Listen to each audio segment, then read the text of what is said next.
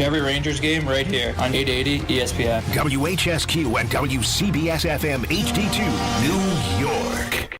Don. I'll be licking the television screen. Licking it like it's ice cream. Hahn. Oh, the type of music I listen to would make you cry. And Rosenberg. I expect to be called ball coach. This isn't North Dakota. This is New York. This is Don, Hahn, and Rosenberg. The best threesome I've ever heard. On ESPN New York and streaming live on YouTube. Well, Dick, it's not a threesome today. It's a twosome. It is Peter Rosenberg and Alan Hahn, who's at MSG. Don is taking a much-deserved and needed trip back from the West Coast, where the Devils struggled mightily. Well, can I say mightily? I'd say they struggled mightily on their West Coast road trip. Was it mightily? Did they get two out of the four? It was Colorado they lost. Well, it was 2 and 3, wasn't They it? they played 5 games. Has he been gone that long? It feels like he's been gone forever. I don't even know who he is anymore. Right. Let me look this up. I don't know. It was not a good way to end it, though. I'll tell you that. No. Getting smoked. Well, they were down 3-0. They lost 3-1 to the Ducks. It was a back-to-back. It's the last game of a trip, but still, we'll get Donnie back tomorrow. They lost 3. They lost 3. Okay. Well, so they're better at home. They lost. It was 1 and 3. Avalanche, Sharks. Oof. They got the win at the Kings. I forgot about that. And then they lost at the Ducks. So San Jose. Donnie's on his way back right now, but we're here for you. We are. Oh, I've never felt better about professional sports. I'm into it. I love sports. Yeah, you've completely let go, haven't you?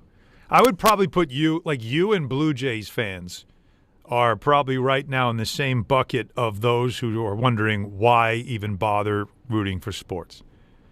Because I can understand where you are. As you know, I'm numb, so I feel nothing now. So you're just trying to imagine what it would be like. Yeah, and luckily the Jets didn't play this weekend, so I didn't have to even bother paying attention to any type of misery, which is always a nice thing. And hey, the Knicks had an ugly road trip last week, but bounced back last night with a very impressive performance that has all the optimism ramped back up about them.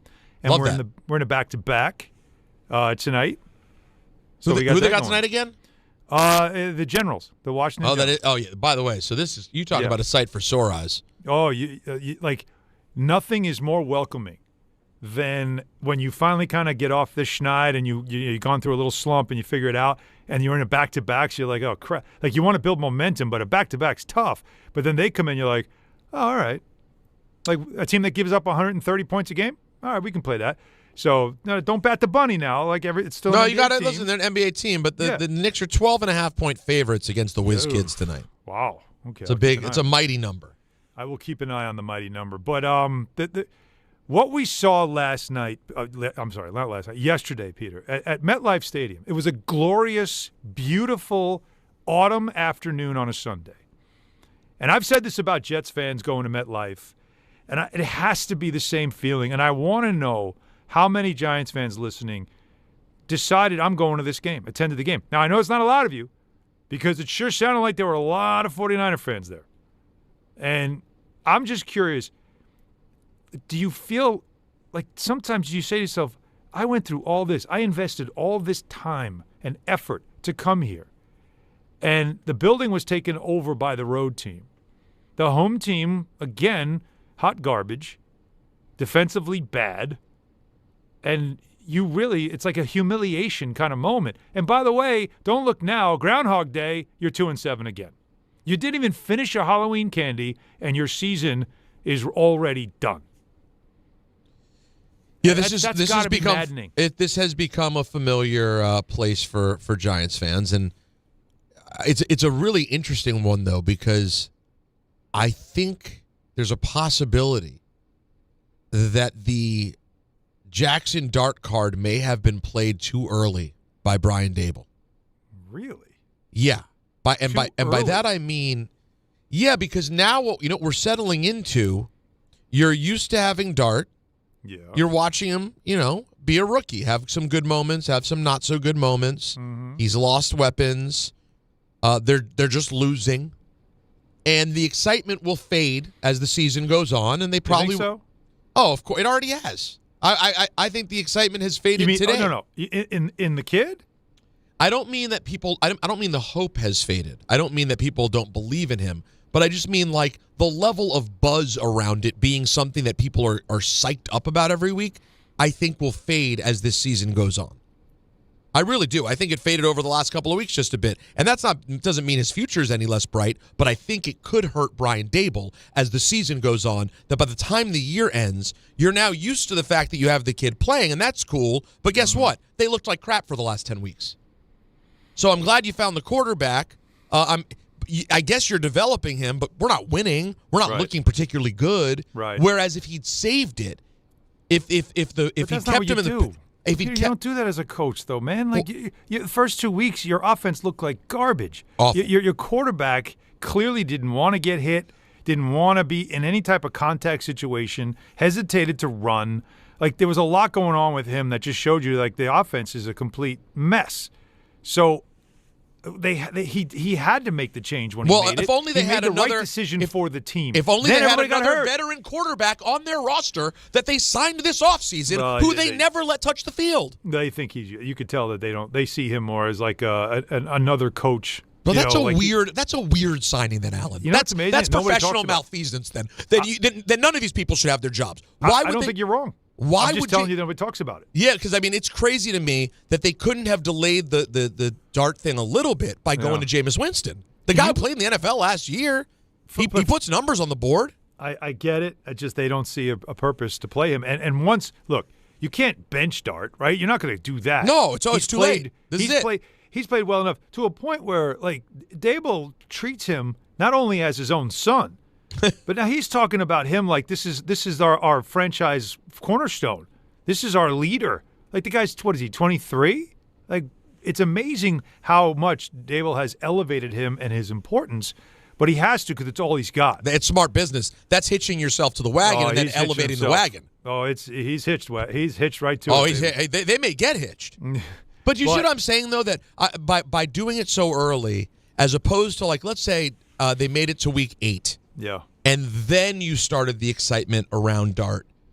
I think it could have played out better. But you're right. Listen, if the decision is, hey, I just want to do what's right for this team, and Russell Wilson gives us no chance to win, I got to care about all 53 guys. We got to bring someone else in. I maintain you had another quarterback you could have played. Apparently they don't think they did. Now we're here. I'm just saying I think you'd be lying to yourself if you think the excitement around Dart is going to feel as palpable by the time we get to January as it did 3 weeks ago.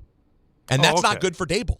That's just not good. That is going to lead to, is Daboll the guy talk. What's not good for him, because I would think, as any owner would, when you look around that stadium and see what you saw yesterday, that's embarrassing.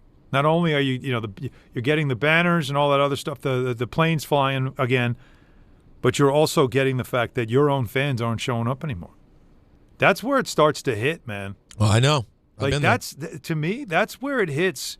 As an owner, I've covered some really bad teams in the years that I was a sports writer, and I've been in the building when I look around and I go, "Oh my God!" Like this is now where you reach a point where a franchise says we can't continue to function like this. Like you can't, like from a business standpoint, you just can't.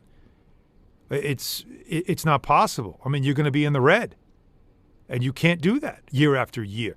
Do you know? It's amazing. Since the 2016 season when they were 11-5 and made the playoffs, and Daboll had this first year where they had a good season and then they got to the playoffs, right? They won a playoff game. That's the only year since 2016 that the Giants haven't been either 2-7 or 3-7 to start the season. I can't even. Like, we've talked so much about how pathetic the Jets have been. The Giants are right there with them, lockstep. They just have one more year that they weren't god awful, just one. But it's incredible if you think about it. 10 years of football, and in 8 of them, you're either 2-7 or 3-7 to start the season. By week 10, you're done. You're like, as I said, you're not even done eating your Halloween candy, and your season is over. That's to me a reality that I know John Mara is well aware of, and they've gone through how many coaches to try to fix the problem. It never gets fixed. But that's the business side of it is where all the decisions are made. And that's like we can't talk football anymore about the Giants. There's nothing to talk about. The secondary's trash. They can't stop the run. Their DC is overwhelmed. So they made a change to Shane Bowen. It was not the right move. He's overwhelmed. Doesn't know what to do. But there's that. You have a lot of injuries on your offensive side that's not helping your quarterback show out and give you a reason to say, this offense looks right. We got to keep this together. So all it is now setting up for another tear it up and try it over again. Do you see how you just made my point for me, though? I know. Because if you're telling me there's no football to talk about anymore, right? That means there's not going to be a lot of football being talked about, even with Jaxson Dart, and that's bad news for Daboll, man. It is. If there's nothing to if they don't have we'll pull the schedule up again, but if they don't have a couple of games over the course of this stretch where the kid gets to dazzle and you can really see, and again, they may not have the weapons to even do Peter, that. this was supposed to be one of them. The Niners came in banged up. They had Mac Jones as the starting quarterback. And look how they made Mac Jones look. I mean, think about it. Mac Jones lit it up. The running game, they couldn't stop that McCaffrey touchdown pissed me off more than anything. The little wheel route. Mm-hmm. Of all people to let get free on the outside. That's the one guy you're if there's anybody you got to make sure where is he, any of the linebackers, any of them. Okereke, I don't care who you are. There's only one dude you need to be worried about. That guy. And he ends up absolutely wide open for a simple little toss, and off he goes. That's the kind of stuff to me that's really alarming. But I don't think it's even worth it right now to talk football, X's and O's and plays and all these things. The only one worth talking about is the kid, is the quarterback. But he doesn't have weapons around him. And so we thought, like you just said, where are the wins? We thought the Niners could be one. You're at home. They're banged up. The backup quarterback's in there. And yet they put 34 on you. The Bears coming up. Now, yesterday, the Bears, we'll get to it in the binge. But the Bears looked like another team that defensively in the secondary can't tackle. They were disaster down the stretch. They had 41 on the board before 2 minutes were left in the game, and it's like they still needed 47.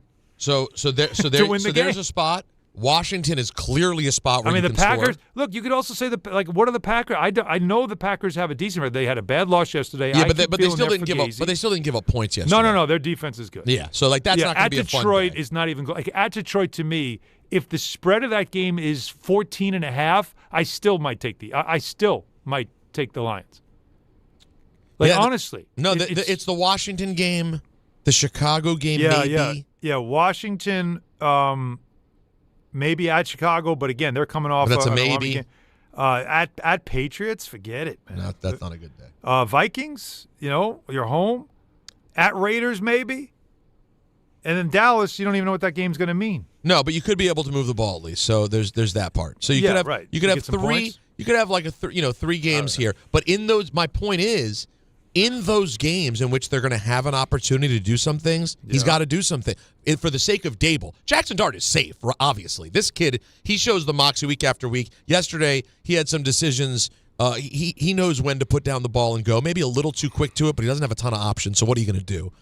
I felt like he was holding it a bit too much. Like what happens now, this is the danger zone that I worry about with him. Yeah. Choosing to do it too much. Yeah, in this game, because now you start putting the cape on. Because now there's no Scatterboo, there's no neighbors, there's no one to throw to. My tight end is now letting me down. He had a bad drop. Slayton had a bad drop. I feel like he puts the cape on now, trying to be a hero because look at his eyes. He hates losing, this kid. He hates it. He hates the fact that the stadium was filled with Niners fans. His post game, that's why I get so impressed with him because he's aware of everything. And he wants to change it. He wants to be the reason why there's change. But what you now have to do is protect him from him because he sits in the pocket now, and he's trying to find somebody. He's waiting for someone to get open. You could time him with a sundial.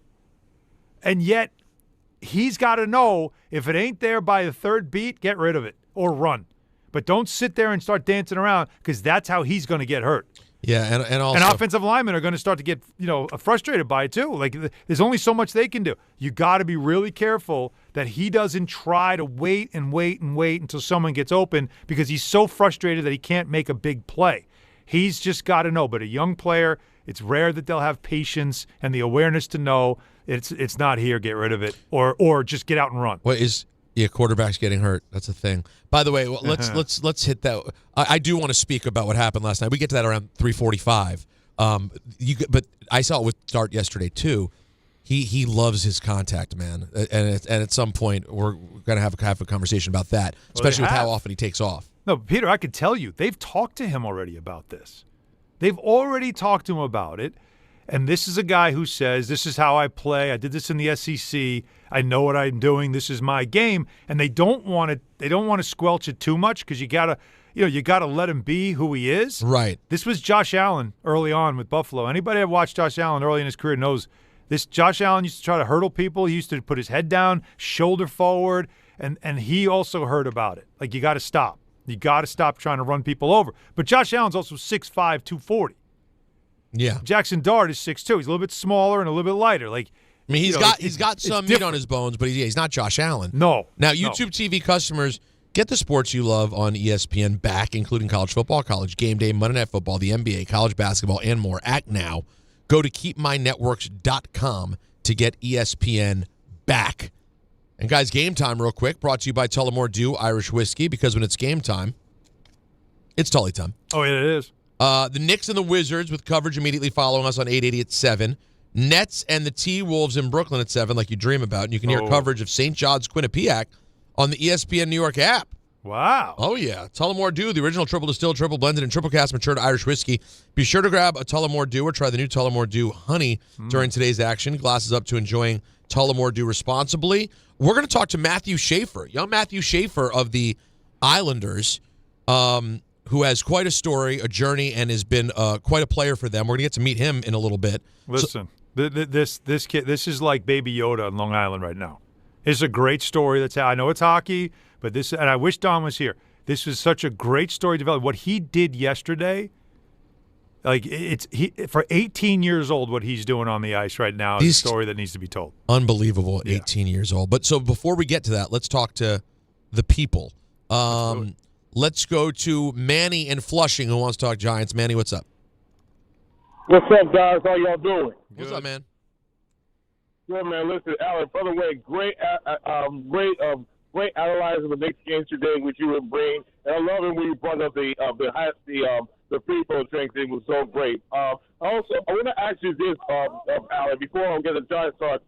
Is it really do you think the Grizzlies should part ways with John Morant after what's going on this Friday when he got into the coaching staff and got suspended?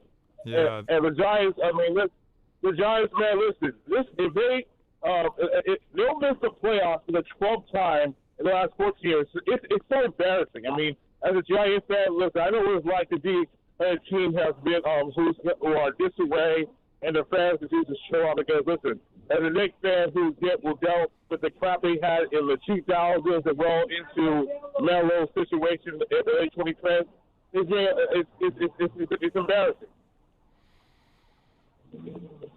Yeah, well, I do want to get, by the way, at some point, Alan, I do want to get to the John Morant thing. Probably not till ENN because a lot of stuff to do. Yeah, but we got to hit it. We got to get to hoop. We do have to talk some basketball. We're well into the season now, and we're starting to see some things. But that John Morant story, I have a take on it about what it could mean. And if you're in New York, you want to pay attention. Let's go to Robbie in Massachusetts. Hey, Robbie.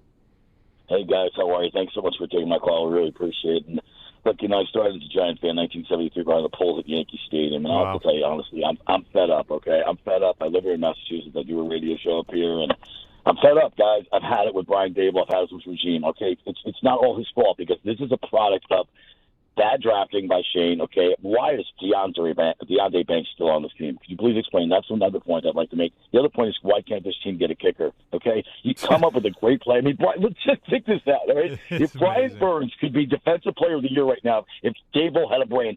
Okay, I mean, After the Denver game, that is a fireable offense. And if Don was there, he'd be saying it's the same thing. This is a fireable offense. This goes back to 1978. The same damn thing as the Miracle in the Meadowlands, watching Herm Edwards run into the end zone, okay, the opposite way, and all the Giant fans open their mouth like they were watching Springtime for Hitler, okay, Peter? I mean, this is like the most embarrassing thing I've ever seen. You gave up 34 points and you made Mac Jones, and I love Alabama, don't get me wrong, but Mac Jones, all right, you made him look like Joe Montana. It was ridiculous.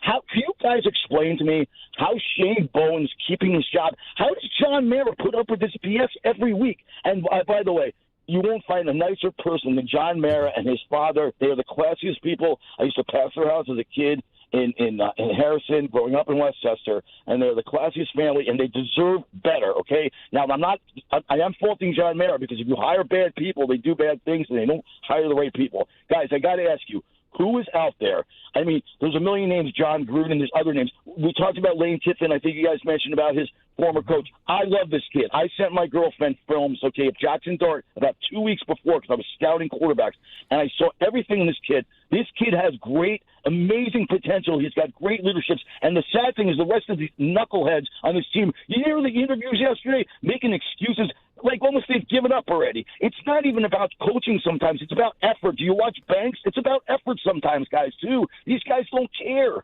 Who cares on this team? A 22-year-old kid. Anyway, I'll get your thoughts. And one thing I want to say about Matthew Schaefer, I used to live in Erie, Pennsylvania, and I used to go to Erie Otters games. I tell you, this kid is special. I wish he was on the Rangers, but he is special, and it's a great story. I'm glad you have him on. Guys, thanks for the time. I really appreciate it. Continued success and good health. Thanks, Peter. Thanks a lot. Alan, you do a great job, too, Thanks, by the Robbie. way. Appreciate you. I'm a little concerned about his relationship that he sends videos of Jaxson Dart. Nothing gets a lot to get off his chest. Nothing gets my girl in the mood like highlights of my favorite quarterback.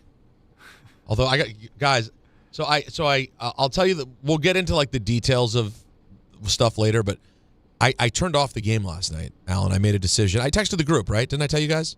Yep. I said this is rare, but I'm turning this off. Like, I saw you. I feel like it's the new me. I have a daughter now. I'm not going to get into a horrible mood on a Sunday. They didn't show up to play. Cool. I'm going to bed. Mm-hmm. And I struggled to do it, but I did it. And then my phone starts, buzzing 15 minutes later, whatever it was. Right. And then I say to Natalie, I go, oh, my God, Jayden's hurt. Like, hurt. Like, team's out on the field hurt. Mm-hmm. And she goes, did you see it? And I said, no. And I please remind me next time anything happens. She's like, I start pulling up, and she goes, let me see. And she started crying.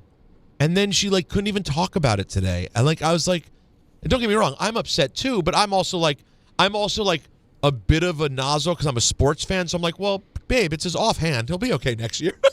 It's terrible, but the season wasn't going anywhere. Yeah. And his arms, this will not hurt his long-term career. It was just a gruesome moment. Yeah. He's walking. I see him, baby. He's okay. Right.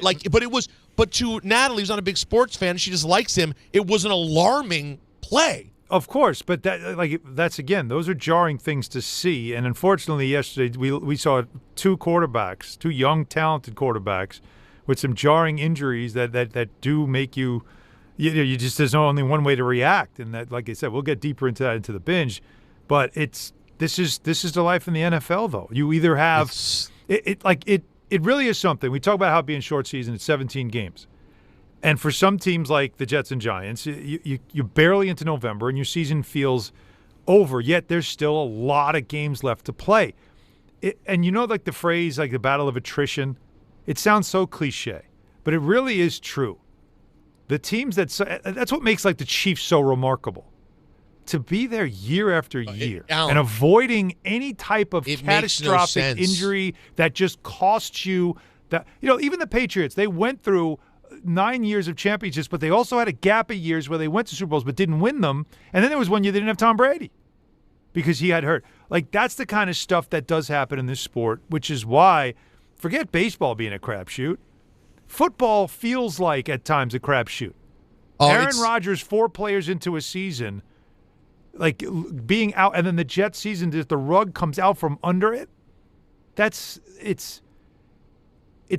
to me, what makes football compelling, but also what makes it probably one of the hardest sports to root for when you have your own team. It's awful. One thing can just derail the whole season. Unlike any other sport, and the level of misery is it's a dumb. There are moments when I'm like, this is dumb. This game is absolutely dumb. All right. We will talk to Matthew Schaefer, then get to more of your phone calls on all things football, 1-800-919-3776. In the 4 o'clock hour, I do want to come back to the World Series, Alan. It's one of the greatest games we've ever seen played, and we got to talk about that. Plus, we'll get into the Daniels injury, the C.J. Stroud, a crazy week of football. But next, Matthew Schaefer. It's Hahn Rosenberg on ESPN New York.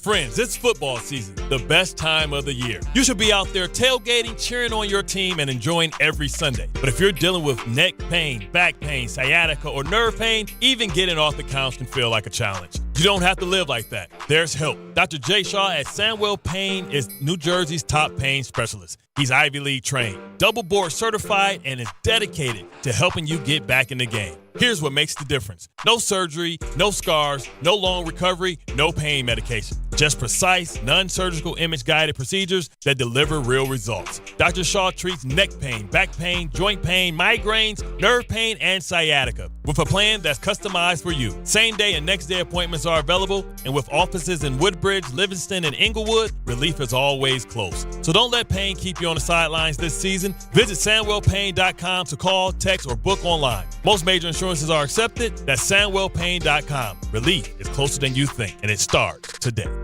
To help those who want to be helped, but may not be able to afford it. That's what PGA Tour winner Grayson Murray had envisioned for a foundation before he sadly took his own life at just 30 years old. His parents channeled their grief into creating the Grayson Murray Foundation, carrying out his vision to help those struggling with mental health and addiction. To donate and learn more, visit GraysonMurrayFoundation.com. When you're hiring, have you ever felt like you're missing out on meeting truly great candidates for your roles? It seems impossible to find them, but they have to be out there somewhere, right? Well, they're not hard to find when you know where to go, and that place is ZipRecruiter. And right now, you can try ZipRecruiter for free at ZipRecruiter.com/ESPN. ZipRecruiter helps 10 million people with their job search every day. And because these people are actively looking for jobs just like yours, it's easy to find the right person right away. In fact, 4 out of 5 employers who post on ZipRecruiter get a quality candidate within the first day. But if you're not using ZipRecruiter, you're missing out. So see what it's like when the impossible is easy. When you go to ZipRecruiter.com/ESPN right now to try ZipRecruiter for free. Once again, that's ZipRecruiter.com/ESPN. ZipRecruiter.com/ESPN. Never miss out on great candidates with ZipRecruiter. There he goes to the 20, 10, 5. That's a Jet touchdown. That's a Jet touchdown. Jets fans, be there at MetLife Stadium to see the New York Jets take on the Cleveland Browns on Sunday, November 9th at 1 p.m., presented by Verizon. Don't miss your chance to experience the excitement of game day at MetLife Stadium and cheer on your Jets. Lock in your seats at nyjets.com/tickets and get ready to clear the runway. And now it's time for traffic. Here's Brandy Scott. Thanks a million, guys. Good afternoon. We're going to start off in Nassau County, Wantagh southbound, jammed heading over to Old Country Road. Single car crash in the right lane. You're solid there from the Northern State Belt westbound. Some minor pockets of slowdowns heading over to the Verrazano in Brooklyn from Ocean Parkway. After that, Staten Island Expressway westbound slows you down a bit. Some extra company heading over to the West Shore. Inbound George, roadwork on the upper deck, just about a 5 to 10 minute ride. Worst of it's the outbound side, Cross Bronx westbound. You're jammed there from White Plains Road on through. Just picked up a broken down tractor trailer on top of the Alexander Hamilton Bridge. Outbound Lincoln about 5 to 10. Outbound Helena run you 15 to 20. This report is sponsored by the New York City Department of Transportation.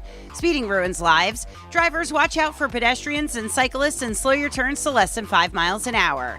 I'm Brandy Scott on 880 ESPN New York. A SoFi personal loan is here to help you achieve something once thought impossible: overcoming high-interest credit card debt. Walk the tightrope of your finances with one low, fixed-rate monthly payment, no fees required, and as soon as the same-day funding. That's right. Pull off your own debt-defying stunt with a SoFi personal loan. Visit SoFi.com/trick to learn more. Loans originated by SoFi Bank, N.A., member FDIC. Terms and conditions apply. NMLS 696891. You're standing inside a secret prison. It houses the Nazi high command. I'm going to put Hermann Goering on trial. Sony Pictures Classics presents Nuremberg, starring Academy Award winner Russell Crowe, Academy Award winner Rami Malek, and Academy Award nominee Michael Shannon. Do you plead guilty or not guilty? Schuldig. Order! Order! Nuremberg opens only in theaters everywhere November 7th.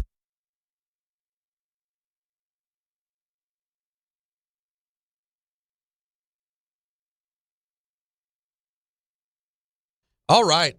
Interesting. Big Austin Powers vibes. The sound of this song is not the feeling I had yesterday evening at all. No? No, it's movement. Not. My 0 for 3 on picks, the worst season I've ever had by far. Yeah. It's almost like the football god said, "Hey, wasn't last year awesome? You're never getting that again." And I didn't even go all the way. I just got close to all the way. And they're like, "That's as far as you go. And now you be miserable again." Meanwhile, the Chiefs and the Eagles, and I guess you can't say the Bills because they've never won, so you got to sort of feel for them. But it's still pretty cool to be that good every year. And in the binge, we'll get into that game, Alan, as well. But remember I said on Friday, if you're a Bills fan, do you really want the win? Yeah. I really thought that watching it. I'm like, how good do you feel that you got this again? Doesn't it just guarantee you lose in the playoffs again? No, because at some point you got to solve it. And so maybe you just don't you think? At some point you have to solve it. At some point you got to get over look, you want to win every game. It can't be. I don't want to win this one so I can win the one in the playoffs. If you don't win this one, who knows if you even get to that game in the playoffs? True. You got to get over that stuff. I know. You got to get over it. But man, I'm looking forward to tonight because what does Dallas have in store for us tonight? You're of course you're in. It's your 3-point big play. 3-point night for me. I'm 2-0, baby. Yeah, I've already got 3 in the pocket. This is you win tonight, you're done with me completely. You're off and gone. I can't even. I got you at an arm's length. Don, it's a big win tonight for you against Don too. Yes. Now I won't even turn the game on. It won't even exist to me. I'm watching Raw tonight. Wait a minute. All right. Do you at least have me and Mike Breen on the mic? I got the calls this week. Oh wait, you're on the call this week? I was on the call last night. I'm on the call tonight. Then forget it. What do you I'm think? locked in. Are you kidding me? At least on a secondary. I don't know. Yeah, do they have breaks? Yeah, they have breaks. They have breaks. Because I know it's Knicks Wizards, and I don't expect you to be all locked in on that, even though you are a DMV guy. I can't imagine you're very much into Wizards stuff these days. It's been a while. Celtics aren't giving you anything either. They're giving more than the Wizards. Yeah. I mean, listen, the Celtics are 3-4. It's exactly where I thought they'd be. Fighting, They're gonna give it a shot. They're hovering on the 9 or 10.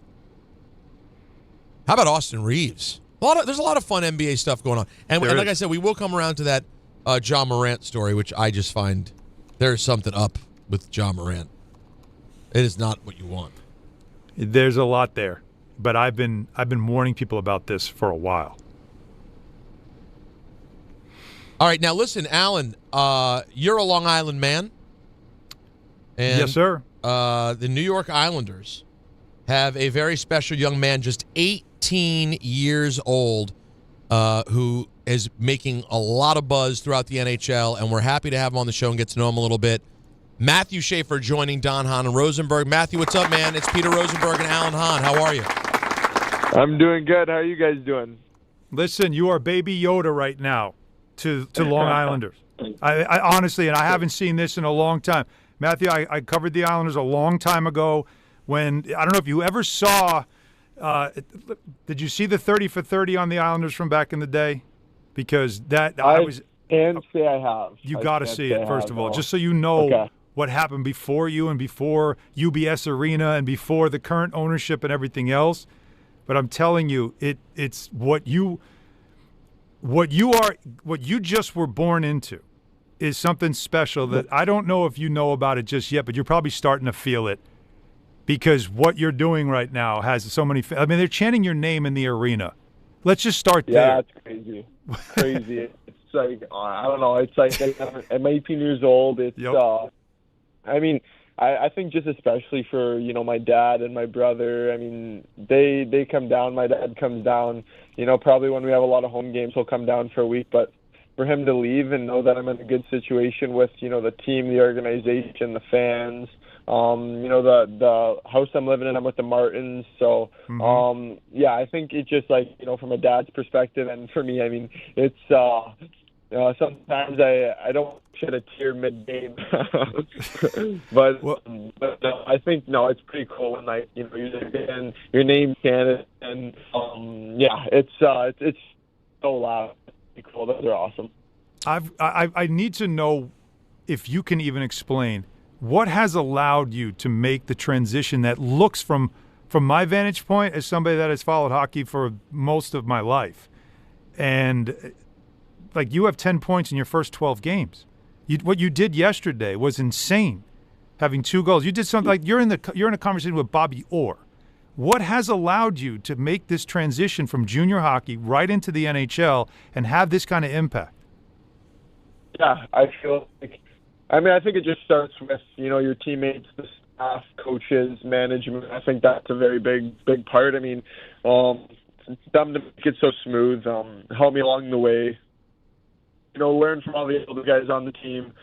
It's pretty easy when you're playing with guys on the team. They're so highly skilled. Their hockey sense is off the charts. So, I mean, I think just with your teammates, obviously, I mean, I wouldn't get any of the points if they weren't fighting me and making it super easy. So, when you're going as a team, everyone's, you know, playing hard, working hard.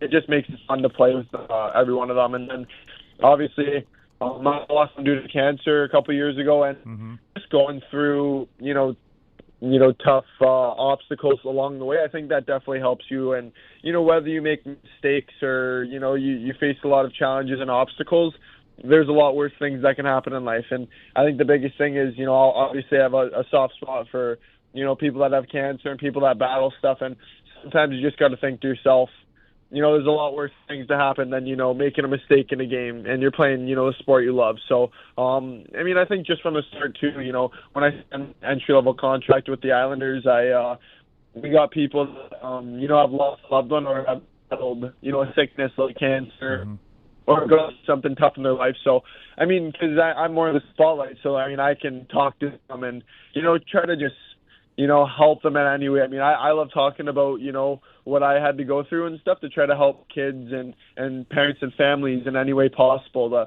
I mean, when you're a young kid, you like to keep it in, and, you know, you don't really want to talk out, but, you know, I encourage people to talk out. I mean, everyone grieves differently, but to help them in any way possible, I think it goes a long way. And, I mean, hockey's one thing, but being a good person is way more important. So Matthew, since you brought that up, I wanted to bring it up with you. You lost your mom in February 24, and that's such an immense thing for people to deal with. Matthew, I'm talking about, I'm fortunate enough to have my parents, and I'm older, in my 40s. I know people in their 40s and 50s who, when they lost their mothers, it's a flooring situation. How did you manage to get through it? Did you lean on hockey? Take us through what your coping mechanism sort of was. Yeah, I think family is a big one. Your family always has your back. Your family, I mean, you're just with each other along the way through everything and all the ups and downs. My dad and brother, they've helped me so much along the way. And just friends and, you know, other family members they really came in. And the hockey community is so special. You know, so many people reached out. I mean, Nick and Marcus Foligno, they both play in the NHL, and they both lost their mom at a young age as well. So, you know, a lot of similarities there where they were reaching out to me and helping me. But I think at the end of the day, hockey is a good thing to really get your mind off it. I know my mom loved watching me and my brother play growing up. And my mom would always put the hockey equipment on in the driveway, and we'd shoot on her in net, me and my brother. So, yeah, it's, I mean, hockey was a big part of our family, but we were such a close family to begin with. So I knew, you know, me and my family were always, you know, right there by each other's side. But I think at the end of the day, me, my brother, and dad are just super happy that my mom's not suffering anymore and, you know, not battling cancer, which is a really, you know, scary thing to be dealing with. And, I mean, at the end of the day, she's always with us in spirit, and she is, you know, happy, healthy, and safe in heaven. So I think that makes us, you think about it in a little bit of a different way. Obviously, we wish she could be here, and I love praying to her and talking to her, but I know she's not suffering anymore, which is a good thing. And just watching her go through what she had to go through, it was super scary for me and my family. And I mean, my mom would get lose so much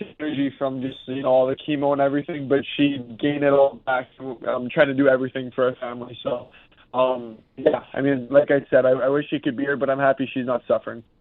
That's such a great perspective from you. But I do have to just take a moment to say that you need to talk to Matt Martin, who's, by the way, a class act, but the cell signal at his house is, we got to upgrade. Like we've got. Can he get you? Can he get you a Wi-Fi booster or something, Matthew?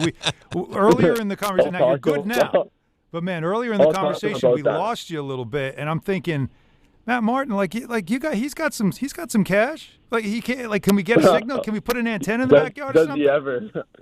Does he ever? Yeah. What is that like? What is that like? I mean, you are away from home. I guess you did bill it though, right, in juniors, so you know a little bit of that life. But what is it like, and what has Matt, his wife, and I know they've shown video of you in the playroom with the daughter, which is very cute.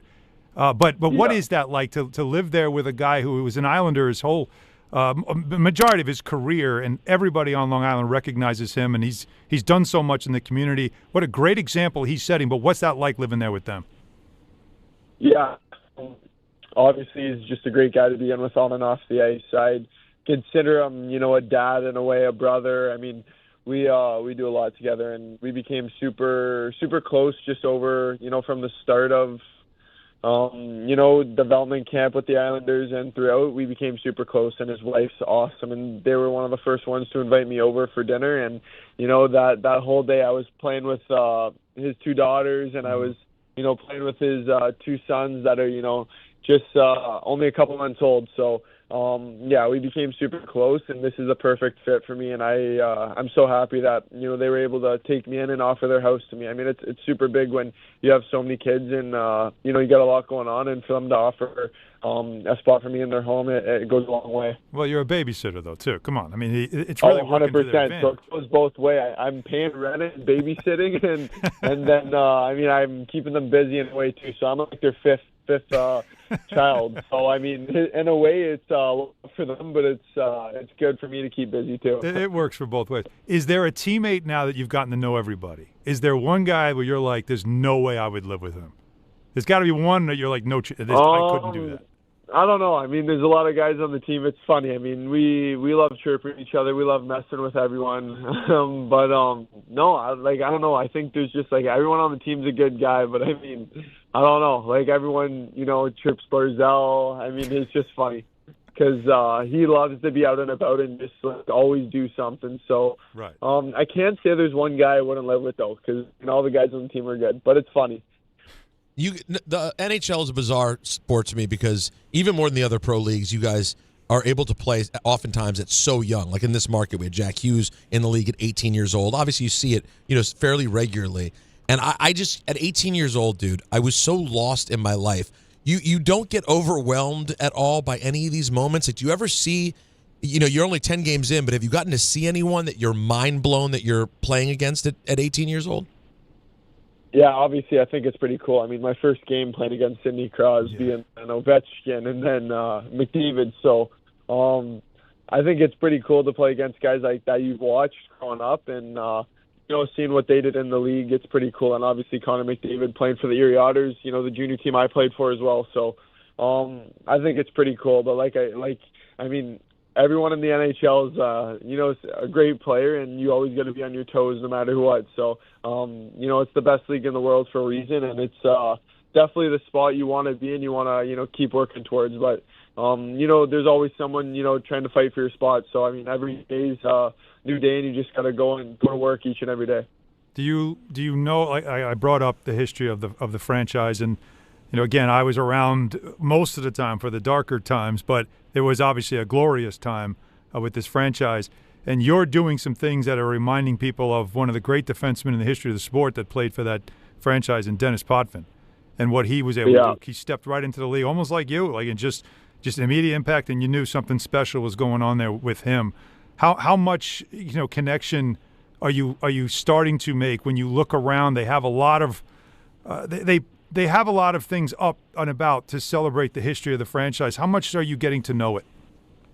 Yeah, honestly, I never watched a lot of sports growing up. I mean, since I was from outside of Toronto, my dad was a Toronto fan, so I watched a bit of Toronto games, but really not much. And then, I get drafted to the Islanders, and then everything is just like, wow, I love everything about, Long Island. I love the fans and everything. And then getting to know just a bit about the franchise and everything. And obviously, Potvin, what a great player. And, you look up to those guys, and, you see what they did with the team, and you want to, keep that going, keep the legacy going. I mean, obviously, it's pretty cool. I mean, they won, a lot of cups and done a lot of great things. So to look up like guys like those, and I mean, they're still around. I mean, a lot of guys, still come around, and we get to see them at camps and all that, and just pick their brain about, what their experience was with, going super far in playoffs, winning cups, doing a lot of things. So, yeah, I mean, it goes a long way for us too. I mean, just to be able to pick their brain and, see what they went through, and, the hard work and dedication they put in and time to, do what they did for the organization. So, it's definitely something that we want to, keep going for sure, and keep the legacy going on. I want to have a conversation with your dad one of these days about the 2002 playoff series between the Islanders and the Leafs, but we'll do that another time. But if you're if you're an Ontario guy. Oh, yeah. If you get my dad on this, he won't stop calling. You guys would be here till tomorrow. So that's all right. That's all right. Yeah, he loves to talk. We love content. Blue Jays, how heartbreaking was that for you? Yeah, that was fun. Me and Marty were watching it the other night, and yeah, it was tough to watch, but it was honestly a great game though. Like just from the start to finish, it was a battle for sure, and I thought the Jays were gonna get it, but but no, it was a fun game to watch. So I mean, there's a lot of things happening, like whether the one game the ball went under the mat, right, they had to stop it, and then like all these things. But it was a fun series to watch. Matthew, thank you so much, man. This has been super cool. We'd love to have you on again, and I look forward to getting out to UBS and watching you play, man. This was very cool. 100%. Thank you guys so much. I appreciate it. Cheers, man. Baby Yoda. There he is. Check the child. Young Matthew Schaefer. What a guy, man. He's been through an unbelievable experience the last his story. Couple of years. And yeah, Peter, he was what's amazing is at his age he's so open to share it. I know. And he's been asked about it since his draft night a million times. And yet he still speaks about it with the same, I don't want to say enthusiasm, but with the same energy as if he feels like other people have been through this, and if it helps them to talk about it, I want to be there to talk about it. Like, it really is something. No, you get the sense that avoid it. You get the sense that it's what helps him is to talk about it, and it's pretty remarkable. Yeah. Guys, the FanDuel Sportsbook app is your home for all your favorite NFL bets, from yards to touchdowns to a win. With FanDuel, you can play anything on the game. It's all there for you, right? Tonight, FanDuel is giving all customers a 30% profit boost token, all right? You can get on the action with a 30% profit boost token this Monday night. So make FanDuel your go-to app for every snap. Just visit FanDuel.com/Peter to bet on the game. Play your game with FanDuel, an official sports betting partner of the NFL. 21 and over, physically present in New York, opt-in required, bonus issued as non-withdrawable profit boost tokens. Restrictions apply, including any token expiration and max wager amount. See terms at sportsbook.fanduel.com. For help with a gambling problem, call 877-HOPE-NY, text HOPE-NY at 467-369. We still have a lot more to get into from the NFL. Plus, in the 4 o'clock hour, we're getting to the incredible Game 7 from the World Series this weekend in Toronto. It's Don, Hahn, and Rosenberg on ESPN New York. Every aspect of your business will operate better and faster with artificial intelligence. AI is a race, and companies that act first will win. Thrive Managed AI is your advantage over all your competitors. Thrive partners with you on a smart, secure AI strategy for your business. Then they deploy and manage it for you. Be first and win the race with Thrive Managed AI. Start with a complimentary strategy consultation at thrivenextgen.com/ESPN. That's thrivenextgen.com/ESPN. Michelle's Moment here for Gainbridge and their Give Back program, Gainbridge Assist, powered by Parity. Gainbridge and Gainbridge Assist, powered by Parity's goal is to empower girls and women through sports and education, providing 32 organizations in 21 states $222 of grant funding during 2025. These grants aim to level the playing field and expand access to sports and education for girls and women across the country. Here's to a future with no limits for women's sports with Gainbridge and Gainbridge Assist powered by Parity. Hey, fans! Welcome back to Fansville's Cheers and Tears. Oh. Okay, so like everybody deals with losing, right? To a rival on a last-second field goal. Whatever, it's fine. I'm totally fine. But I cope with losing with an ice-cold Dr. Pepper. Those 23 flavors are like so delicious. They totally wash away the pain of your college football team taking a big fat L. College football. It's a pepper thing. Actual price will depend on product and subscription plan. Featured products are compounded drug products, which the FDA does not approve or verify for safety, effectiveness, or quality. Prescription products require an online consultation with a healthcare provider who will determine if appropriate. See website for details, restrictions, and important safety information. Want a boost in and out of the bedroom? Hims has you covered. Introducing a new 2-in-1 approach to level up your game. Tadalafil for better bedroom performance and zinc for testosterone support. Put it all together and you've got what you need to turn things all the way up. Getting started is simple. Just go to hims.com/joy to start your free online visit. Through Hims, you can access ED treatments including pills, chews, and more. 100% online. No office visits, no pharmacy lines. Just fill out a simple intake form and a licensed medical provider will determine if treatment's right for you. If prescribed, it ships free and discreetly to your door. Find affordable treatment options at up to 95% less than brand names at hims.com/joy. That's hims.com/joy, hims.com/joy.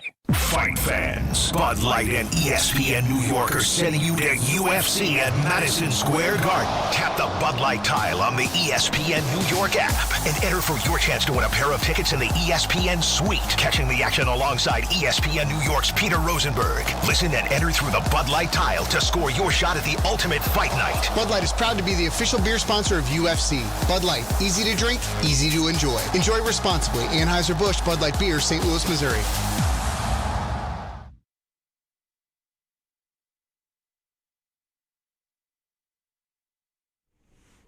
And just enjoy yourself.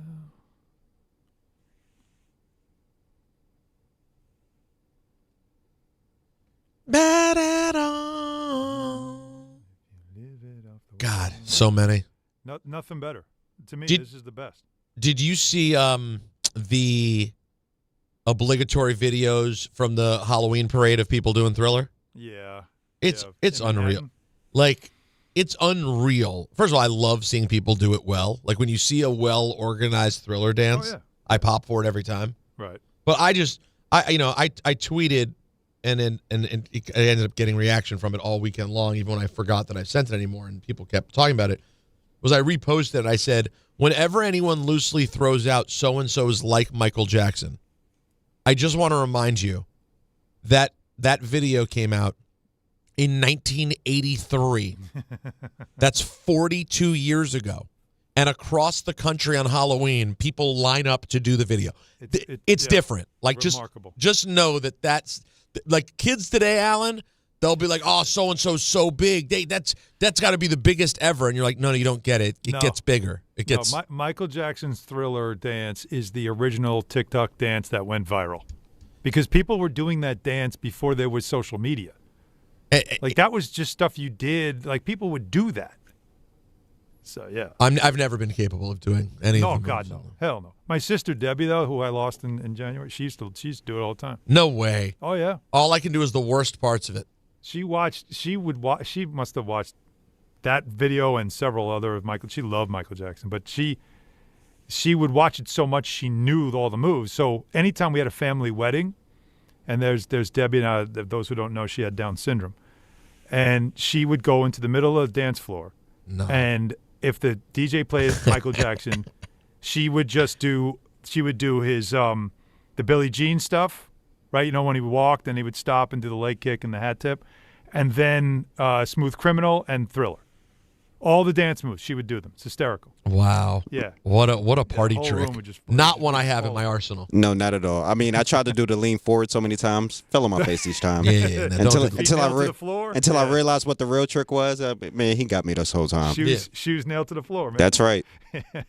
Oh, actually, no. It was like a hook, right? There was like a hook in the floor. Yeah, like a hook in the bottom of his shoe that he just hooked on the nail. Yeah. 1-800-919-3776. All the Giants on the table, as of course, no Jets this week, and we're going to get to some World Series in the 4 o'clock hour. Now, Alan, I got to tell you, like I said earlier, I turned the game off last night.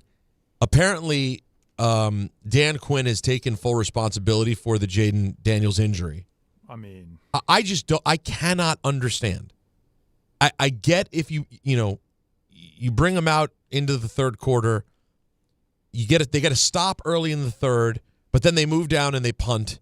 They end up getting nothing in the third, and then all that happens in the third quarter is another touchdown for Seattle. So at that point, Alan, it's 38-7. You really are having a hard time waiting for the binge.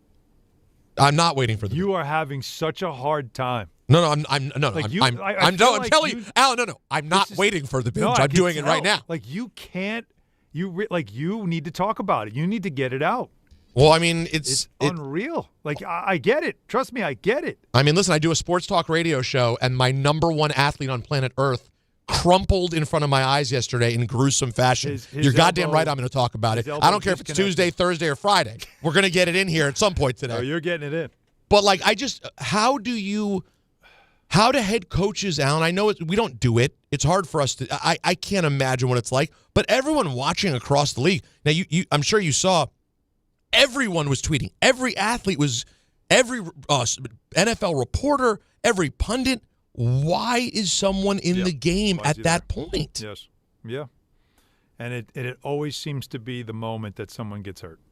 It's always that where you don't think about it. But I'm telling you, man, if you know your guy, there's not a single person that has his ability and his leadership qualities that is going to ever surrender a game. Where if the coach says, listen, this is not winnable, we're taking you out. The hell you taking me out? Because it looks like I'm quitting. No. I'm not coming out. But now when you isn't that what great coaches do, is they know how to do it? When he got injured, how much time was left? 7.5 minutes.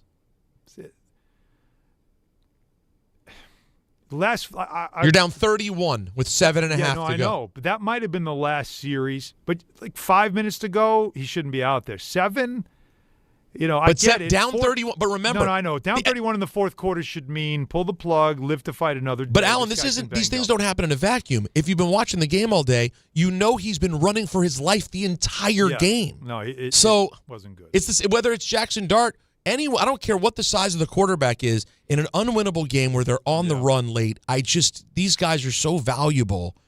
It's just terrifying. Let's get into some baseball and take more calls on the football. But the World Series, God, Al, we saw the best of sports, the worst of sports. It all happened between Saturday night and Sunday night. We'll get into all of it next. A lot of people on the line. Plus, we'll do some World Series. It's Hahn Rosenberg on ESPN New York.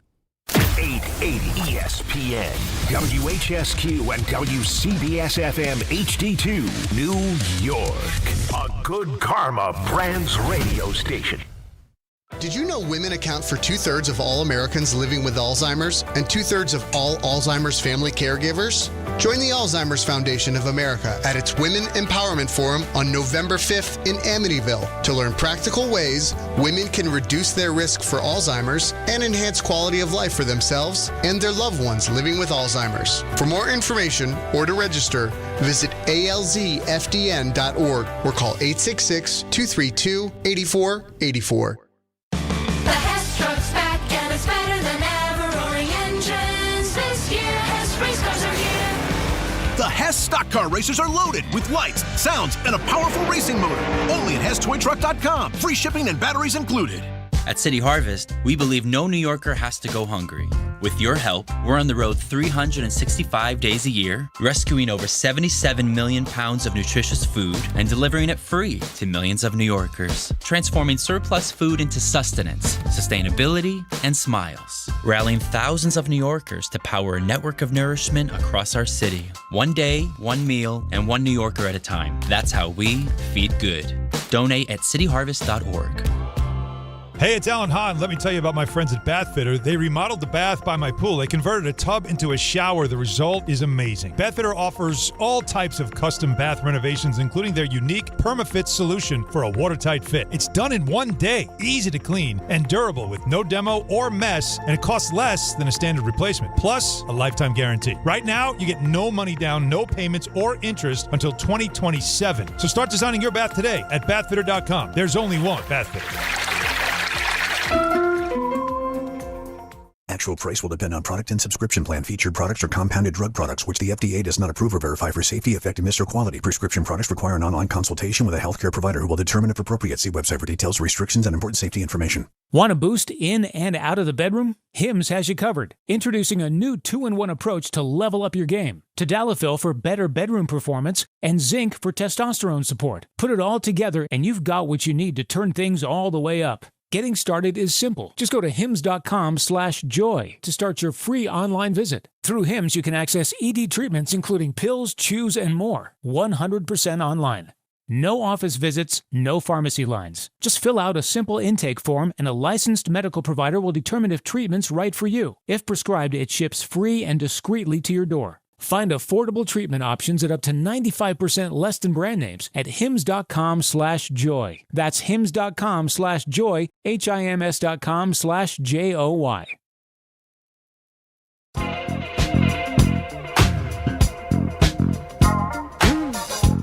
Don, Hahn, and Rosenberg on ESPN New York.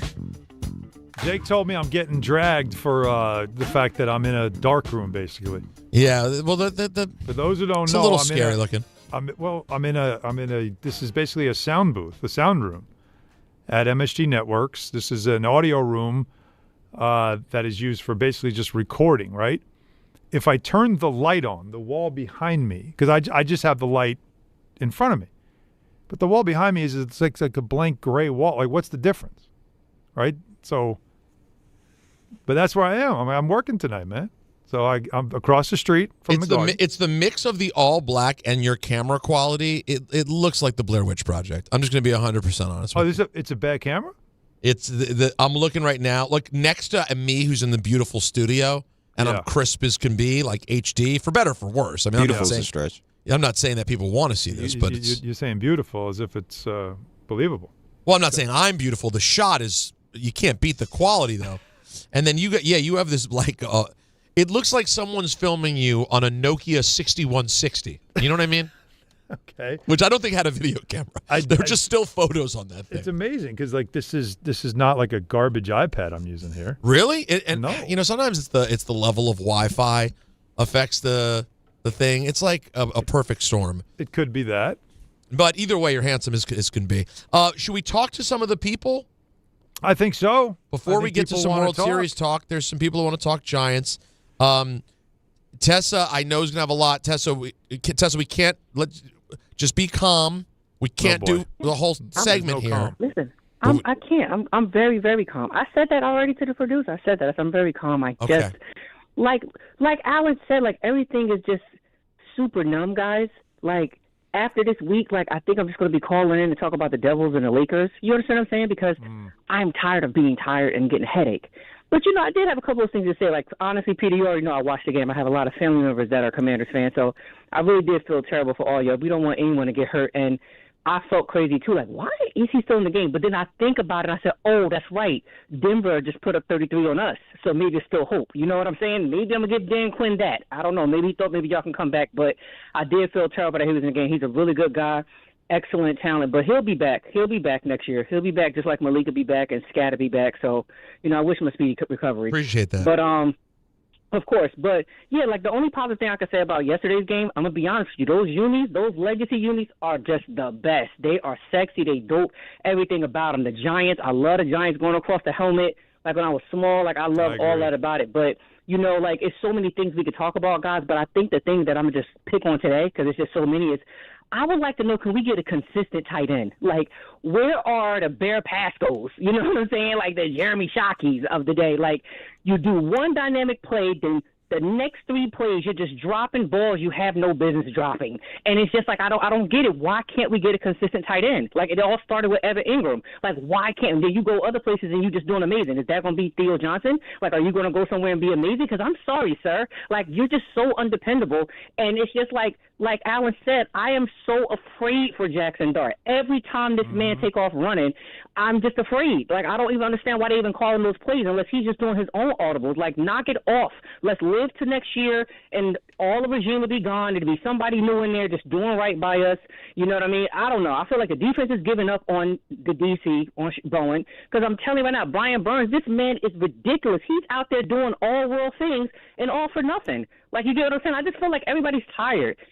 We banged up. Banks should have been gone like 80 years ago. Like, I don't know. It's just an embarrassment now, guys. That's what it is. Our season is over. Yes, we're all depressed before Thanksgiving, as always, but it's just embarrassing now to watch them. That's why all those Niner fans were there, because probably all the season ticket holders sold their tickets to them. Yep. Yeah, go ahead. You guys go, because it's just like, who wants to waste all of that? But I don't know, guys. It's just getting so depressing, and it's debilitating now to watch my team. Like, I'm going to watch it and suffer. But it's just getting depressing, guys. That's all I'm going to say. But Thanks, I just hope we can just put something positive. Thank you, guys. No, listen, I feel you. It is depressing. Think about it. And Tessa didn't actually spend money and go to the game and invest time and money. That's a real thing that I got to say, those who went to the game, I admire how loyal you are to the franchise. I really do, because that's a whole day. And what'd you get out of it? Honestly, what'd you get? You got nothing out of it. So I don't know. Think about it. I just told you 10 years, and only 2 times have the Giants not been 2-7 or 3-7 to start the season. Only twice. We already know the Jets. 15 years of just misery, right? But I'm talking about also the Giants, and so that's year after year. 10 years is a long time to be that bad, and yet you just keep coming back, and that's an expensive hobby, man. There's no investment that you return that you feel good about. The return investment on being a fan when you own season tickets is that you're watching success, you're watching winning. That's when you're like, this is worth every minute of it. Every Sunday we go and it's fun, it's a great time. Like, there's no return on the investment when for 10 years, for 8 of those years, you have barely gotten through your Halloween candy and your team is already out of it. God bless you for going to these games and being there and tailgating and all that stuff, because I don't know how you do it. I don't know how you do it. Let's go to Peter in Rockville. What's up, Peter? Hey, listen, we can all agree this season's pretty much done. Yep. Right? Daboll, Shane, everybody's got to go. So here's my plan, right? We have to get Mara and Tish 3 games before the end of the season, clean house. And then the great thing about coaching, it's not part of the salary cap, right? I can offer someone a bunch of money to come in. I need you to go pry Spagnuolo away from the Chiefs, because now, he had a rough run as interim coach, but he's been under Andy Reid for years. He now sees it. And the Giants have pieces. You have good pieces. Spagnuolo, if you watch the games, he's putting people everywhere. He's inventive. Besides Chris Jones, who are you really worried about on Kansas City's defense? No one. Carl Ostis is okay, but he's not great. Then, for the offensive side, bring in Lane Kiffin. He's got unfinished business in the NFL, and that's Jaxson Dart's mentor from college. Let them excite the team. You tell Kiffin, listen, 3 years, the offense is turned around, you know you're going to get another shot as a head coach. You got to do it. You got to make the fans excited. And we always say the NFL is the coach is the most important in this league. You have to change this. I don't think this is totally Daboll, but the effort's not there. Whatever number you had at the beginning of the season, that this is how many we need to win, we're not getting there. So we got to start looking forward right now. Don't be reactive, be proactive. Find the guys now. Well, that's Don and I talked about. Remember, Peter, Don and I talked about this Thursday and Friday about how right now in the middle of the season is when you got to start thinking, if I'm cleaning house, I better have a plan, because you can't do what the Jets did and clean house and then you're going to need a consultant to help you find who's interested in the job, because we don't know. You've got to know. Now, look, I'll give you Spags, right? He has proven defensively that he's one of the best coaches in the sport. He has been a head coach before, or at least he's had some experience with. It didn't go great. Lane Kiffin is one, though. While it does make sense if you connect the dots, obviously the Ole Miss connection, he knows Jaxson Dart well, that system and everything else. Lane Kiffin's on the contract until 2031 at $9 million a year. And the buyout, if they fire him after this season, which why would they, it's like a $36 million buyout. I just don't see him shaking free. And why would he walk away from guaranteed money for 5 more years? For, by the way, he's a head coach. He's in charge. He's the CEO there. To go and be an OC in the NFL, you'd have to pay him an exorbitant amount of money to be the offensive coordinator. I just don't know if the lure is there for him. But you don't know if college football has reached a point with him where it's just like NFL anyway. It's free agency, it's the portal, it's all this stuff. Would he want to? I think you'd have to write a huge check, though. I mean, he's already shooting down all the rumors with different openings that we already have, LSU, Auburn. He's already shooting those down. I will say it. I like it. I like bringing the big college stud in as coordinator much more than bringing in head coach. Well, like Cliff Kingsbury is a great example. Great example. Right? I do not want Cliff as my head coach. No, but he's a very good offensive coordinator. Brilliant offensive mind. Not last night, but at times. Well, listen. Let's go to Dave in the car. What's up, Dave? Hey, thanks for having me on, guys. Look, I'm going to say something. I want to get your opinion. I'm looking at the Giants organization right now. I'm looking at Daboll, and I see desperation. The desperation showed when he went into the tent. He's probably the only coach in NFL history to break that code. Mm-hmm. You have a man who's done nothing since they beat the Vikings. His record since then has been utter trash. Now you mean to tell me on that rotten turf at Giant Stadium, you're going to let this man put Dart in a situation, and the rest of the season, as far as I'm concerned, is garbage time. It's like having Derrick Rose out there when he wasn't supposed to be out there, and he ripped his knee apart. The question should be, when are you going to sit Dart down? He's going to get crushed. He doesn't have it in him to let up. He does not have it in his spirit. You can see he wants contact. And Daboll, everyone keeps saying you can't bait him. It's the NFL. Dave, if they wheel this kid out on a stretcher, you can't. The Giants are going to be in shambles. But I understand the concern right now, but there's 9 games left in the season. This kid is developing. You've got to play him. You can't now say, well, we suck, so we're not going to put him on ice. But this is my point earlier about why you wish it was a little bit later. He's going to play a long season with not a lot of help. No, I'm sorry. I'm going to push back. Do you need to keep reminding him? Don't put yourself in compromising situations. He's got to learn.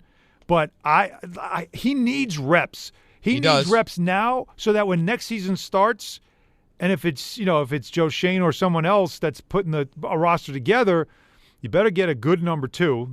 You got to get a good number 2 receiver. Like that's number 1, ironically. But. Yes. Like that, your tight ends, you get your running back situation. Hopefully Scadaboo is okay, and he looks like a guy that you want to keep going with. The line has been pretty stable this year. But I want to know that I got a quarterback coming in that he's got 12 games under his belt, 14 games under his belt. He's not like Green. He's not J.J. McCarthy. He's a guy that is in his second year. He's seen it now. He knows he can do it. I agree with you. He's got to play. He's got to play. He's got to get reps. He's got to play, but playing a young quarterback who when you look at the people he's playing with, there's not a ton of talent. It doesn't necessarily develop them the right way. I disagree. No, you want to go? We can go chapter and verse. We can look at so many examples of guys who played and they're playing with jabronis, and in the end, their level of development can only be so high. Is the line good enough to protect him? That's all I care about. If there's drops on good throws, he's still developing because he's seeing guys who are open. He's watching film. He knows it. He's never going to say it publicly, but he knows it. He knows that guy's open. That guy. But there's more than drops, Alan. There's bad routes. There's so many other things we can't even see when you don't have a super talented group of guys playing. I'm sorry. There's no way you put him on ice. No, you can't. No, Alan, it's too late. I totally agree with you. Yeah. I'm just saying this is why I might have waited a few games. So Okay. it wasn't 14 games. We could have developed him well over the last 8. You know what I mean? Because the longer you trot him out there week after week after week on this terrible turf, which George Kittle spoke about yesterday, it's a nightmare. Week after week, you're putting him on this turf. It's a scary thought, man. I literally went through it yesterday. I was thinking, how long are they going to play Daniels for? Yeah, it's too raw for you to talk about because of what you saw. But I vehemently disagree with the idea that you have to worry about protecting this quarterback because what are we playing for? He has got to play. He's got to get reps. He's got to play NFL speed and keep developing his confidence, his understanding, all those things. He's got to get smarter. We know that. And they got to talk to him about it, but no, hopefully that's one of the main things he can learn while he's playing, right? Yeah, well, that's exactly it. But I don't want to turn this into like with the NBA mentality, where it's like it's better if he doesn't play. Like it doesn't make sense. He needs to play. He'll be fine if he's smart. Now, what he was doing yesterday was holding the ball too long. That's not smart. And initiating contact at the end of play is putting your head down isn't smart either. I love the fact that he's a gamer, that he's pissed off about losing and he hates it. He hates being in a home stadium, hearing the other team. This is all stuff to me. Like if I'm looking at this as an owner or as I'm running the front office, I'm saying, you know what, these are bad times, but we've got something special. And what I love is that deep down, he's going to keep receipts. He's going to remember the Niners came in and took over our building. I hated that. And we didn't have a crowd in here, and the other team's players were laughing because we had the ball and the chant was defense. When does that ever happen? Yeah. So this is stuff that he keeps. He seems like the type of guy, very Baker Mayfield type. He'll keep all these receipts. And it'll bother him enough to where the pain and the anguish and the frustration, this only makes him more motivated to when it turns around to make sure everybody knows. Like that, there is something about him going through this that could later on in his career with the Giants pay off because it's that extra motivation, the chip on his shoulder, all the stuff that, when a player has gone through the bad times and is around for when it turns, and especially if he's one of them, and nothing more special than that. But you got to protect him. And it's not like if this was the line from a couple of years, remember Daniel Jones running for his life all the time, maybe I would say to you, you know what, I might be a little concerned. I might want to dial it back because this line is a mess. But this line's been pretty good. Yeah, that's They fair. have protected him. No, they have. I give the line credit. Yeah. Listen, he's a kid, so there are plays sometimes where it looks like they may not be doing a great job when really he's running around. The issue's on him. Yeah. And at this point, yes, also you're not moving on from him. He's got to play. Now, listen, if you get to week 16, 17, 18, and maybe the line is beat up and it's worse, maybe at the end of the season I'd say, okay, I've seen enough. This was a great year. He played 12, 13 games. Let's rest him. But not now. You're not thinking about that now. No, you're starting him every game. But I'll take that late in the season. Do you just say, all right, like week 18, is it like, no, he's not playing? But do you also look at third quarter down 30? Fourth quarter, or whatever it is. Yes. Like when the game's out of reach, do you just take him out and put Russ in because, let's live to fight another day, especially if it's a very physical game and you just don't like the direction it's going in. That's, again, as a head coach, you just got to make that decision when I'm protecting the future of this franchise more. Like a coach is about today, the GM is about tomorrow. There does have to come a point this season in certain games, especially late, that you start coaching for tomorrow, even if you're not going to be part of it. Right, and that's exactly right. Alan, so let's take a moment. We've been talking about horrible things basically nonstop since 3:00. Except for Matthew Schaefer. Matthew Schaefer was fantastic. If you missed it, make sure you go listen on the podcast or watch the YouTube show later. Such a great kid. But Game 7 on Saturday night was about as fun a baseball game that I had nothing invested in that I can recall. It was the definition of an instant classic. In fact, we could play a game right now. Don't name like 5. Mm-hmm. What do you think was the most compelling moment of the game?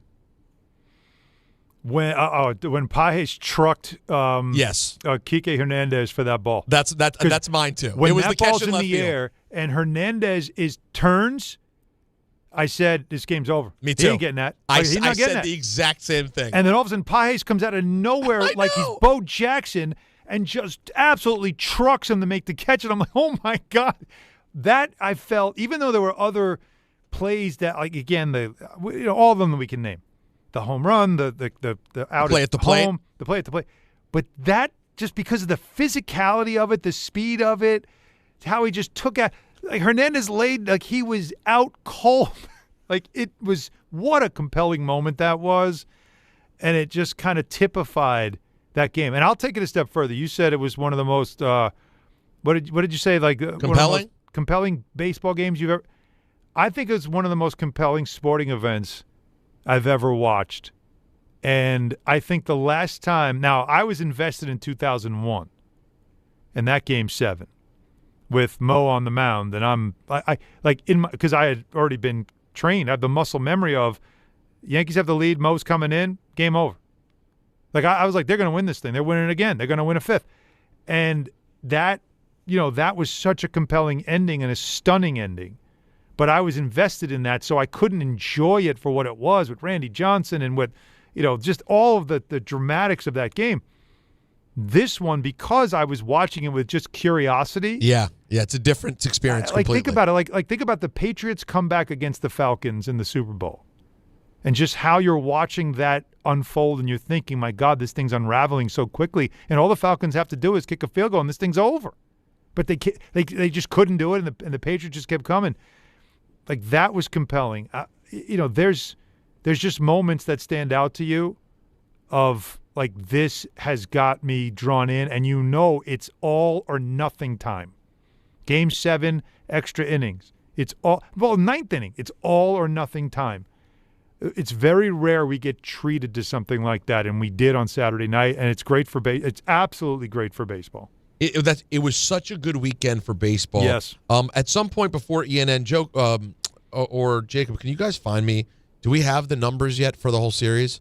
I would love to see how it ended up, because it really did feel like culturally the games were impactful. Like as the series went on, there were multiple moments where it really did feel like something, like were people beyond. All right, it averaged 26 million viewers for Game 7, the most watched baseball game since 2017. It peaked at 31 million during the late innings, of course.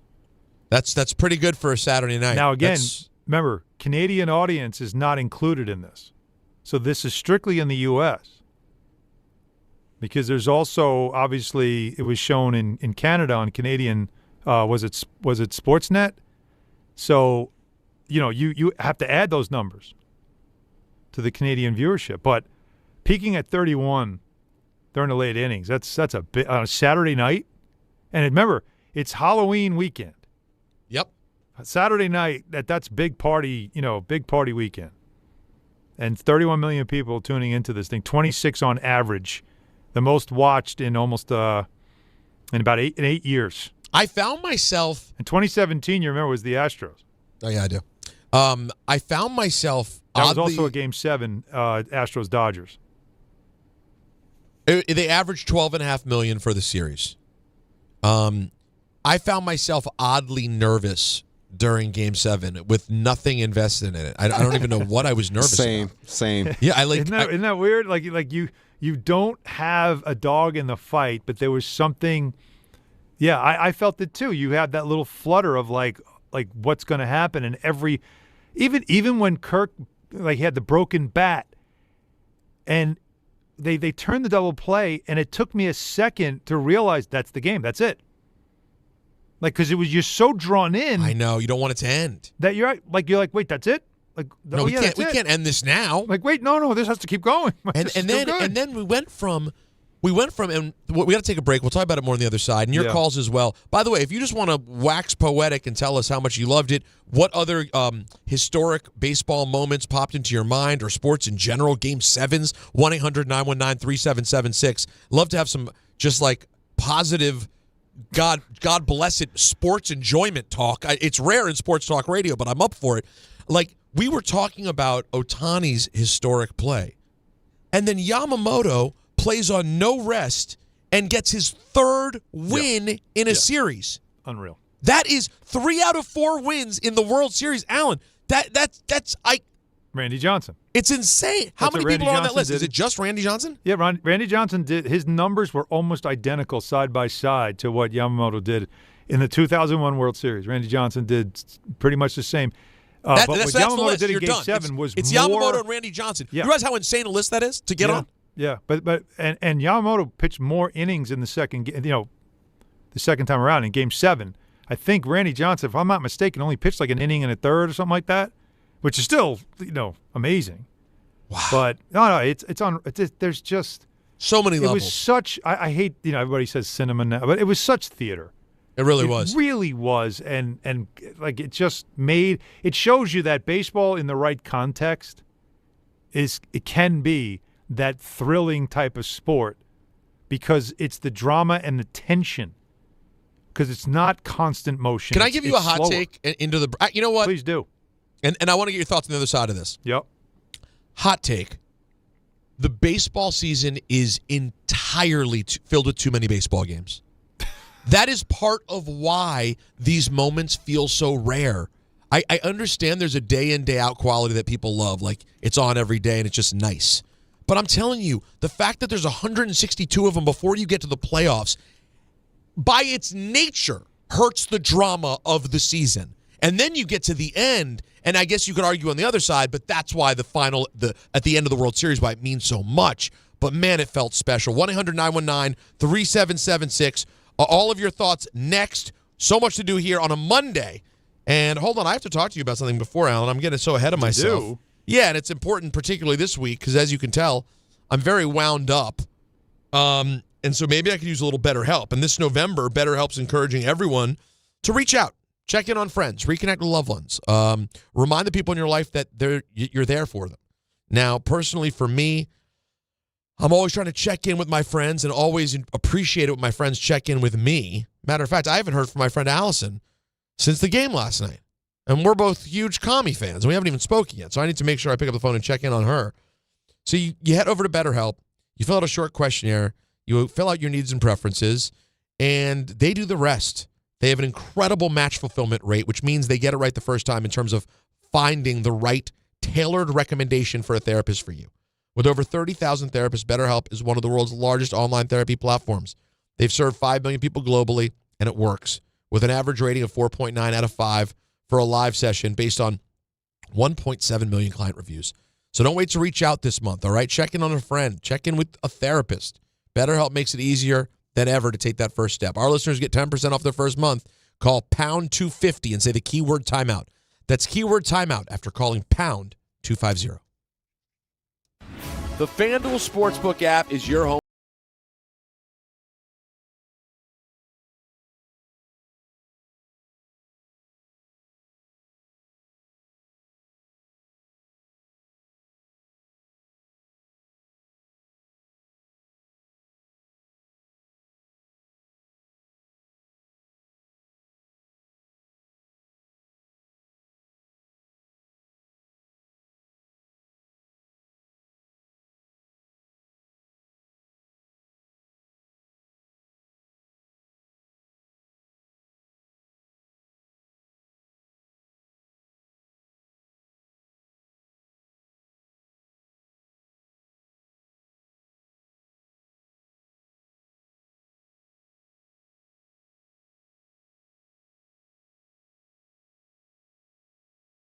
Why? Text OPENY 467-369. Now let's take a look at the traffic with Brandy Scott. Thanks so much, guys. We're going to start off again in Nassau County, LIE westbound. No access to New Hyde Park Road. It's a crash taking out that ramp. You're jammed there from the northern state. After that, some heavy slowdowns once you're in Queens, hitting the brakes between the Van Wyck and the BQE. Roughest ride to the outbound George Deegan northbound. A collision by the Willis Avenue Bridge. Solid slowdowns go back onto the Triborough and the Bruckner. You stay packed on the northbound side, heading over to the Cross Bronx. Inbound George, just about 5 to 10 for both the upper and lower decks. Outbound Lincoln, your best ride, about 5 to 10. Outbound Helena, running you 15 to 20.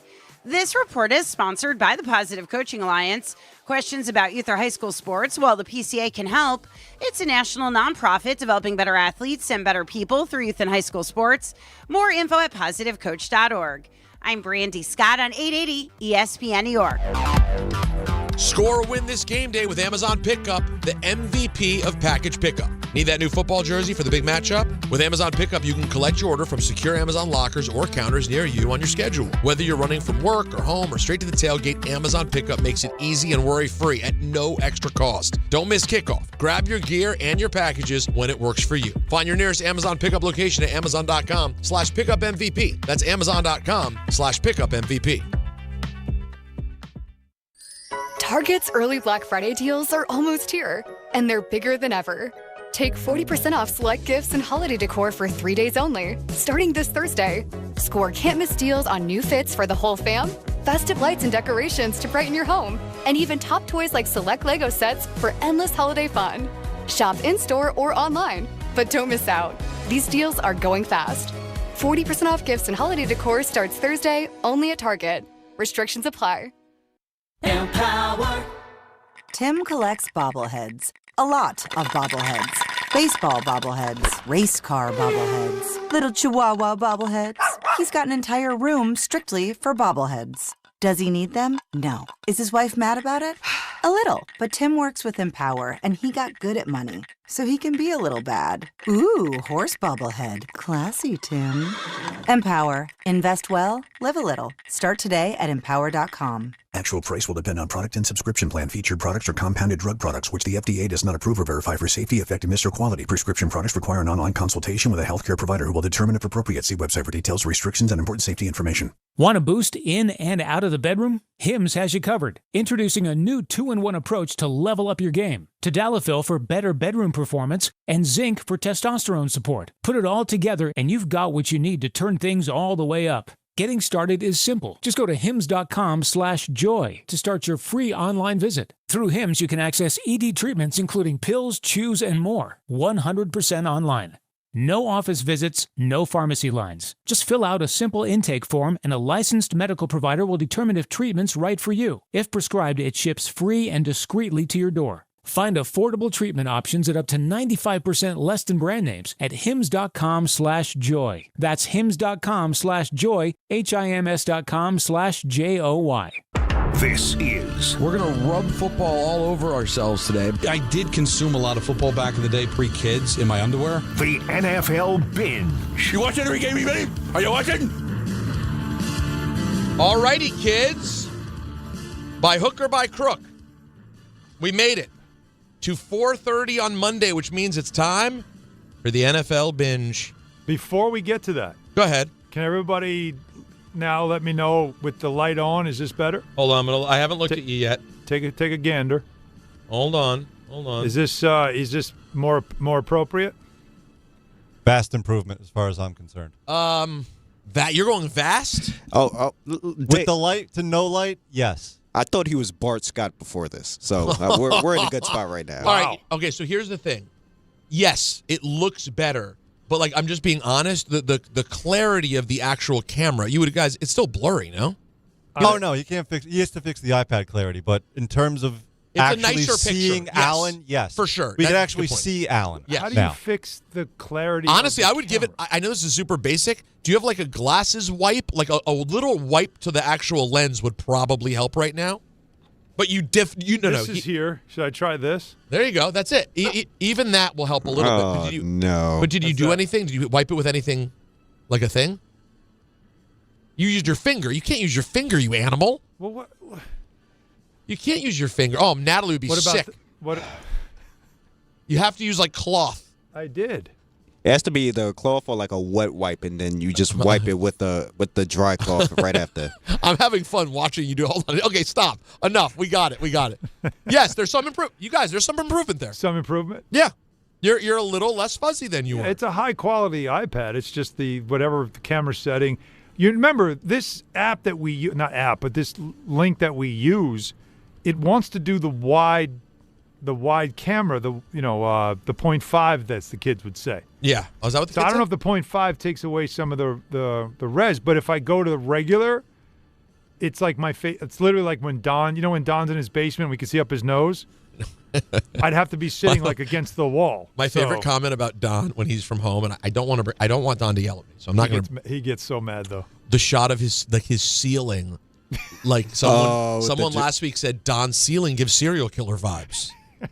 It's like that old school sub. He's got a drop ceiling in his basement, yeah. And the little panels look like you're in a classroom kind of vibe. Yeah, I definitely feel that, but. All right, guys, let's get to it. What we're doing today. We'll be back in the studio all together tomorrow. That's right. All right, binge time, kids. It turns out Jonathan Taylor, Daniel Jones, and the Colts are all human. They lose 27-20 to the Steelers. Rodgers under center. Gets the snap. Will pitch to Warren to the left. Warren has some room, and Warren races into the end zone for the Pittsburgh Steelers touchdown. That from WDVE in Pittsburgh. The Colts turn it over 6 times, most by a team this season, tied for their most in a game over the last 45 years. And we talked about this, Alan. They're a fun and exciting team, but it was a test to go on the road to Pittsburgh to play against a big boy franchise, and they came up short. But even with those turnovers, they still don't lose by a score. The defense showed up. It had to. This was, with the Ravens, everybody's still picking the Ravens. If you're the Steelers, if you're in that locker room, if you're Mike Tomlin, all you're talking about is they're writing us off already.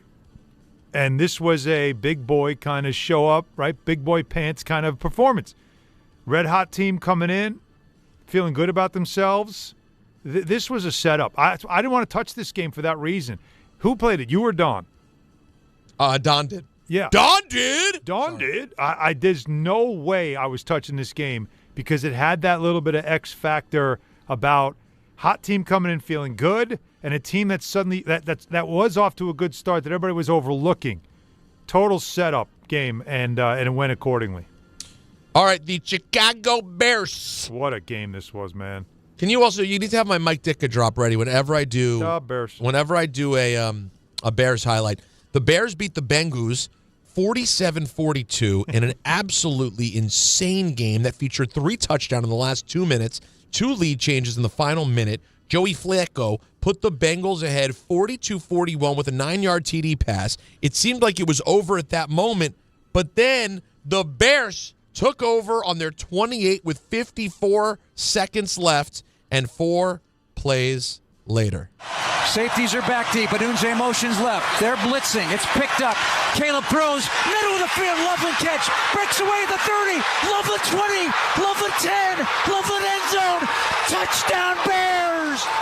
Colston Loveland on a throw by Caleb Williams on the blitz with 17 seconds to go. And the Bears reclaim the lead. 47-42. When I see the bearded Ditka, all I think is, that's not it. It's not Ditka drop. It's the Jim McMahon drop. I'll tell you the moment the Bears got Jim McMahon. Thank you. What a game. And don't look now. The Bears are still in business. That game was, first of all, it was 41-27. And I think there was was it under 2 minutes? That's what you said earlier. I didn't realize that because I saw the way end. I saw the final 2 scores. First of all, this again shows you that the safety's back. They're trying to they didn't take away the sideline on the first drive. But Flacco has got a bad shoulder. He never I'm going in many different directions because it's all coming back to me watching the end of that game back. But Flacco, to remind everybody, I took the Bears in this. This was one of my games. Yeah, right. It was. He had the shot in his shoulder. He has an AC sprain in the shoulder, AC joint. He's struggling to throw the football. But for some reason, they're giving him the sidelines. That is the definition of grizzled vet who is going to take advantage of dumb defense. And he was just throwing darts on target, and they went down the field, scored a touchdown. But it's all right, it made it interesting, but now you got to do the hard part, which is you got to get the ball back in the onside kick, which never happens until it does, because the Bears' special teams were an abomination the whole game. So you hit a guy's leg, you recover the ball, and they're giving you the middle of the field, and he's like, okay, the safeties on both sides of the football, both teams it was low IQ football from their secondaries of both these teams. And it's amazing what Joe Flacco was able to do. And even after they took that brief lead, 42-41, he's on the sideline, and there's not a smirk or smile on his face. He looked like a guy that was in extreme pain. And he was just keeping a blank expression, just standing there. And he had done something remarkable. Yeah. And yet you could just see it. But then, of course, the Bengals can't tackle anybody either, and they didn't deserve to win the game. It's unreal. Well, here's the losses that the Bengals have suffered the last couple of weeks. This brutal. It's just unreal. The fact that it happened again. Oh, my God. Here's Jamar Chase. It's not fun when you're losing. At some point, as a leader or any of the leaders on the offense, is it good to get on the defense or stay in your lane? I'm going to stay in my lane. I don't want no defensive player come and chew me out about what the I'm doing. By the way, to whoever's asking the question, I'm sorry. That's just when reporters are like being that guy. I love Jamar Chase for just being like, what? Yep. I'm not burying my defense. Hell no. Now, I warned on Friday. Do you really want? I know the Bills obviously want to win every game, but if you're a fan, somewhere in your mind, are you worried about beating them yet again in the regular season? Because going into yesterday, it was 4-1 Bills over the Chiefs in this recent series. Of course, 0-4 in the playoffs. Mm-hmm. And then this happens. There's the handoff. The shove is there, and he is in for a 1-yard touchdown run. Josh Allen with his second rushing touchdown of the game. And he hands it to Spencer Brown, who spikes it with authority. And then Josh Allen catches the spike and spikes it again. This Bills offense is fired up. Allen now 5-1 in the regular season against the Chiefs, but still 0-4. Will it happen again this postseason? Now, this game was all first half, right? Second half, there wasn't much scoring being done whatsoever. So you could tell two teams that know each other, two coaching staffs that know each other. Like this, I think we almost should hope. We should be rooting for these two teams meeting. You'd love it to be the AFC Championship game, but even if it was in the division round, you got to take it. You got to take it. This sets up. You need to see if the Bills and Josh Allen can finally slay the dragon when it matters most. Oh, it's going to be. But they know each other so well. Like, there was nowhere to go in the second half. Both teams locked it up. I said last year when the playoffs were coming, I went, can you think of a more high-pressure situation for a fan than being a Bills fan doing it again? And I guess the answer is, yeah, apparently there is. It will be this year. Now, yeah. Obviously last night was a disaster for my football team, and Dan Quinn taking ownership on the Jayden Daniels injury. I would, I'll fill you in on my thought process. At the start of the fourth quarter, I guess it was probably like 12 and a half minutes left in the game, and that was going to be the last drive for a couple of guys, Jayden and Zach and Debo and LT, and so we're going to have any read run plays and meaning no carries, for the quarterback on a run. And honestly, man, that's where I missed it. Of course he could scramble. It's Jayden. It's what he's special at, and that is 100% that's on me. Listen, he's saying all the right things. But didn't I say this earlier to you when you first brought it up, and I said it's still with 7 minutes to go. That's probably the last drive. Yep, and right? It was. And it was going to be his last drive, and you just don't like pulling the plug. Your quarterback is your leader. He's a competitor. He's the one that wants to be the last one off the field, right? If I'm out, all the starters are out. We're not doing this, right? Like, I don't want special treatment. So he wasn't going to go for it. But it's tough as a coach. You can't predict. You can't see that happening. You don't know this is happening. It's extremely unfortunate, but at least it's not his throwing arm. Well, I got more. How about this? Say at least it's not his throwing arm. How about this? It's being said, no fractures for Jayden Daniels. So it's just a dislocation?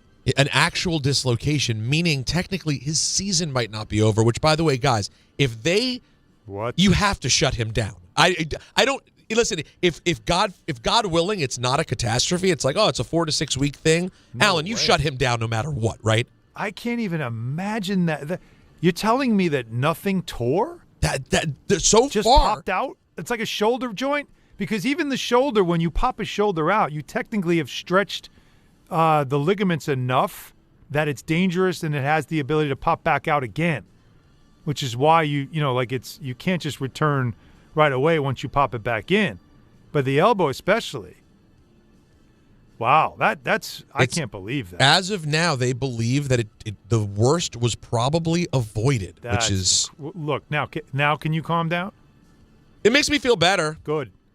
It does. But his elbow was hanging off like RG3's leg was that time. Well, that's the thing. The way it turned. Different limb, but same feel.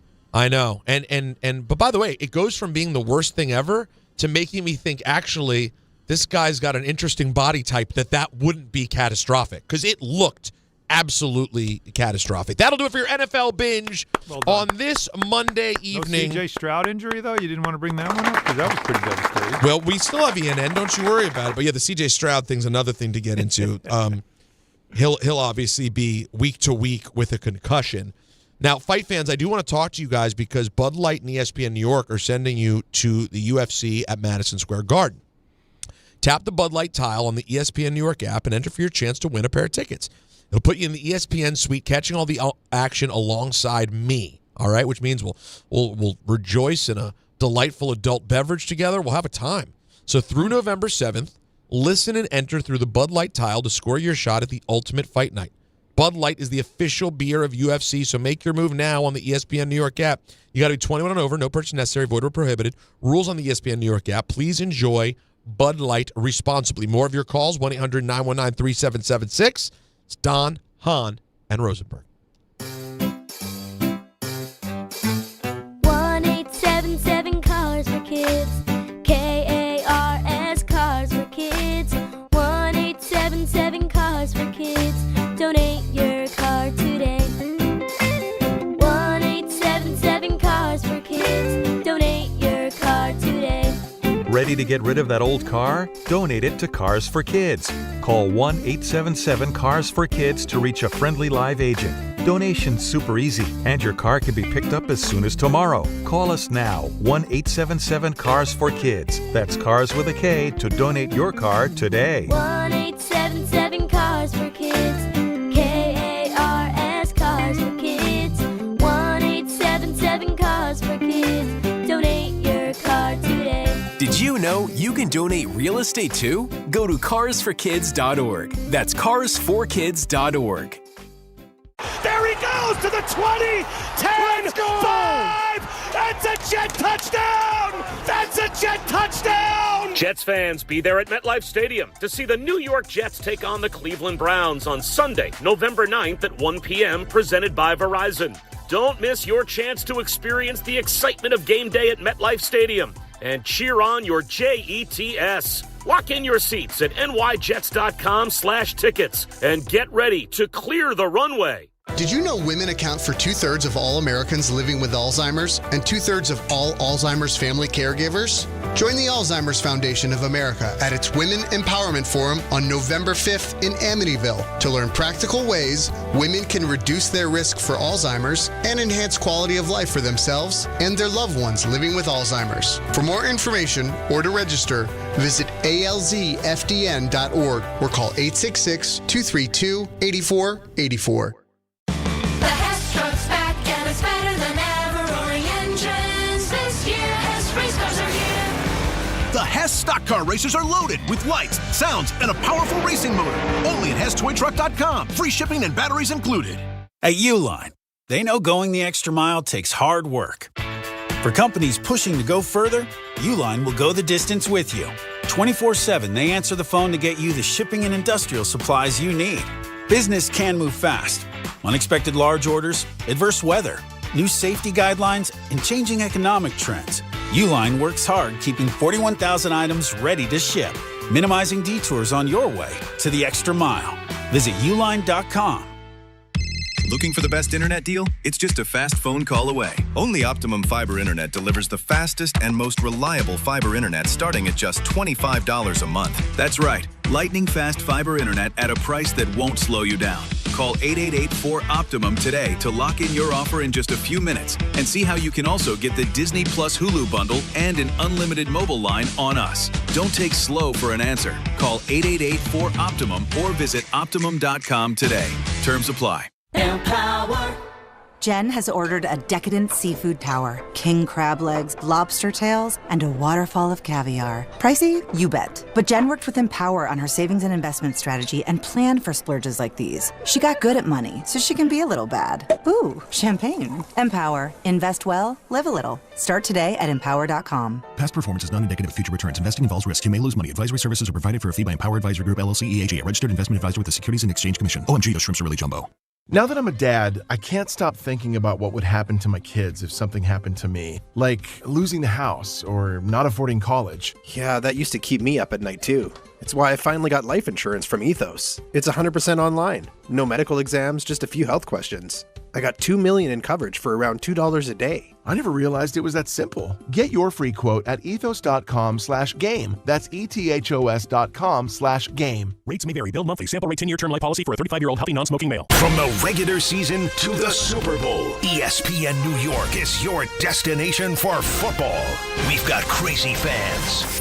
If the Giants somehow beat the Cowboys, I'm going to take a dump on your head. You can feel good because you're a damn football team. Expert analysis. Marcus Spears joins us now. ESPN NFL analyst Damian Woody. Mel Kiper Jr. The Hall of Famer Steve Young. He's kind of our resident general manager, Louis Riddick. We got Mike Tannenbaum right now. And all your fantasy and wagering needs. This is ESPN New York.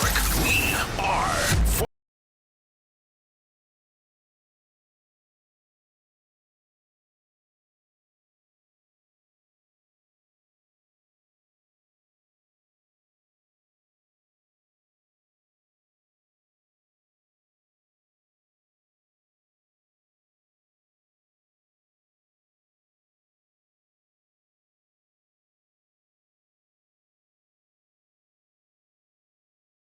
being at Hot 97, I got to interview Quincy Jones because he came in one day to do an interview at Kiss FM. How much time did you have? Because, I mean, how did you... Not enough. Where did you even begin? We had like 30 minutes. Right? Like, where would you even begin?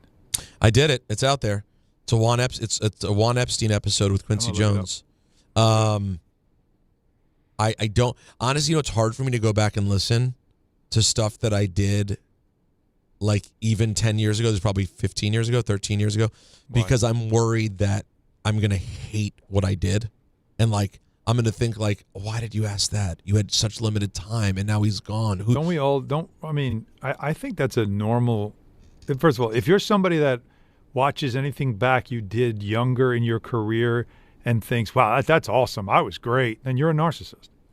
Because a lot of times we are, like, honestly, like, we are always critical of ourselves. Those of us that are always constantly trying to evolve and get better and be better and achieve and all that stuff, like, you're never satisfied. I can't read stories I wrote in Newsday years ago. Like, sometimes I'll come across something when I'm doing searches and it's like, oh, I wrote that. And I'll read, I was like, God, what the hell? Like, we're always trying to evolve. So you can't listen to it and with a discerning ear. You almost should listen to it for the content. Yeah. You see what I mean? Exactly. Just so I know. Just so, because you do want to listen to it. You want to see it. When you're retired, you'll probably appreciate it more because the memory will matter more than, was it good or was it bad?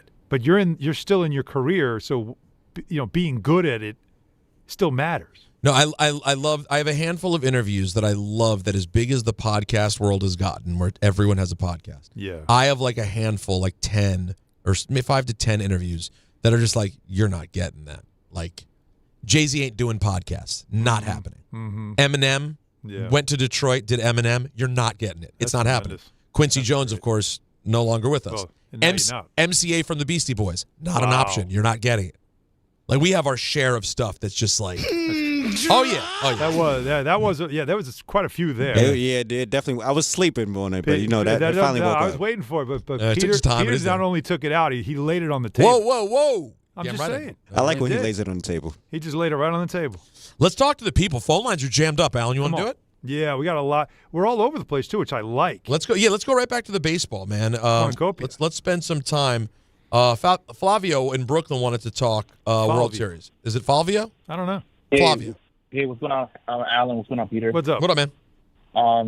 So I wanted to ask you guys. So I thought this World Series was very intriguing. I enjoyed it. I had no dog in the fight, but as a baseball fan, this lived up to expectations. It needed to go to Game 7.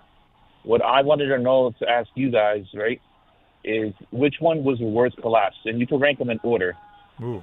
Was it the 2025 Blue Jays? Was it the 2011 Texas Rangers, or was it the 2001 New York Yankees? I was talking to my buddies about this, and I was like, I felt like these three teams within the last 25 years had epic collapses in the World Series, and I just wanted to see where would you rank them. And do you think baseball is going to go to a salary cap after next season? I'll answer that. I do think a cap's coming. Too many teams want it, and one of the powerful teams, the Yankees, are behind it. I think it's a good question, but I got to be honest. I would, in all of sports, how could this not be the most painful loss ever? Like, think about it, because of how close they were. Even the Falcons, that was happening over. Like, it was it was halftime. But it was happening. It was an excruciating avalanche, right? Like, it was the snowball. You saw it coming. You could feel the momentum turning. This was sudden. How many chances did Toronto have to win that game? At 4-2, how could you not feel like this is destiny? It's unreal how, like we talked about, bases loaded, one out. We talked about the catch in the outfield where Pages trucks his own outfielder, the left Hernandez. He trucks his own teammate to make a catch. The play at the plate. It's when you're 90 feet away like that. I don't know how it's so sudden with chances to win. And you got to understand, it's a Game 7. It's the ultimate do or die moment. So you can think of other, a buzzer beater miss and stuff like that. That's painful. But this, man, I don't know how you can think of another moment in sports where it was all on the line and everything was riding on one play, and you just couldn't make the play. And I mean, Connor Falefa, I don't know how. You talk about better help, and I'm not joking. Like, I hope he's going to get some support. How do you wake up and not just be tortured by that thought? Should I have slid head first? Should I have just run through it? Should I have had a bigger lead? You're going to ask yourself this question over and over and over again.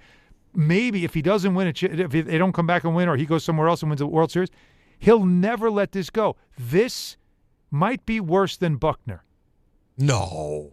They had another game left, Peter. I know, but the play wasn't as bad. No. I'm not saying the play. I'm saying the memory of it, the pain. You still had another game. This was it. That was Game 6. This is Game 7. As Connor Falefa, how does he ever let go of that? Should I have had a bigger lead? He is going to constantly ask himself, what more could I have done?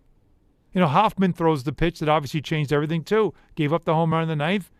I'm sure that's going to weigh on him as well.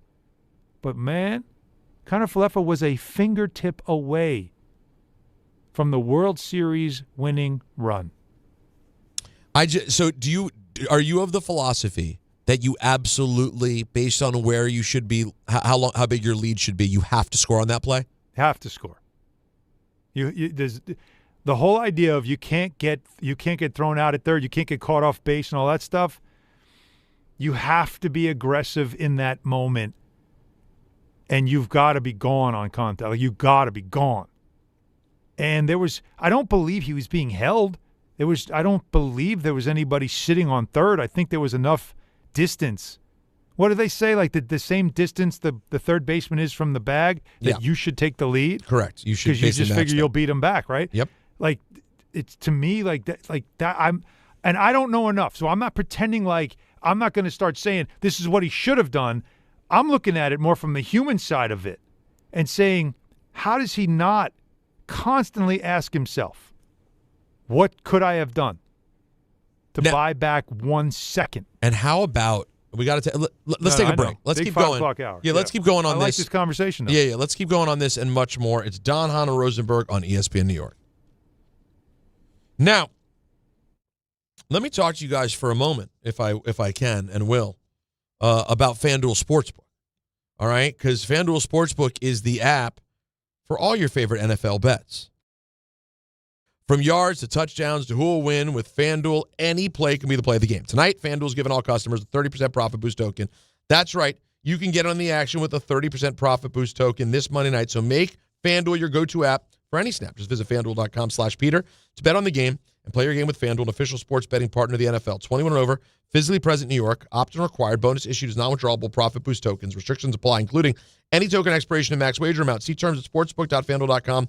For help with a gambling problem, call 877-HOPE-NY or text HOPE-NY at 467-369. Now, also, people, before we get into this big 5 o'clock hour, I want to remind YouTube TV customers, get the sports you love on ESPN back, including college football, college game day, Monday Night Football, the NBA, college basketball, more. Act now. Go to keepmynetworks.com to get ESPN back.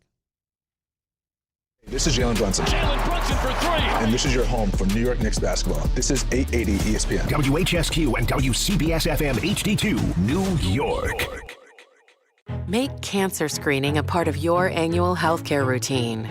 New York Presbyterian offers a full range of cancer screenings, including lung, cervical, prostate, colorectal, breast, and more. Regular cancer screenings could save your life by detecting cancer at its earliest, most treatable stages. Screenings are available across New York City and Westchester. Learn more at nyp.org/cancer screening. Stay amazing. New York Presbyterian. And now it's time for traffic. Here's Brandy Scott. Thanks, guys. Not so great over in Jersey, 80 westbound, right before Hudson Street in Hackensack. A crash in the express lanes blocking the left lane. Traffic is crawling there from before the Turnpike in Richfield Park. That is, you jammed on the Turnpike northbound, heading over to 80, bumper to bumper from 46. Inbound George looking good. No delays for both the upper and lower decks. Still your worst ride to the outbound side. Deegan northbound, a collision by the Willis Avenue Bridge. Only the left lane is squeezing by. Delays go back across the Triborough into Queens and up onto the Bruckner. You stay on the brakes northbound, heading over to the Cross Bronx. Outbound Lincoln already about 5 to 10. Outbound Holland 30 to 40. This report is sponsored by Mothers Against Drunk Driving. For victims of drunk and drug driving, your grief is unique, but you're not alone. You always have a place at MAD. Visit MAD.org. I'm Brandy Scott on 880 ESPN New York. When you're hiring, have you ever felt like you're missing out on meeting truly great candidates for your roles? It seems impossible to find them, but they have to be out there somewhere, right? Well, they're not hard to find when you know where to go, and that place is ZipRecruiter.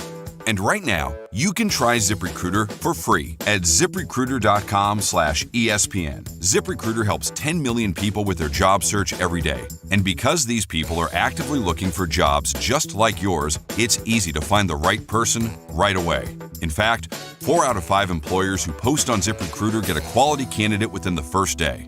But if you're not using ZipRecruiter, you're missing out. So see what it's like when the impossible is easy. When you go to ZipRecruiter.com/ESPN right now to try ZipRecruiter for free. Once again, that's ZipRecruiter.com/ESPN. ZipRecruiter.com/ESPN. Never miss out on great candidates with ZipRecruiter. All the way over Barzell, score! New York Islanders hockey is back at UBS Arena, and it's time to bring the family and make some noise. With more afternoon games this season, the Islanders have special kids-themed games and activities for young fans. Play games pregame at the park and head inside for fun on the concourse and on the ice. Tickets for the 2025-26 season are on sale now. Get your tickets at NewYorkIslanders.com. Your fantasy roster is set. The smack talk is heating up, and this season, ESPN Bet is giving you more ways to ride with your squad. Introducing the ESPN Bet Fan Center, where you can instantly link and bet on your fantasy teams right in the ESPN Bet app. An enhanced sports betting experience only from ESPN Bet, the sports book for sports fans. Make the connection today with ESPN Bet Fan Center and the ESPN Fantasy app. ESPN Bet Sportsbook. Download the app today. Must be 21 plus. Gambling problem? Call 1-800-GAMBLER. Terms and conditions apply. See app for details. A SoFi personal loan is here to help you achieve something once thought impossible: overcoming high-interest credit card debt. Walk the tightrope of your finances with one low, fixed-rate monthly payment, no fees required, and as soon as the same-day funding. That's right. Pull off your own debt-defying stunt with a SoFi personal loan. Visit SoFi.com/trick to learn more. Loans originated by SoFi Bank N.A. Member FDIC. Terms and conditions apply. NMLS 696891.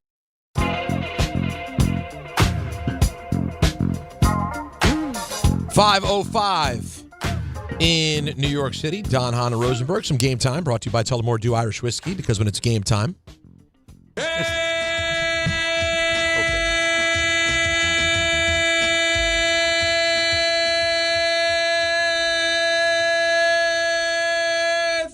I like when he holds it. It's totally time. Let's see. You got the Knicks and the Wiz coverage right here on 880 at 7. And, of course, Allen on the call on MSG. Sir. Nets and the T-Wolves, the Twolves in Brooklyn at 7. The matchup you dream about. Throw the record books out. And coverage of St. John's Quinnipiac, which I'm also very, very in on. I bet I have 2,500 already on this game. Yeah. You can hear that on QPAC? Oh, yeah, of course. You know how I do with QPAC. I saw it. I went, let me go. You know, when QPAC plays before election night, everybody knows you let it all ride on QPAC. You can listen on the ESPN New York app. Tullamore Dew, the original triple distilled, triple blended, triple cast matured Irish whiskey. Be sure to grab a Tully or try the new Tullamore Dew Honey during today's action. Glasses up to enjoying Tullamore Dew responsibly. You know, I poured myself a delicious Tully last night to watch the game. And at 28-0, I went, it's going to be just a one and done kind of night. Not going to go ahead and waste the calories or a hangover. Like, pour the rest in the sink. There is nothing to see here, folks. I would think that you would have gone well double into down the bottle. You know, I don't get that. Like, maybe I'm lucky, and this means I don't have like alcoholic genes. I've got other problems, but I don't ever get the drinking in misery. I like to drink for fun. I fortunately don't. So it's the opposite. So I'm like, once it's a nightmare, I'm like, I want to sober up. Now it's like, I don't want to feel it. I just want to go to sleep and not wake up tomorrow with a headache. I'm miserable now. The last thing I need to do is be miserable tomorrow over get my team getting crushed and losing my 3-point pick. If you're just tuning in, the word they're saying is that Daniels avoided the worst of it. We'll find out more, I'm sure, from Shefty tomorrow on the exact details, but they're saying they don't think it's the worst. So all of New York is it's waiting for that Shefty report. Well, you don't have to mock my news and my pain. It's funny though. You really, I've never seen you like this. Well, how would you? But should it really be surprising? Told you. In 2012, I am not surprised. In 2012, my life was made. I found my guy, and he crumpled against the Seahawks. On that field. 13 years later, whole new life, new regime, everything's better. New guy. Playing the Seahawks. It's a Sunday night again. New guy who's not even really like the old guy in a million ways. Right. And so it's like a nightmare. It's like Halloween was Friday. Why am I living a nightmare on Sunday? I told you I went numb when Aaron Rodgers went down. Exactly. Didn't get right up and then started limping. I would say right in that moment, I said that's it. Like that's it. That broke you permanently. No, I'm telling because I kept saying you never recovered. How can I be upset? I should know better. This is just what happens. And so that did it for me. And I'm wondering, this hasn't done it for you yet because you're still like worried about the updates and all that stuff. You care. Well, no, I know, but again, my ownership changed, so I believe that maybe that's. I don't believe in the curse anymore. I just believe this is an unfortunate season. With the Jets, you're still stuck in this is just who we are. It can never be better. It can't be good. It can't be good. And I don't know if maybe Joe Namath just needs does he need a visit from Joe Boo? Do we need to sacrifice Joe Namath and Joe Boo? Joe Na and Joe Boo? Yeah, like we somehow, some way have to have an exorcism so we can say this house is clear. Because it's not, and I keep blaming ownership, but maybe it's a true curse. Maybe it's a real thing, and I've just let go. I mean, that one, the Rodgers injury. I don't know if Don ever made the list, but in terms of most heartbreaking franchise injuries, the Rodgers one, it's definitely making a top 5. I mean, Testaverde hurt also because of what they were coming off of and what they were supposed to be that year. Right. And he had been like this otherworldly version of Testaverde. It was so good, but he was But it also, though, I don't remember feeling that. I didn't feel as empty in that moment. It was just more of like a frustration. But I didn't go like, "Oh, we're cursed." Like I maybe I was too young at that point to think about the history of it. I don't know. I don't remember being like that with that moment. Yeah, I'd have to think, though, and I'm talking about across all franchises in the sports. Ewing injury early in the season, 97, 98, when he got pushed from behind, he broke his wrist and was out, and then they weren't that was just the season's over already. The season, this is it. That was frustrating because it felt like at that point you were a good 8 years into trying to win a championship with Ewing. And that happened. You're like, the guy is he's not going to get any younger. You just felt like that might have been the last true chance to win with him. The following year, they ended up winning without him, going to the finals at least. But I can't think of something injury-wise that gutted me, or at least just. But can you think of even in other sports and teams you don't root for? No. That's what I mean. I'm trying to think of injuries that happen where it just. The second it happens, you go, "Oh God, that team's entire plan." Yeah, everything's over. Yeah. Yeah, I mean, the Jacob mentions the Brady injury.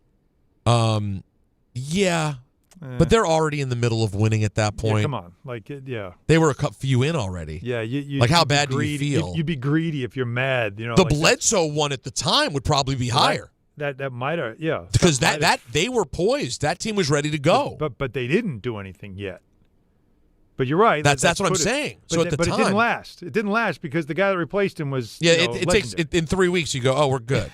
In 3 weeks, you think we're all set here. I think we could still survive this. No, I'd have to have someone. If Don were here, he could think of one that changed. Yeah, it means that you thought a team's entire fortune was going to change in this season. Yeah. And in one play, it ended, right? Yeah. So that's what makes it rarefied air for the Rodgers. All right, let's go back to the baseball because people are stoked to talk a little baseball. Let's start with, and I love that, to actually have a major event that completely delivers in every way. Let's go to AJ in the car. What's up, AJ? Hey, guys. How you doing? Yeah, how you doing, man? Hey, good, Alan. I just want to say I'm a big fan of yours. You do a great job with the Knicks. Thank you. Yeah, so talk about edge of your seat with no skin in the game. First off, that play by Pajes, I'm watching with my wife, and when he caught that ball, I literally got on my knees with my hands on my head, where the heck did he come from? Right. That was he came out of nowhere. When you saw the replay, I agree with you. He wasn't. When you watch the replay of him sprinting across the field, because you know that Hernandez had no chance of catching that ball. It was unreal. I agree. I said there's no way. I felt so also. He turned around. That was it. I thought it was over. Yep. And also, I'm talking about moments, great moments where, my heart's pounding, no skin in the game, big Knicks fan. Ray Allen against the Spurs, Game 6, that three-pointer to tie it. For some reason, I just remember, my heart was racing that play. That was one of those moments. Absolutely tremendous play. The ropes were coming out. They were about to crown a champion that night, and it makes just an unreal play. A huge three. The tip, I think it was Bosch. He got his fingertip on it to get the ball loose to get it out to him. Just a phenomenal series-saving play. But again, that's a Game 6. There was still another game to play. That's again, Peter. I just can't wrap my brain around the fact that what other ultimate moment type situation where it was this play is either going to win it or lose it. That's it. There is no tomorrow for both teams, not just for one, not an elimination game. This was one team is going to lose, one team's going to win in this moment. Crazy. Yeah, it's rarefied air. Let's go to our guy Danny on the island. What's up, Danny? Good afternoon, gentlemen. It was quite a weekend. It started with my beautifully prepared Halloween cocktails, playing wedding according to believe it or How not. did Friday night go, Danny? Yeah. Really good? Friday night was beautiful. Let me tell you, between 8 and 8:17, it was really rocking. After that, it was, By the way, 8 and 8:17. That's I'm Yeah, not what'd mad you do at with that. the other 15 minutes? 17. That's a good number. I got to tell you, that's a great well, number. listen, and the beauty of it is that the missus fell asleep shortly thereafter, and I got to watch the full game. With, nothing. But listen, I'm You had a staring at him. glorious First of night. all, that guy, the Peter, I'm sorry for your loss. I watched that play live. I'm so sorry for your team. And as far as the coach is concerned, as Michael Kay would say, sorry doesn't fix the lamp. That guy should never have been in the game, and I don't know what happened there. Now, I'm watching a frozen screen of the ill-fated Kyle Falefa, and I'm going to give him a pass, except for the slide. I'll tell you why. I'm watching the batter. Now imagine I'm looking at it from behind home plate. The batter was in mid-swing. The ball is about to be struck. Falefa is literally 6 feet from third base, standing still. The man at second base has a better lead, maybe 10 feet, but not as far as the shortstop. The runner at first base is standing on the bag. Literally, he is standing one step from first base. So they all had the marching orders of do not get doubled off on a line drive. Okay. So that thought was definitely put into his head. Now, I don't care if you're a Major League Baseball player or you've coached a million games. The fundamentals don't change from U6 to Major Leagues. When the double play is in order, the runners can get their good secondary lead. They ought to be frozen at the moment of contact because you need to go back if necessary. With 2 outs, the minute the guy starts to swing, you start to run because nothing bad can happen. But with 1 out, you have to wait that little bit of a second. He did. He didn't get a big lead, and, of course, he should never have slid. But I absolutely believe that when he said that they were told with double play because you're watching 3 separate people all doing the same exact thing he did. And believe it or not, if that guy feels the ball without the stumble, the double play is in order. Yeah. Because if you look at where all the runners are, it really is. And last but not least, Mr. Clement, that catch, as I said last week when we were doing greatest catches, I said Sandy Amoros's catch, Game 7 of the World Series. That was the 7th inning. This is the greatest catch in the history of Major League Baseball when you put in the totality of the circumstances. There is no other play. There is no we may have won. That's the catch. And that guy, I mean, there wasn't a player, a fan in the world, anyone watching television that didn't think that ball was dropping in. That guy Clement hit that ball, and for 3 seconds, he was never going to have it by another order of Pontine, however you say that in Canada, for the rest of his life. He was going to be eating cheese curds for the rest of his life for free, and it got taken away from him. He was absolutely a hero for 3 seconds. The look on his face was unbelievable. You know, Danny, I'm curious now. Again, Buster Olney will ask all of our baseball historians: is that the greatest catch in baseball history when you consider the context of what that moment was, where he came from, the fact that he was put into the game just before that at-bat for defense? He trucks his own teammate to get to that ball. Which, by the way, is the right thing for the center fielder to do. It was a do-or-die moment. Do or die moment. You don't get there, the game is over. Oh, forget. And did he just call Poutine Pontine? Something like that, yeah. Pontoon. I think he was thinking pontoon. Take it out of the lake. Whatever. We knew what he meant. Yeah, but it was still fun. Look, he's still riding high off his 15 minutes of fame on Friday night. God bless him. We all need it. God bless him is right. How about the fact that then she takes a nap so he can watch sports the rest of the night? Hey, good for him. Is that not that's Nirvana? He's living the dream right there. That's the old man's dream. And by the way, let's be honest, it was a subtle flex. Danny's what? We think Danny's what, like early 60s? All right. I don't know. Probably like mid 60s, maybe. You think he's that old? Okay. Yeah, that's not that old. How dare you? Mid 60s. I don't think he sounds that old, but I'm just saying. No, I hear you. But I just want to say, mid 60s, dropping a little Friday night 17-minute. That's such a subtle flex. But I'm here for it though. Yeah, no, listen. I'm just saying, like, he tried to act like he said, because the truth is 17 is probably exaggerated. It's probably 9. Right? Probably 9. I mean, he went up to 17. It might have taken 17, but most of it was within a 2-minute thing. Right, that's what I'm saying. So, like, the whole beginning of, like, hey, babe, how was your day? Right. To, like, snoring was 17. And he just tried to lope, Hey, listen, hey, I'll save it for a Hot Take Tuesday. Let him have it. I'll save it for a Hot Take. I have theories on this. Let me go to the phones here. Let's keep going. Thanks, Danny. Let's go to Tim in the car. What's up, Tim? Hey, guys. How's it going?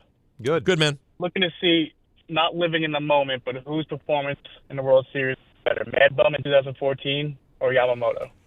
Yeah, the Bumgarner one, he had pitched, I think it was 2 days rest because he had that big Game 5. And then I think he pitched like did he pitch 4 innings of relief? Yeah, I think he went 5 innings, 3-2. He came in, it was 3-2, I think, in the 5th. And the game finished 3-2. Like the fact that he's like I'm curious how many pitches he threw because Yamamoto pitched, because Randy Johnson I think was 1, maybe 1 1/3, and Yamamoto was obviously multiple innings plus. But yeah, Bumgarner, that's a huge to come in and pitch 5 innings of relief in Game 7 after pitching a complete Game 5. Pitched 9 innings, Game 5. That's it. That part is what makes it just absolutely. Who went 2 2/3? Yamamoto went 2 2/3. Okay, he went 2 2/3. So, yeah, I but he also pitched the day. He pitched the day before. Bumgarner had 2 days rest. That's the only thing that you could give, if you wanted to make the argument, is that the guy just pitched the night before, and gave you 6 innings. And then he's going to come in and give you 2 2/3. That's pretty impressive stuff, man. Let's go to Nick. What's up, Nick? Hey, guys. Loved the game the other day, just watching it, neutral observer. I think one part about Game 7s is just that it's the last game of the season, the last baseball game until April. And it's just nice to tune in that way, but talking about just like guys as a neutral observer, someone who has no investment, I think you can't beat the 2016 Game 7 between Cubs and Cleveland. Yeah. The Cubs were down 3-1 at one point in that series. Chapman, had a ton. Both teams hadn't won in forever. I think that is probably the more compelling thing in my mind. I get it because you add the context of 2 franchises that hadn't won in 100 years. Yes. So there's that and then too. You kind of have the franchise who hadn't won it forever, kind of coming back after down 3-1. But yeah, I think that was the rain delay component of everything like that. Lead changes, and so this game on Saturday was great. I think it had fantastic storylines, but just in terms of everything, context, historical, everything like that. That was one of my favorite baseball games to just watch, as a fan of the game back then. But anyway, love you guys. Talk to you soon. Thanks, Nick. Yeah, that's a good one that he brought up because of the historical context. Like you knew whoever was winning that World Series was ending like a century-long drought, curse, whatever you want to use. Oh, right? yeah. Two franchises just hadn't won in a million years, and some history was happening one way or another, and there were compelling moments in it. I just don't know how you take Game 7. Game 7 could be a movie unto itself that we watched on Saturday night. Yeah, it was that Game 7 just standalone was it could have its own 30 for 30. Well, but I think it will. But think of because you always do the precursor stuff of the 18-inning game and all the other stuff, and then Ohtani, but the last place finish from the Blue Jays and how they were there. But I can't there were things that were happening in the later innings, in the 8th, in the 9th, in the 10th especially, and then obviously the 11th. There were things that were happening, Peter, that if I told you I'm going to make this movie and these are the things you're going to be like, nobody's going to believe that. Like, come on, all right, now you're getting ridiculous. Like, all right, that's too much. You can't have that many dramatic things. Nobody's going to believe it. But all of it happened in real time. I'm telling you, it's the greatest reality show in the world, professional sports. And particularly, it reminds you that, and I know everyone here, a lot of our listeners don't think I love baseball because I don't always want to wax poetic about it 6 months a year. But when baseball gets to its best, there's nothing. It's so unique. All right, I'm not going to come out here and say it's the best playoff because if you're a hockey fan, the NHL playoffs nothing better. Right. If you're a basketball fan, the NCAA tournament is epic. If you appreciate international soccer, the World Cup tournament's unlike anything else in the world. So everything has its own thing. But there is something so particularly nerve-wracking and intense about baseball playoffs. And Saturday had every single component. It was amazing. 1-800-919-3776. A few people on hold who want to throw out some suggestions for injuries that immediately changed a season. We'll talk to you guys. We got ENN coming up at 6 o'clock. It's DHR on ESPN New York. Hey, guys, Goes to the 20, 10, 5. That's a Jet touchdown! That's a Jet touchdown! Jets fans, be there at MetLife Stadium to see the New York Jets take on the Cleveland Browns on Sunday, November 9th at 1 p.m., presented by Verizon. Don't miss your chance to experience the excitement of game day at MetLife Stadium and cheer on your Jets. Lock in your seats at nyjets.com/tickets and get ready to clear the runway. Looking for the best internet deal? It's just a fast phone call away. Only Optimum Fiber Internet delivers the fastest and most reliable fiber internet starting at just $25 a month. That's right, lightning fast fiber internet at a price that won't slow you down. Call 888-4OPTIMUM today to lock in your offer in just a few minutes and see how you can also get the Disney Plus Hulu bundle and an unlimited mobile line on us. Don't take slow for an answer. Call 888-4OPTIMUM or visit Optimum.com today. Terms apply. This is an ad by BetterHelp. Shorter days don't have to be so dismal. It's time to reach out and check in with those you care about, and to remind ourselves that we're not alone. As seasons change and days grow darker sooner, it can be a tough time for many. This November, BetterHelp's encouraging everyone to reach out, check in on friends, reconnect with loved ones, and remind the people in your life that you're there. BetterHelp does the initial matching work for you so you can focus on your therapy goals. Short questionnaire helps you identify your needs and preferences, and our 12-plus years of experience and industry-leading match fulfillment rate means we typically get it right the first time. If you aren't happy with your match, switch to a different therapist at any time from our tailored recommendations. This month, don't wait to reach out. Whether you're checking in on a friend or reaching out to a therapist yourself, BetterHelp makes it easier to take that first step. Our listeners get 10% off their first month. Just call pound 250 and say the keyword timeout. That's keyword timeout after calling pound 250. At Uline, they know firsthand the road to success is an uphill climb. Uline started in the family basement, and through hard work is now North America's most trusted shipping and industrial supplier. They get what it means to have the support of reliable, hard-working partners. So they keep 41,000 items ready to ship.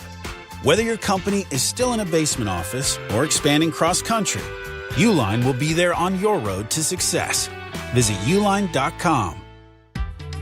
Score a win this game day with Amazon Pickup, the MVP of package pickup. Need that new football jersey for the big matchup? With Amazon Pickup, you can collect your order from secure Amazon lockers or counters near you on your schedule. Whether you're running from work or home or straight to the tailgate, Amazon Pickup makes it easy and worry-free at no extra cost. Don't miss kickoff. Grab your gear and your packages when it works for you. Find your nearest Amazon Pickup location at amazon.com/pickupmvp. That's amazon.com/pickupmvp.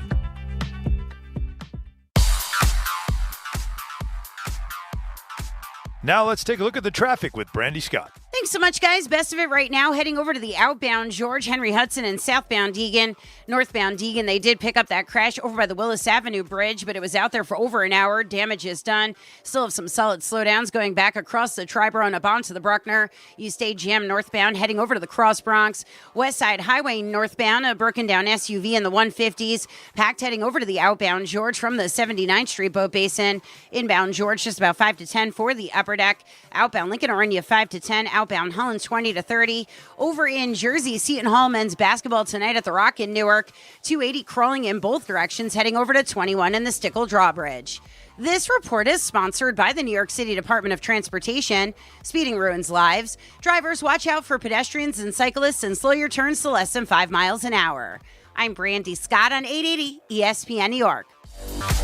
Coach Saban here. On the field or on your walls, coverage matters. That's why I go with Behr Marquee Interior Paint and Primer from the Home Depot. Exceptional hide, advanced stain blocking, and over 1,000 colors to choose from. Behr Marquee delivers one-coat coverage that stands up to real life. One-coat coverage, no overtime. Behr Marquee, only at the Home Depot. How doers get more done. Valid only when tinted to colors from the Behr Marquee Interior One-Coat Hide Collection. This college football season, show your school spirit every time you pay. Introducing college-branded Venmo debit cards. Rep your team on and off the field with custom school designs that let everyone know who you root for. Whether you're tailgating, grabbing snacks for the watch party, or celebrating a win, you can unlock 15% cash back at ESPN, 1 free year of Perplexity Pro, and more. This college football season, score more with the Venmo debit card. Get yours now in the Venmo app. Learn more at venmo.com/collegecard. Max cashback varies. Terms apply. The Venmo MasterCard is issued by the Bancorp Bank, N.A.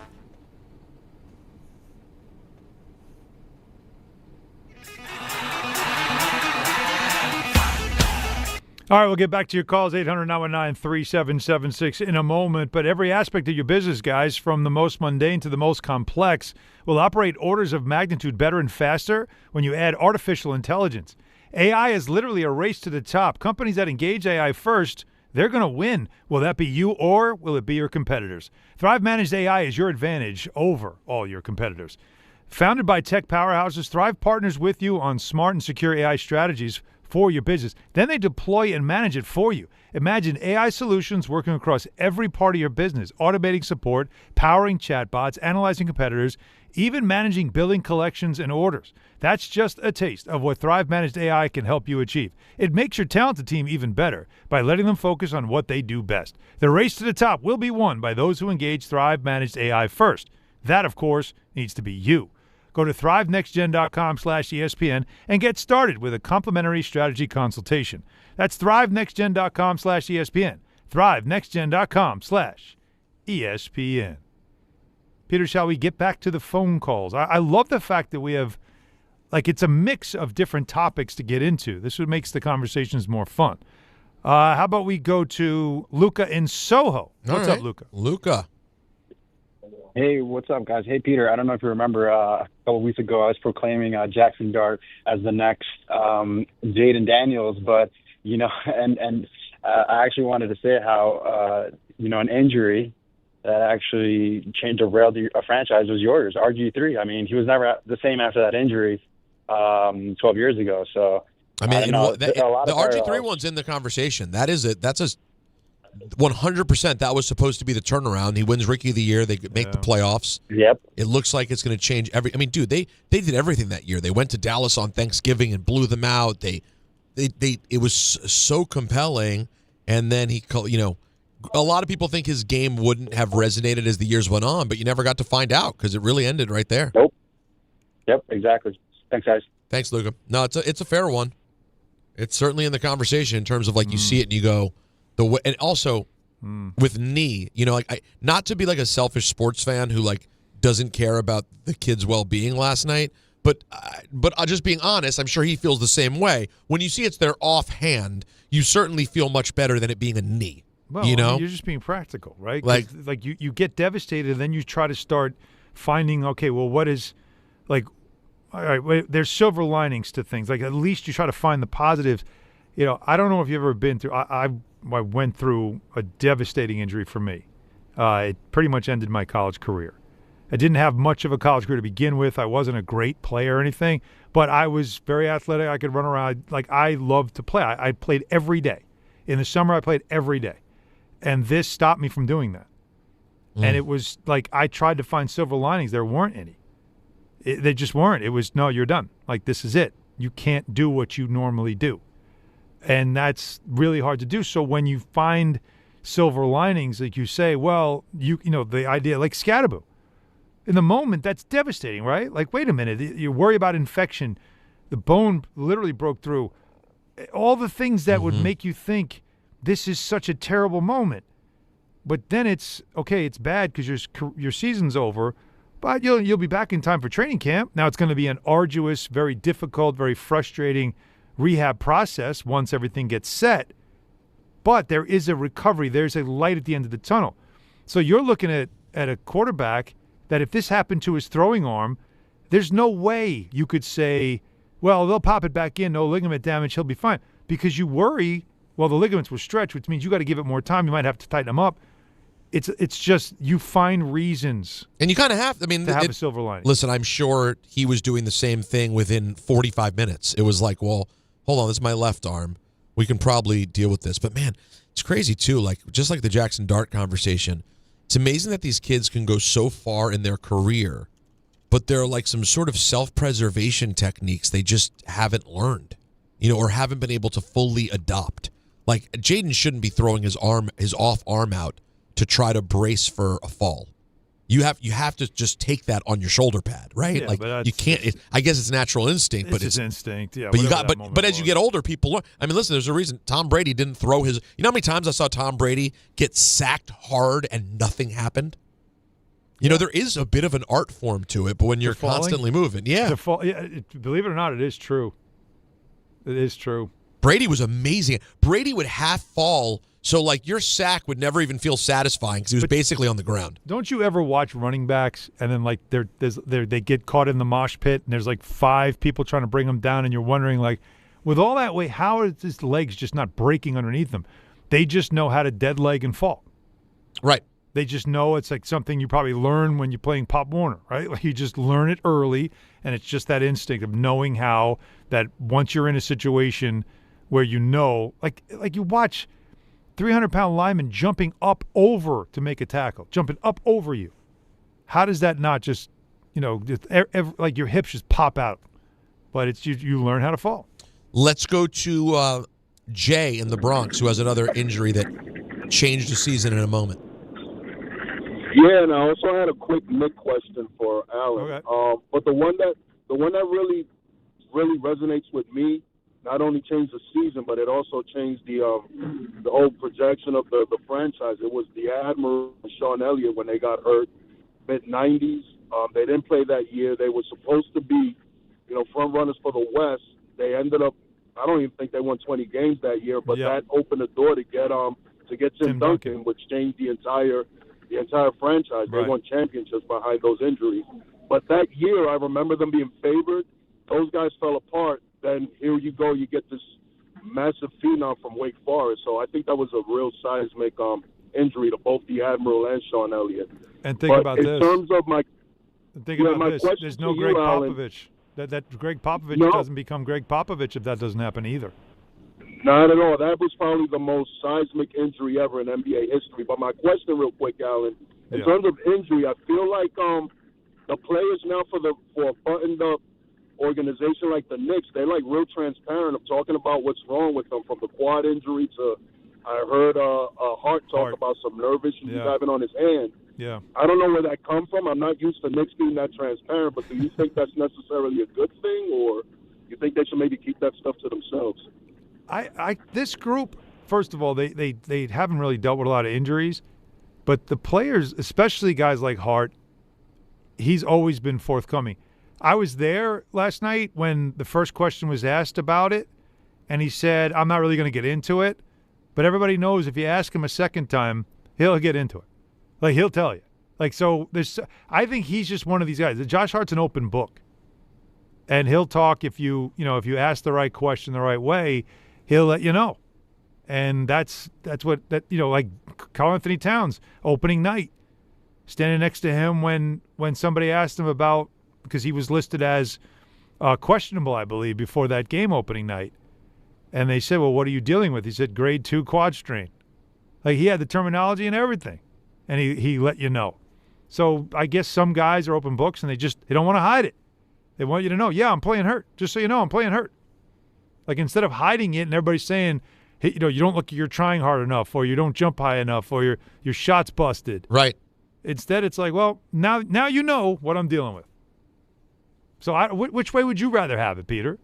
Yeah. Would you rather a player just not say anything and no, I'm fine, and yet you can just see he's not right and think, well, he must suck? No, I would certainly prefer the honesty. Yeah, I know I'm not playing up to my capabilities. Here's why, just so you all know.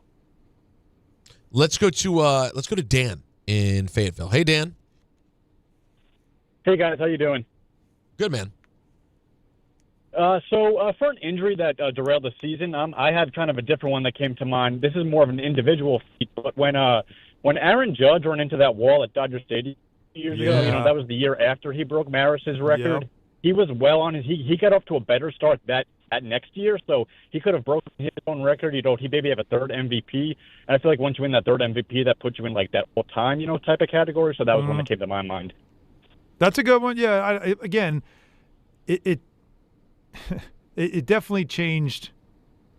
Yeah, that's a big one. And you remember, was that the year they were 82-80, right? That's the year they didn't make the playoffs, right? So yeah, that's the one blemish since 2017. The only year he didn't make the playoffs was that year, and when, boy, I'll tell you what, I forgot. That's right, it was at Dodger Stadium. Oh yeah. But the Dodgers, if I'm Aaron Judge, you got to get to some point where you're like, we owe them. I owe them, right? That injury at that stupid stadium. Why is that thing even there? And then they owe a few losing receipts to them, and them auctioning off the ball that he dropped in the World Series. I'm sorry, man. There's some get back that 99 needs to get against the Dodgers at some point before it's all said and done. He needs to make sure that there's a little extra motivation when he's facing Dodger blue. Little hatred, little. But by the way, remember, there's other receipt. There's a solid Astros receipt that's needed for this team as well. Yeah, but that's so long gone, man. That's not long gone. Nah, it's because no one's there anymore. Like, that's gone. That got blown up. It's not. It's not the same. Everyone's not gone. But it's not the same. A few are gone. Well, the GM's not there. The manager's not there. Like, it's different now. Like, they're a shell of themselves. Damn, you're just going to move on? Y'all are going to take just getting beat down year after year after year, and then be like, well, it's over now. We just move on? What's the difference? You beat them. Like, if you beat them now, what does it mean? It's all right, whatever. It's not them. It's not the same guys. They're all in different places. The only one left is Altuve. But he won't take his jersey off. Make sure. And what's jersey off. And what's his face is there too? No, jacked up kid whose name I'm forgetting right now. Okay, come on, Alvarez. He's still there. Yeah, he is. And he wasn't there for the first one, but he was there for the last couple. Okay, 2017 is the one that bothers you most. They should all bother. Alan, they own your ass. Well, the Astros literally are your daddy. They pick you up, take you to school. They come in the afternoon and bring you a lollipop. Well, no, they are the Yankees' daddy. You can't just say, "Oh, it's just 17 that bothers me." They own your whole franchise. They should put the Astro logo on Yankee Stadium. They are Ving Rhames and Baby Boy. Yeah, exactly. You are theirs. You can't just go, "Oh, 17 bothers me." What? It was a 5-year run. Domination. Yeah, but they also were called out for cheating. Oh, boy. And this is the problem with the Yankee mentality. That tells you already that 2017 now is tarnished and tainted. It's like, all right. Well, so then why does that one even bother you? How about the other ones when they weren't called out for cheating? Well, I'm trying to remember, like, other than, what was it, the 2019? I'm trying to remember. It's 3. Swept in 2022. Oh, 22. You see how easy I was able to do North remembers. Joe Leo being the North. He remembers. That one I was able to forget quickly. Probably because I'm just, again, I got nothing to that one. You're dead inside. I don't know. Honestly, the Dodgers are bothering me more if I'm Aaron Judge than anybody else right now because of that injury that happened there that turned a whole season, and on top of the fact they mock you after beating you last year. And celebrate on your field. And you know what it is? It's because it's more recent in my mind. That's why. Because, again, that group's not – it's just the logo now I'm mad at. I'm not facing those same guys. Altuve's the only one left, and he's kind of it's not even, he's insignificant at this point now. Guy can't even field. You feel sorry for him. Oh, that's too bad. You'll never really have the adulation of your career now and the great story you once were because now nobody trusts that you did everything on the up and up. It's kind of tough on him, right? He was a great story. Yeah, guy's like 4'6", and he's like he was a great baseball player. He did all right. And then you realize, like, oh, wait a minute. Now we know more. But the Dodger thing is more annoying because it's more recent. Yeah, I hear you. The Astros thing just lasted so long to me. But no, you're right. But again, because it kind of broke up, it's like what are you fighting other than the logo? It's like going back to a high school rival, and it's like 20 years later, nobody's there anymore, and you just want to fight people. It's like nobody knows you. You don't know them. What does it matter?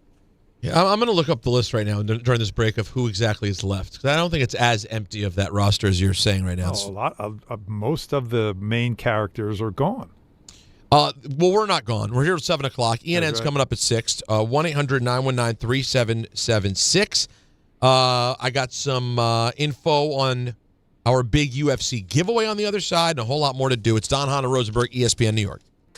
This fall, don't sit on the sideline because of pain. If you're tired of waking up stiff, fighting neck, back, or joint pain, and missing out on the things you love, it's time to take action. Call Dr. Jay Shaw at Sandwell Pain, New Jersey's top pain specialist. Dr. Shaw is an Ivy League trained, double board certified, and laser focused on one thing: getting you back in the game. Living pain-free, no surgery, no cuts, no downtime. Just precise image-guided treatments that deliver real results. Whether it's sciatica, nerve pain, migraine, or chronic joint pain, Dr. Shaw will personalize a non-surgical game plan just for you without pain medication. Same-day and next-day appointments are available with offices in Woodbridge, Livingston, and Inglewood. Most major insurances are accepted, so what are you waiting for? Don't let pain keep you out of the action this season. Visit Sandwell Pain to text, call, or book online. You'll wish you met Dr. Jay Shaw a lot sooner. Relief starts today, and victory over pain is closer than you think. To help those who want to be helped but may not be able to afford it. That's what PGA Tour winner Grayson Murray had envisioned for a foundation before he sadly took his own life at just 30 years old. His parents channeled their grief into creating the Grayson Murray Foundation, carrying out his vision to help those struggling with mental health and addiction. To donate and learn more, visit GraysonMurrayFoundation.com. The Hess truck's back and it's better than ever. Roaring engines this year. Hess race cars are here. The Hess stock car racers are loaded with lights, sounds, and a powerful racing motor. Only at HessToyTruck.com. Free shipping and batteries included. Murray to the net. Score! The New York Islanders are back in action with a brand new theme night schedule you won't want to miss.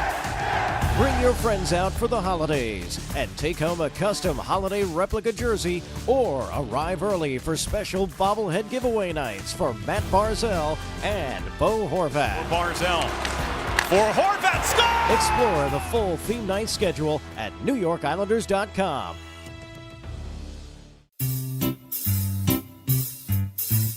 One 877 Cards for Kids. KARS Cards for Kids. 1-877 Cards for Kids. Donate your card today. 1-877 Cars for Kids. KARS Cars for Kids. 1-877 Cars for Kids. Donate your car today. Ready to get rid of that old car? Donate it to Cars for Kids. Call 1-877-CARS-FOR-KIDS to reach a friendly live agent. Donation's super easy, and your car can be picked up as soon as tomorrow. Call us now, 1-877-CARS-FOR-KIDS. That's Cars with a K to donate your car today. 1-877 Cars for Kids. Donate your car today. Did you know you can donate real estate too? Go to carsforkids.org. That's carsforkids.org. Whether you're building a single roof or a successful roofing business, roofing contractors like you need the right tools for the job, and software is no exception. Service Titan is on a mission to be the most powerful software platform for the trades, with purpose-built technology proven to maximize revenue, streamline operations, and deliver 5-star customer experiences. We are taking roofing companies like yours to the next level and beyond. Service Titan, we are built for this. See what we can do for roofers at servicetitan.com. Who knew caffeine could taste this good?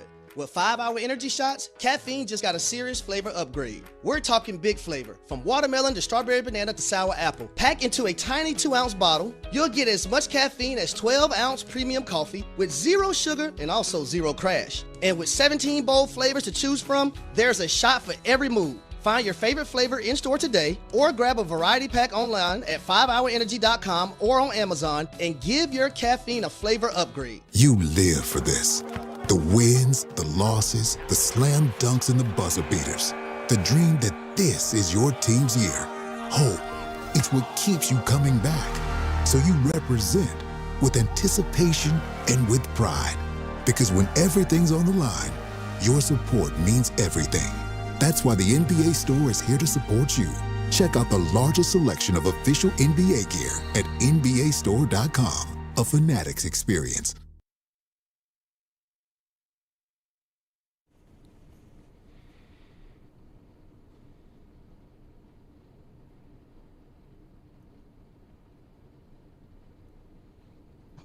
All right. Don Hahn Rosenberg on this Monday. Talking to you, the people, at 1-800-919-3776, whether it's the baseball, the football of it all. Not a whole lot of I haven't. What do we make of Sam Darnold's performance? No, I know he's good. It's hard for you to watch, but no, he's good. He's who I thought he was. How about him going 17 straight completions? I mean, he was pitching a perfect game. He tells the story. He went, was it 15 through the first half? 50. He put up 31 right at the half. Yeah, and they pulled up. It could have been more. They hit that field goal. They could have went to the end zone. And so after the game, he was asked, like, was it at halftime? Was it like a pitcher pitching a no hitter where everybody avoiding you? Was no one going near? Was like, and he said, no. Of course, somebody told me. He goes, I'm not naming names, but someone told me. Like, it was really funny the way he said it, because it's as if like it got in his head. Because I think his third attempt. Now he was throwing absolute darts. Yeah, these weren't just, by the way, he wasn't dinking and dunking. No, this was not wide open guys or right. He threw some dunks. Beautiful passes. He was threading needles, like throwing some really confident throws. God, it would be great to have access to a quarterback like that. If only the Jets could find a guy like that. But in fairness, you can't predict that he would have found it like he's found it now, playing in the chaos that is playing for the Jets. I think he needed that breather to get into the league, to get play a little backup role, find his way into a starter's role, have success, work with a guy like KOC, and then find a team that wanted him. And he just looks like he has full command of that offense. And the way he's throwing the ball with the confidence he's throwing it, I'm telling you, he's really starting to show. Like these guys, Baker Mayfield's, him, what happens after a couple of years when it settles in and they get out of the rookie stuff and they start to become vets to understand the game mentally. It's incredible what can turn for some of these guys that were once considered, busts and failures. It's Tom Brady has said it, and I keep going back to it, that we rush some of these guys too soon, and that it doesn't help their development. And it's amazing how some of these guys that were once considered busts have figured it out. And then on the converse, even in loss, watching Joe Flacco with a bad shoulder, like, could you possibly say at the end of this season that he might have offers from teams to be their starting quarterback? I know he's like 50 years old. I get it. But I'm sorry. I hear you. It's hard to say. He's so on target. He's so smart. He doesn't get rattled. You're not giving him a 4-year deal, but like you could do worse. Well, that's the thing. He's not going to make your team. Joe Flacco is not going to make your team good. But if you have a team that's already good, like that's pretty loaded, and you need a quarterback. If you have skill. Oh, he's worth having around. He can work with skill. Yeah, you can't. God, you're right. Even he looked so much worse here. Well, again, what was he? No, but it seemed like. But I was actually dumb enough to see that and go, well, he's done. They had no line, and he can't run. But if you protect him, he's so accurate, but he's also so steady. By the way, he's been there for 2 weeks, and they ran the 2-point conversion as if he's been doing this for the last 5 years. He's like he's telling everybody where to go, what to do.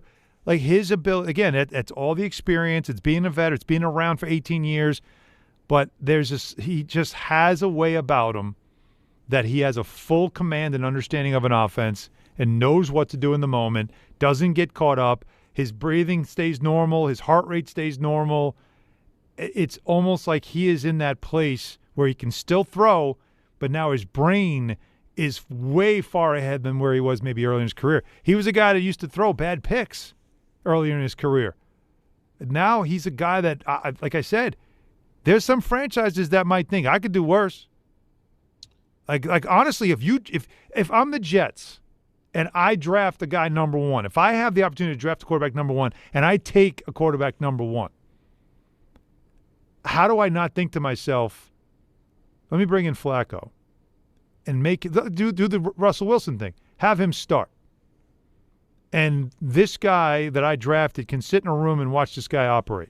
and listen to how he fluently talks about offense, how he prepares, what he does, all the things that happen. And just by osmosis, you'll be a better quarterback being around him.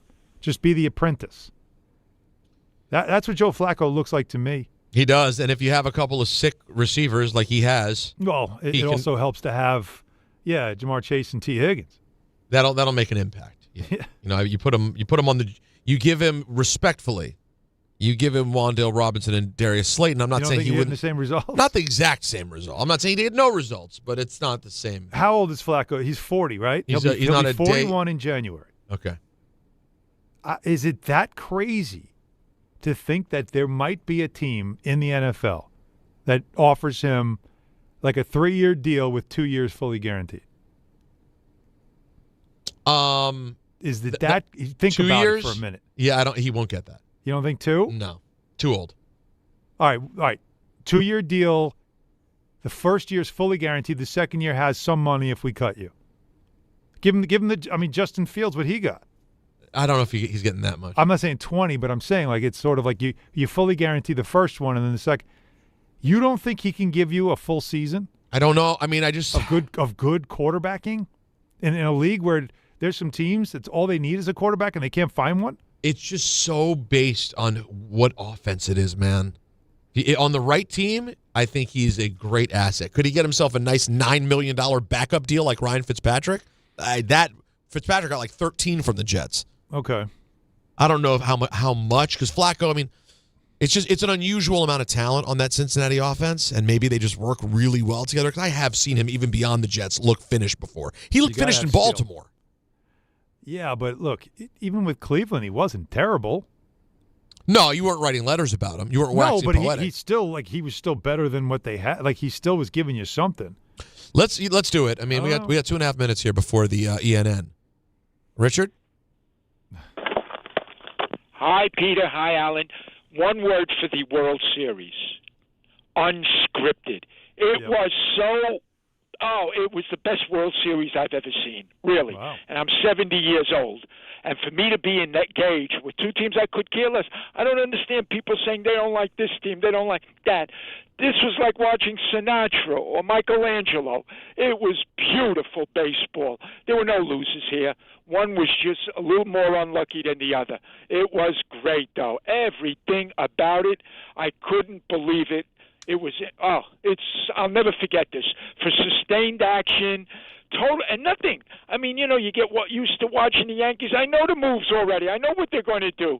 This World Series, I didn't know these guys. I didn't know what they'd be doing. The great place. I never saw a first baseman that big dive, full body dive in foul territory. Guerrero, I've never seen that, ever. Like that. It was fantastic. Fellas, I just want to touch on Bob Trumpy passed away. Man, that guy was a great tight end, and I'll tell you what I remember. A great broadcaster. He had some voice. I would say he had the best voice of an ex-athlete. He used to do the AFL games with Charlie Jones, I remembered. And a great tight end. I wouldn't say he was Merlin Olsen, but he was right up there. He was a fantastic announcer and a fantastic football player. I don't know if he's a Hall of Famer, but borderline Hall of Famer. But just to get back to the World Series, Yamamoto, to do what he did, in a million years I would have never thought that could be possible. Never, the way baseball is going now. And just Dave Robertson. Fellas, interviewing the manager while the plays are going on, 7 games in a World Series. Didn't you find that a little ridiculous? Yeah, there were times where I was like, "Why? Well, let the guy manage." Well, they did it to both managers, and they were very cordial about it. I mean, Dave Roberts was actually talking was pretty cool. Yeah, they were. And he was addressed, I forgot who he was talking to, and he addressed him by his first name, very courteously, and it was great. It was great, but I thought that was a little too much. Okay, fellas, a pleasure. There Thank you, it is. Peter. Good job, Thank you, Richard. Alan. Thank you, buddy. It's interesting to see him nail the name Yamamoto and struggle with Dave Roberts. I do like, though, that he does know when the play it out music starts. Oh, I think that was sheer coincidence. You think so? Oh, yeah. I think he knows it's no. time. He doesn't hear words or sounds. He's just floating in the universe, man. That was all just that happened to be the moment Jacob hit play, and he had already decided, I've had enough with them. It's time for me to prepare for my Steve Summers phone call. All right, let's get ready for ENN. Jacob's going to step in, give this ENN thing a shot today. We'll get back to you guys coming up at 6:30, the Last Call crew. It is DHR on ESPN New York. Do I have something here? No, I don't. All right, we'll be right back with ENN. For over 100 years, Slomin's has been your trusted partner in comfort. When it comes to home heating oil, we deliver more than just quality fuel. We deliver peace of mind. With price protection, automatic deliveries, 24/7 service, and up to 30 days to pay your invoice. Our dedicated team is just a call away, ensuring you stay warm and comfortable all winter long. Slomin's, New York and New Jersey's largest heating oil provider, proudly serving our community for generations. Give us a call today at 866-GET-HEAT or visit oil.slomans.com. Hey, it's Alan Hahn. Let me tell you about my friends at Bath Fitter. They remodeled the bath by my pool. They converted a tub into a shower. The result is amazing. Bath Fitter offers all types of custom bath renovations, including their unique PermaFit solution for a watertight fit. It's done in one day, easy to clean, and durable with no demo or mess, and it costs less than a standard replacement. Plus, a lifetime guarantee. Right now, you get no money down, no payments, or interest until 2027. So start designing your bath today at bathfitter.com. There's only one Bath Fitter.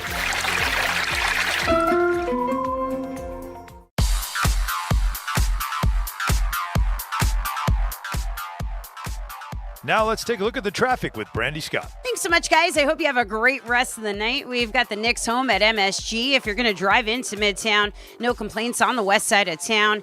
FDR just a bit heavy in both directions, heading over to the 59th Street Bridge and Midtown Tunnel.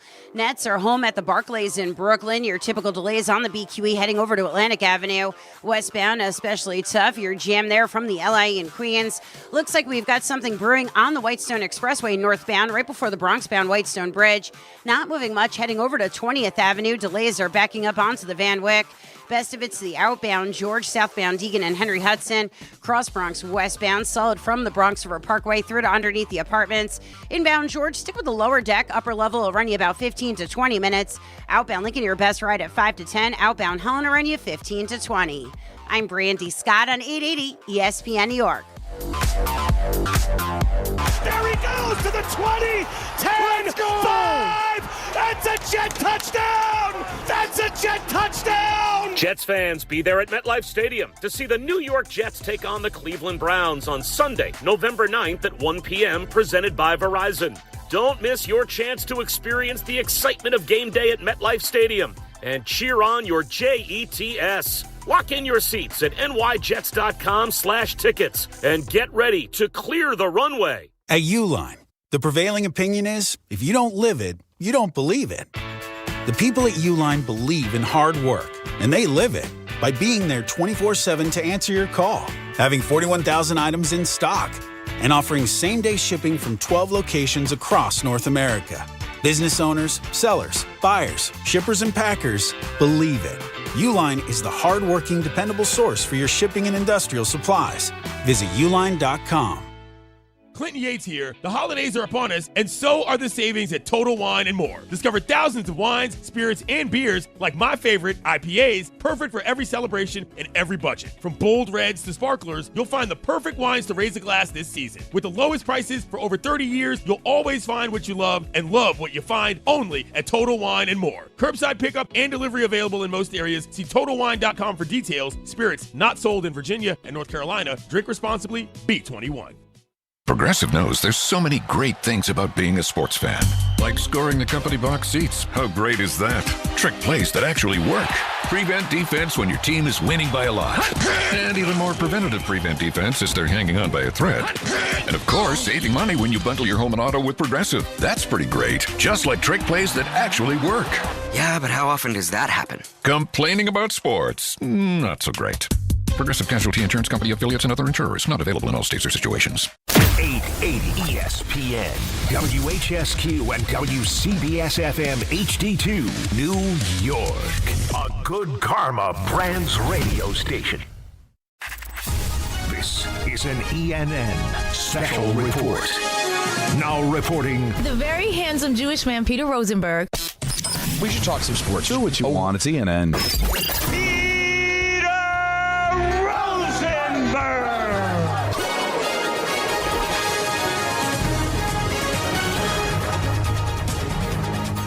Hi, everyone. Welcome to ENN. Hi. ENN tonight, I want to remind you, brought to you by the Experience at UFC 322 at MSG November 15th. One grand prize winner and a guest will score tickets to the ESPN New York suite hosted by me. Enjoy the energy of the garden, the comfort of the suite, the world-class toilet that we have. It's fantastic. Plus, I'll make you a beverage. I know how to operate that bar in the suite. Trust me. I know what I'm doing. Now, all you doing is a Bartesian. Sorry? It's a Bartesian. The Bartesian. You never had a Bartesian? You never seen one? That means what a Bartesian is. It makes the drink for you. Yeah. That's not called a bartender? No. You've never seen the Bartesian? Yep. You never got these holiday emails or just no. Oh. Yeah. The Bartesian? Oh yeah. Sure. It's a big thing. First of all, we actually were we were promoting it at a time here. That's right. When we had a couple of years ago. Actually, we still might. I don't know if we are going to give it away this year, but it's a thing we do. I love the Bartesian. Well, listen, if they're a sponsor, I'm a big fan. If we're if they're not a sponsor, I don't know what you're talking about. Okay, I have no clue then. You just basically put alcohol in different containers within this machine, and then you just press a button for what drink you want. It mixes it for you. Oh, got it. Delightful. It's like a Keurig, but for alcohol. For booze. I like that. But for raging alcoholics. Yeah, I love it. It's a Keurig for alcoholics. That's tremendous. And I need one in my kitchen. Yeah, I should get the endorsement for that, as you can tell. Oh, absolutely. Yeah, but we'll have a great time. So head on to the contest tile on the ESPN New York app. Yep. Submit your entry. Become a part of it. All brought to you by Bud Light. Proud to be the beer sponsor of UFC. Bud Light, easy to drink, easy to enjoy responsibly. Anheuser-Busch, Bud Light Beer, St. Louis, Missouri. Jacob, what's going on? Hello, boys. It's been a busy day, actually. How you feeling in the big chair, Jake? I started in the big chair, and then I realized Joe Leo, who's producing the show with me, he said, I'm working the Knicks game after. So I said, to make both our lives easier, you sit in the back chair because you got to do the Knicks game. I'll sit in the front since I'm usually comfortable there. Huh. And what I'll do is I'll be Anthony up front, but still be myself, Jacob. So we know who you are. Yes. So Joe Leo kind of Bigfooted you out of the big chair. He was just like, listen, kid, I've produced things. You know what? He dropped the hint that, do you want me in the back of the front? I said, I'll sit back here. Let you see, let you run the board. Boy, you give a guy and then he dropped the hint about the Knicks. I was like, you know what? Let me just get up front because you already had enough, didn't you? Yeah. We got a little beef in the control room, Pete. But I don't want it. I don't want any problems Anthony here. Pusick, who had jury duty today, he That's was right. doing, of course, his civil duty. He's already made it clear he will be back tomorrow, so he's been released. Yeah, he's free. Yeah. By the way, free man. Was it me, Alan? And I texted Anthony on Saturday to let him know I felt this way. He was doing his usual Pusick thing on Friday of beating himself up and saying he was dropping the ball in the show. Yeah. I'm pretty sure it's the fact that you and Don are pathetic old geezers who can't do anything, and yet he blames himself for it.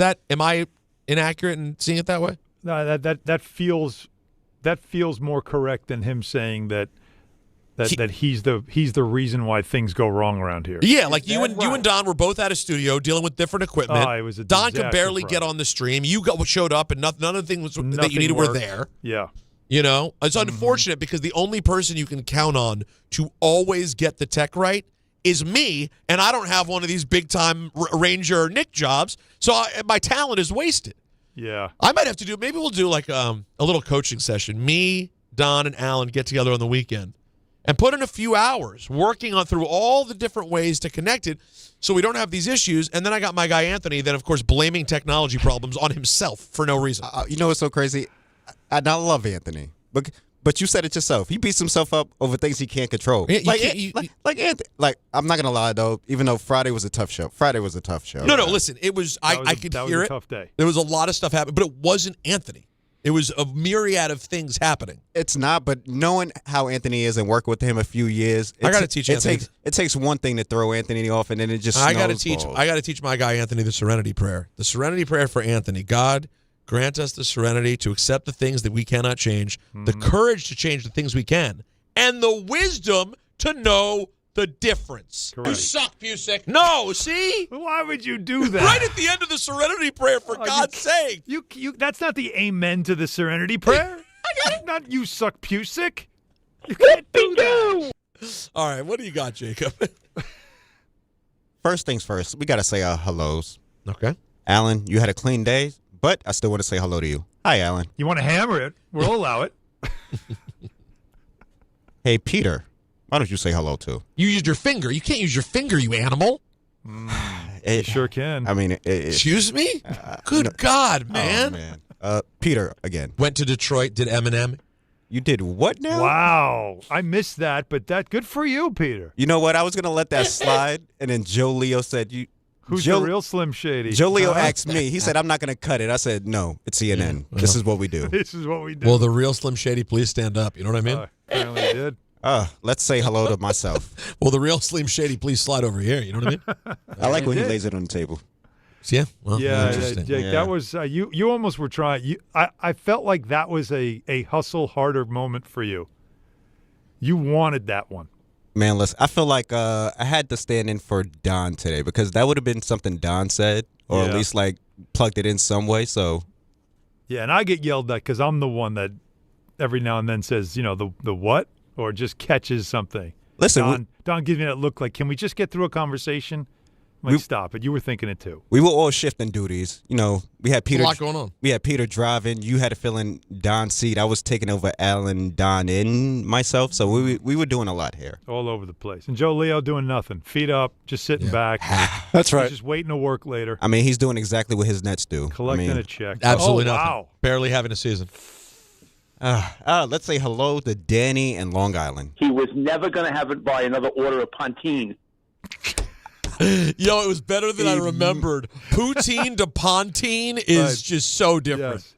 Yes. Pontoon. I immediately looked in the control room. I'm like, did he say Pontine? Yeah, the hell's a Pontine? Also, I got to tell you, a lot of people get this wrong about poutine. Yeah. Everyone just throws out loosely when they hear Canada. It's really a Montreal thing.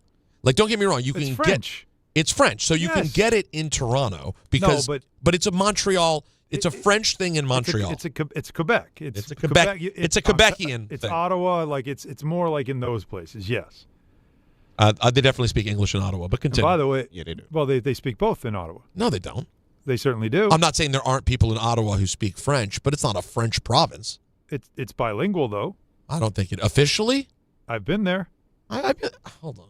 I've been there multiple times. It is bilingual. Well, while we do our research, let's react to Book Shambi on ESPN Radio because the Andy podcast catch that we talked about all day, and I mean, it was an awesome catch. It almost felt like I didn't know if he was going to crash into the wall or his own teammate. And here's the call, Book Shambi, ESPN Radio. With the bases loaded, Barger's at third. He's the winning run. Yamamoto deals. Swing and a high fly ball left field. That's well struck. That's back there, and that one is caught by Pages. Pages catches it as he collides with Kike Hernandez in left center field, and this game continues. I got to say, a big fan of Boog.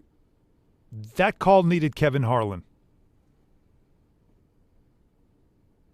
No? What do you mean? You wanted to hear? He needed, you know how Kevin Harlan just loses his mind, right? I needed the screaming as soon as no regard for human life. Yeah. Like, it would be because, right? Like, didn't that?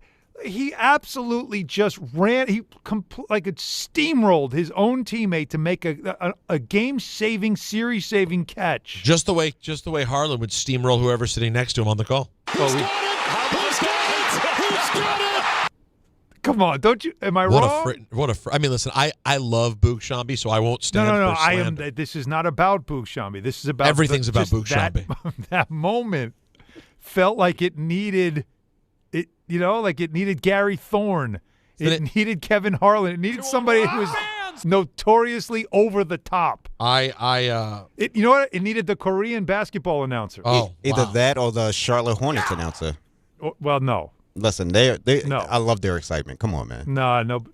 See, wow. Listen, Alan's got heat with excitement. I'll take these guys. Those guys would have been. No, those guys are also no too. Pages. That would have been amazing. But you're right, though. I think Harlan definitely is the ball elevated and going to the warning track and going into the crowd. Yeah, he would have rose as the call went on. Like, you're not wrong about that. Let's hear certain guys that just have that way. That's all. Anyways, good. Let's hear from Blue Jays manager John Snyder. He says he felt like his team could have beaten the Dodgers, maybe even sweep them. Well, swept them, actually. Or sweep. I thought we had chances to sweep them. You know, I thought that we played our game. Our game is as good as anybody in baseball. Is it two heavyweights going back and forth? You know, going back to the beginning of this series when people were calling it David versus Goliath, it's not even close. They're good. I put this group of guys against any other 26 players in the entire planet. Yeah, we had our chances. We had our chances to beat them soundly, and we didn't, and that's baseball. That's baseball, Susan. That indeed is. He's not wrong, though. He's not wrong. That team was, look, that's why it went 7. That's how they recovered from an 18-inning epic, emotional, exhausting loss in Game 3. They went home needing to win one game. They were in full control of this series. So they weren't outclassed. They were toe-to-toe, and they lost. They went toe-to-toe, and they lost by a heel. Think about that. So, yeah, they the heel. It's either a heel or a finger digit, unreal. Depending how you look at it. It's just. Yeah, listen, I think Alan's take of him not knowing whether IKF will, him comparing it to Buckner, I think is borderline professional malfeasance. I think it's an embarrassment to you and the Hahn family because while it's a tough thing to get over, there's nothing like the ball bouncing through your legs. There's just nothing. Like, we can argue about should his lead have been bigger. And yes, I'm sure he's going to go. My point is, but it's not the same as the ball through your legs. But there was a tomorrow. I get it. He woke up knowing it was so bad. No one remembers there was a tomorrow, Alan. They don't even remember because they ended up losing. But they had a tomorrow. The Heat for Leffer, there was no tomorrow. Well, that's it. I get he's going to think about that. Now, look, Buckner had to think about that forever also. He had to hear about it. So I'm not saying it's way different. It's the same thing. I imagine I'm curious, though, and I'm saying this actually with compassion, is how is this guy going to be? How is he today? How's he going to be tomorrow? How's he going to be when he's just, he's on vacation somewhere getting away from the game and he just wakes up in a cold sweat nightmare? But there are just so many. There are just so many Peter, little things. things. Have you ever relived a sport? When you have played sports, there's always one moment that you go back to and relive in your head. If I just did this, if I just did this, I have it. Like, you just never forget it. And there are times where you wake up in a nightmare of it, and that's like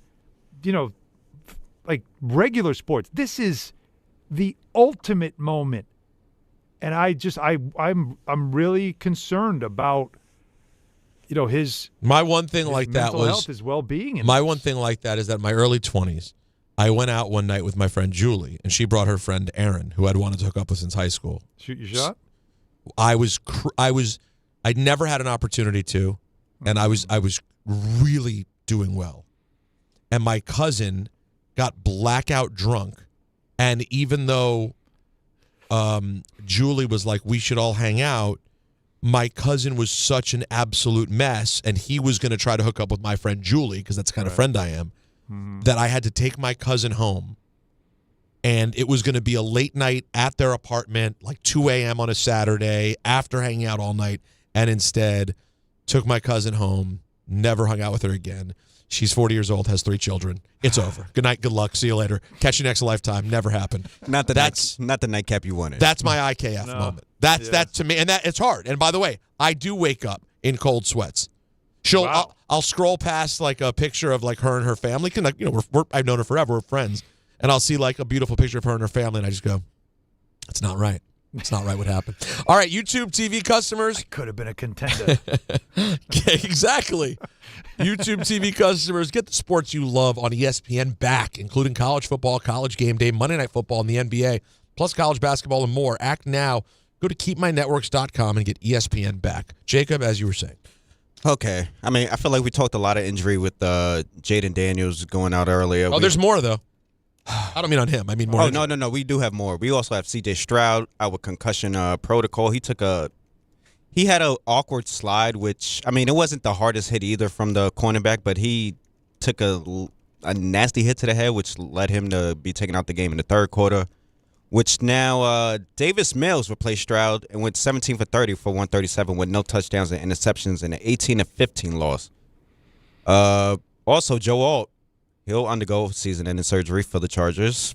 And a devastating injury for them. Listen, and mind you, this is his second injury. The first occurred against the Jets in week what was that? Week 4, I think, or no, the Giants in week 4. That's what it was. Yes, the game yes, they yes, lost. yes. Yeah, he got hurt in that game. Yeah. One more injury, and I think Alan is all too familiar with this one because we talked about it earlier. Josh Hart. He admitted to a nerve issue in his hand after his breakout game last night. We had 14-9, a goal along with 3 assists, and a 128-113 Knicks win over the Bulls. Here is Josh Hart on how he's dealing with the nerve damage. My nerve hasn't fully got back to what it was before, so there is a little bit of tingling, a little bit of numbness in part of my hand, and hopefully at some point, that nerve will get back. I guess is also answering your question too. Hopefully sooner rather than later, but right now it's just a process. It's amazing how much he's admitted in this, but it does explain a lot. Like that's the finger that he had surgically repaired. It's the one that really bothered him in the playoffs that cost him. Teams were leaving him open, and he really struggled with his shooting. And now, since the surgery, he had a complication he talked about in the offseason. And now he's having some numbness in that finger, and it's a shooting hand, so it's certainly having an effect. But he showed you last night. Now they're saying he's a game time decision tonight because he messed up his ankle last night as well in everything that he did. But it shows you this guy, and Mike Brown's still learning about him. He's a Draymond Green kind of piece for the Knicks, whereas you don't see it in the box score all the time. But there's something glue guy about him that when he's with the main guys, like he's not a guy you just bring in off the bench and have him as a bench guy. He's got to play with good players, like high-level players, because he does all the dirty work so that the stars don't have to. And he's just that kind of a catalyst, and I think he learned that last night. And we'll see how his role continues. Let's see if it goes back to what it was in the past. But the finger thing is something he's just going to play with. But we'll see if they put him in tonight or they give him rest until Wednesday because they're playing the Wizards. The Wizards are 1-5. It's kind of a rinse-repeat, unfortunately, for this franchise. It's so bad. You don't want to waste any time. They're a top 5. Wizards are getting to top 5. All-time worst franchises in professional sports. Yeah, it's really been a run now. Guys, in my entire life, what year did they win with Wes Unseld? 77 or something? I thought it was 78. 78. Right? 78? Right. Yeah. So my entire lifetime, nothing. Yeah. You're talking about moments for a second. They went to the playoffs with Chris Webber. Seconds. Little second here or there. They had a couple of good teams that would take on LeBron and the Cavs. And that was fun. That was a rivalry Arenas, for a minute with Wall, with Gill.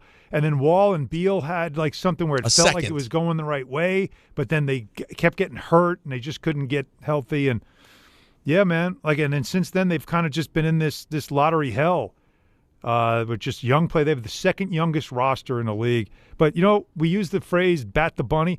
The Knicks coming off a win last night. Don't bat the bunny tonight, man. Blow this team out. Keep it moving. That's the only thing I worry about tonight is that they don't build off last night. And they bat the bunny against the team they should beat that's lost 4 in a row, giving up over 130 a game. There's a little preview for you, by the way, Joe Leo. You're welcome. Well done. Yeah. Hope he was paying attention. I don't think he was, but no, clearly not. He's looking up pregame stats on Nets versus Timberwolves. But he's locked into that. Yeah, he definitely is. It's a Peacock vehicle, so I won't be able to watch it here. and boys, hold on. That's the Peacock took that game. That's the Peacock game tonight. Yep. Are you kidding me? Nope. You're telling me Maria Taylor and is it the whole crew when they do that? Yes, they do. It's usually Maria, I think it's Monday night, right? It's their Maria, Blake, Steve Nash, and then I forgot the last one. But all your rowdy friends are coming over to watch the Wolves and the Nets. That's right. Julius Randle versus Cam Thomas. Oh my gosh, this is a terrible game. By the way, Blake's been really good, Edwards, man. Right? Blake's stuff on John Morant this weekend, and I want to get into the John Morant next. Blake's stuff on John Morant was fantastic. Hey boys, Alan, I know you got to go. That's ENN. ENN, well done. Very good. Thank Alan, you. Thank have you. yourself a call tonight, buddy. I will be looking forward to watching it. Myself and Mike Breen. Thanks, everybody. Hope you watch. I know hopefully it'll be a good game. And we'll be in studio tomorrow, though, and we have Don back with us, right? Right. All back together at 3 o'clock tomorrow. All right, go have a good call. Thanks, boys. On the other side of this, I do want to talk about the John Morant. Plus, it's last call crew time. We open the phones, 1-800-919-3776. It's just a Rosenberg vehicle the rest of the way, all right? It's just your boy. So whatever the subject may be, from here on out, I got you. You call right now. We discuss it. It's that simple. Oh, I have a FanDuel. You're right. Didn't even see I had more reads. But I'm sorry. I won't do the FanDuel until I see every line light up at 1-800-919-3776. It could be Saturday night's main event from the weekend. We had 2 title changes. Oh, man, that was big. It could be maybe you just want to commiserate and show me love because of the Jayden Daniels injury, for God's sake. Need a hug? I need a lot. I need a lot. There's a lot more to say. So anyways, we'll take your calls right now. But, guys, FanDuel Sportsbook app's your home for all your favorite NFL bets, all right? From yards to touchdowns to who will win, the FanDuel app is there for you. Any play can be play of the game. Tonight, FanDuel's giving all customers a 30% profit boost token. That's right. You can get on the action with a 30% profit boost token this Monday night. So make FanDuel your go-to app for any snap. Just visit FanDuel.com/Peter to bet on the game. Play your game with FanDuel, an official sports betting partner of the NFL, 21 and over. Physically present in New York. Opt-in required. Bonus issued is non-withdrawable profit boost tokens. Restrictions apply, including any token expiration max wager amount. See terms at sportsbook.fanduel.com for help with a gambling problem. Call 877-HOPE-NY or text HOPE-NY 467-369. The FanDuel Sportsbook app is your home for all your favorite NFL bets. From yards to touchdowns to who will win, with FanDuel, any play can be the play of the game. Tonight, FanDuel's giving all customers a 30% profit boost token. That's right. You can get in the action with a 30% profit boost token this Monday night. So make FanDuel your go-to app for any snap. Just visit FanDuel.com/Rick to bet on the game. Tonight, FanDuel's giving all customers a 30% profit boost token. That's right. You can get in the action with a 30% profit boost token this Monday night. So make FanDuel your go-to app for any snap. Play your game with FanDuel, an official sports betting partner of the NFL. Must be 21 and older and physically present in New York. Opt-in required. Bonus issued as non-withdrawable profit boost tokens. Restrictions do apply, including any token expiration and max wager amount. See terms at sportsbook.fanduel.com. For help with a gambling problem, call 1-877-8-HOPE-NY or text HOPE-NY at 467-369.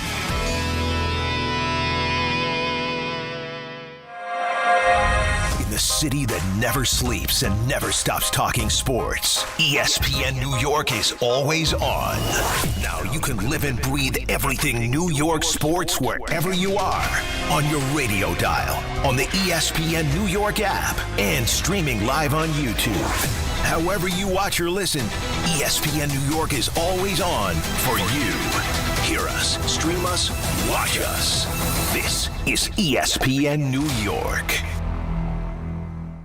Is college even worth it these days? At Empire State University, it actually is. They are SUNY's leading online university. Flexible, affordable, and built for real life. With more than 120 degree programs, you can study what matters most to you. And students agree. They're ranked #1 in student satisfaction among SUNY schools. Whether you are finishing what you started or starting fresh, your goals are within reach. See for yourself. Visit SUNYEmpire.edu before the next term begins. Hey, it's Alan Hahn. Let me tell you about my friends at Bath Fitter. They remodeled the bath by my pool. They converted a tub into a shower. The result is amazing. Bath Fitter offers all types of custom bath renovations, including their unique PermaFit solution for a watertight fit. It's done in one day, easy to clean, and durable with no demo or mess, and it costs less than a standard replacement. Plus, a lifetime guarantee. Right now, you get no money down, no payments or interest until 2027. So start designing your bath today at bathfitter.com. There's only one Bath Fitter. Score a win this game day with Amazon Pickup, the MVP of package pickup. Need that new football jersey for the big matchup? With Amazon Pickup, you can collect your order from secure Amazon lockers or counters near you on your schedule. Whether you're running from work or home or straight to the tailgate, Amazon Pickup makes it easy and worry-free at no extra cost. Don't miss kickoff. Grab your gear and your packages when it works for you. Find your nearest Amazon Pickup location at amazon.com/pickupmvp. That's amazon.com/pickupmvp. Listen up, New York. It's football season, and you should be out there enjoying every play, every tailgate, every moment. But if you're dealing with neck pain, back pain, joint pain, or sciatica, even getting off the couch can feel like a challenge. That's where Dr. J. Shaw at Sandwell Pain comes in. He's one of New Jersey's top pain specialists, Ivy League trained, double board certified, and dedicated to getting you back in the game. Here's the difference. No surgery, no scars, no long recovery, no pain medication. Just precise, non-surgical, image-guided procedures that get real results. Dr. Shaw treats everything from neck pain, back pain, migraines, nerve pain, and chronic joint pain. And he builds a custom game plan that's right for you. Same day or next day appointments are available with offices in Woodbridge, Livingston, and Inglewood. And yes, most major insurances are accepted. So don't let pain keep you on the sidelines this season. Go to SandwellPain.com to call, text, or book online. Relief is closer than you think, and it starts today. Harry Douglas here. Look, being a man doesn't mean skipping self-care. Manscaped makes it easy to feel confident, clean, and ready for anything. Whether you're at work, hitting the gym, traveling for business, or heading for a night out. The Lawnmower Trimmer gives you precision, the Beard Hedger keeps your look tight, and their grooming essentials smell incredible. Manscaped's tools are built to perform, helping you stay sharp, smooth, and feeling your best every single day. Because real confidence starts with a clean cut and the right gear. Get all the Manscaped products you need right now at your local Target. This college football moment is brought to you by ServPro. College football teams have moments they recovered from and made it like it never even happened. Like on October 2nd, 1993, when the University of California faced a 30-0 halftime deficit to Oregon. Cal went on a remarkable 42-11 run in the second half to capture a 42-41 victory, one of the largest comebacks in college football history. ServPro, like it never even happened.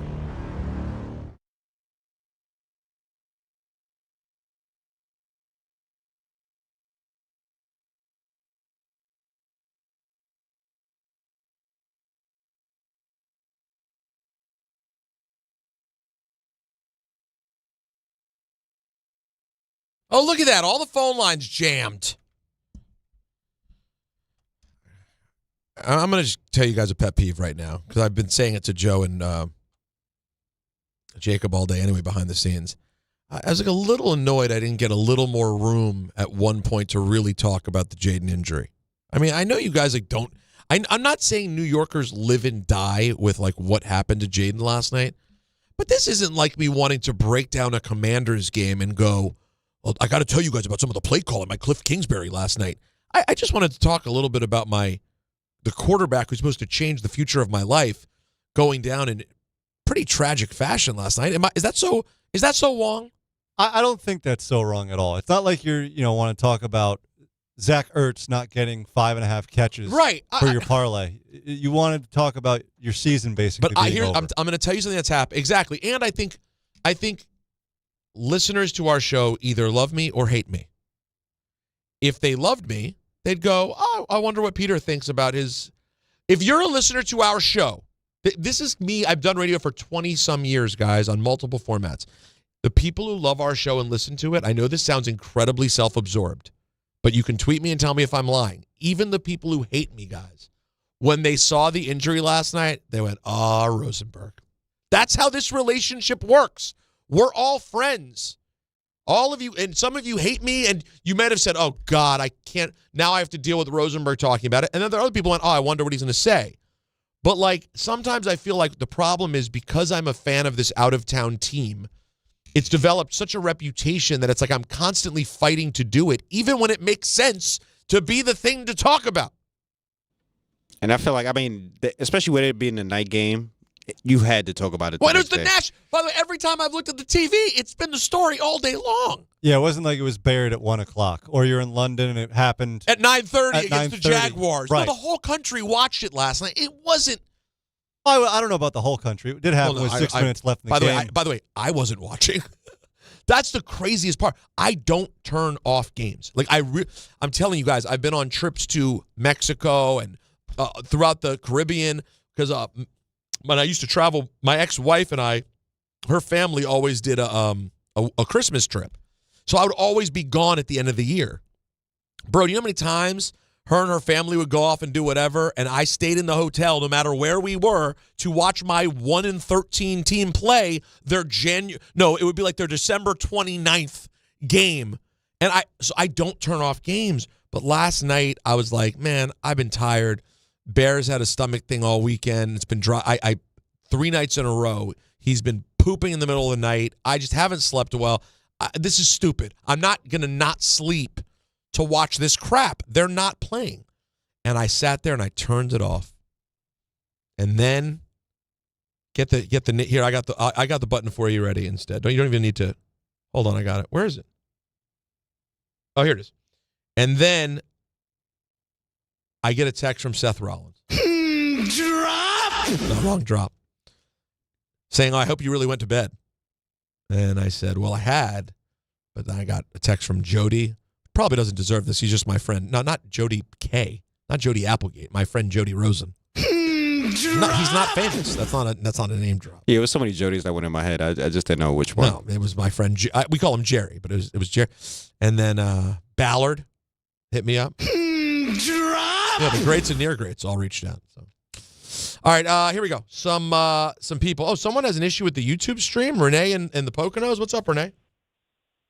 Hey, what's going on? First of all, I love you. And yeah, I was curious what your thoughts of Washington. But with that being said, yeah, I got a beef with YouTube. I mean, you look phenomenal. Phenomenal. How come Don looks terrible? Alan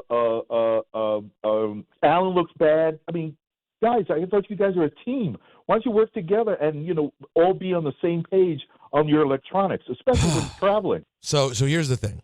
I'm in the studio, so I look fantastic, right? The best look we have is in the studio, particularly in this seat. Guys, my light in this seat is so much better than my regular seat. But to your point, Renee, when I'm at home, let's get into that part. That's more important because we're at home on Fridays. Please. Yeah. When I'm at home on Fridays, I have a Canon R camera connected to the highest end Apple computer. I have a light behind that. And if you're to go look, hold on. And if you are to go look at our Friday shows, you will see that for the most part, sometimes I'm not there. So if I'm traveling, it can't be that. I can't be perfect. But I try to have a great thing. I can't get these guys to. I just don't think they'll understand. First of all, you even better, even on the road to your apartment. I mean, wherever you're carrying, you still look fantastic. I don't get it. It's not fair as a fan, especially watching you on TV. No, you're right. If the TV, it's going to really hurt because, like, when they're grainy on TV, it looks like it's a tough watch. Yeah. We're going to work. By the way, we're going to work on it. I think this is a great time to maybe convince Don to get into the iPhone game because the iPhone as a streamer is a step up from whatever Don. I know he has like an iPad, but it's not the newest iPad. You got to really have a good camera, and then it does work pretty well. So yeah, I feel you. But thank you for watching us on YouTube and keep it up. And by the way, for the most part, I mean, listen, this season's going to be rough with Don's new schedule, but I'll be in studio 4 days a week every week. Alan will be here for the most part. Don will always be here for a few a week. So we're going to keep working on it and get it better and better. Let's go to Fred, who wants to talk about IKF. So, Fred, what's up? Two things real quick here.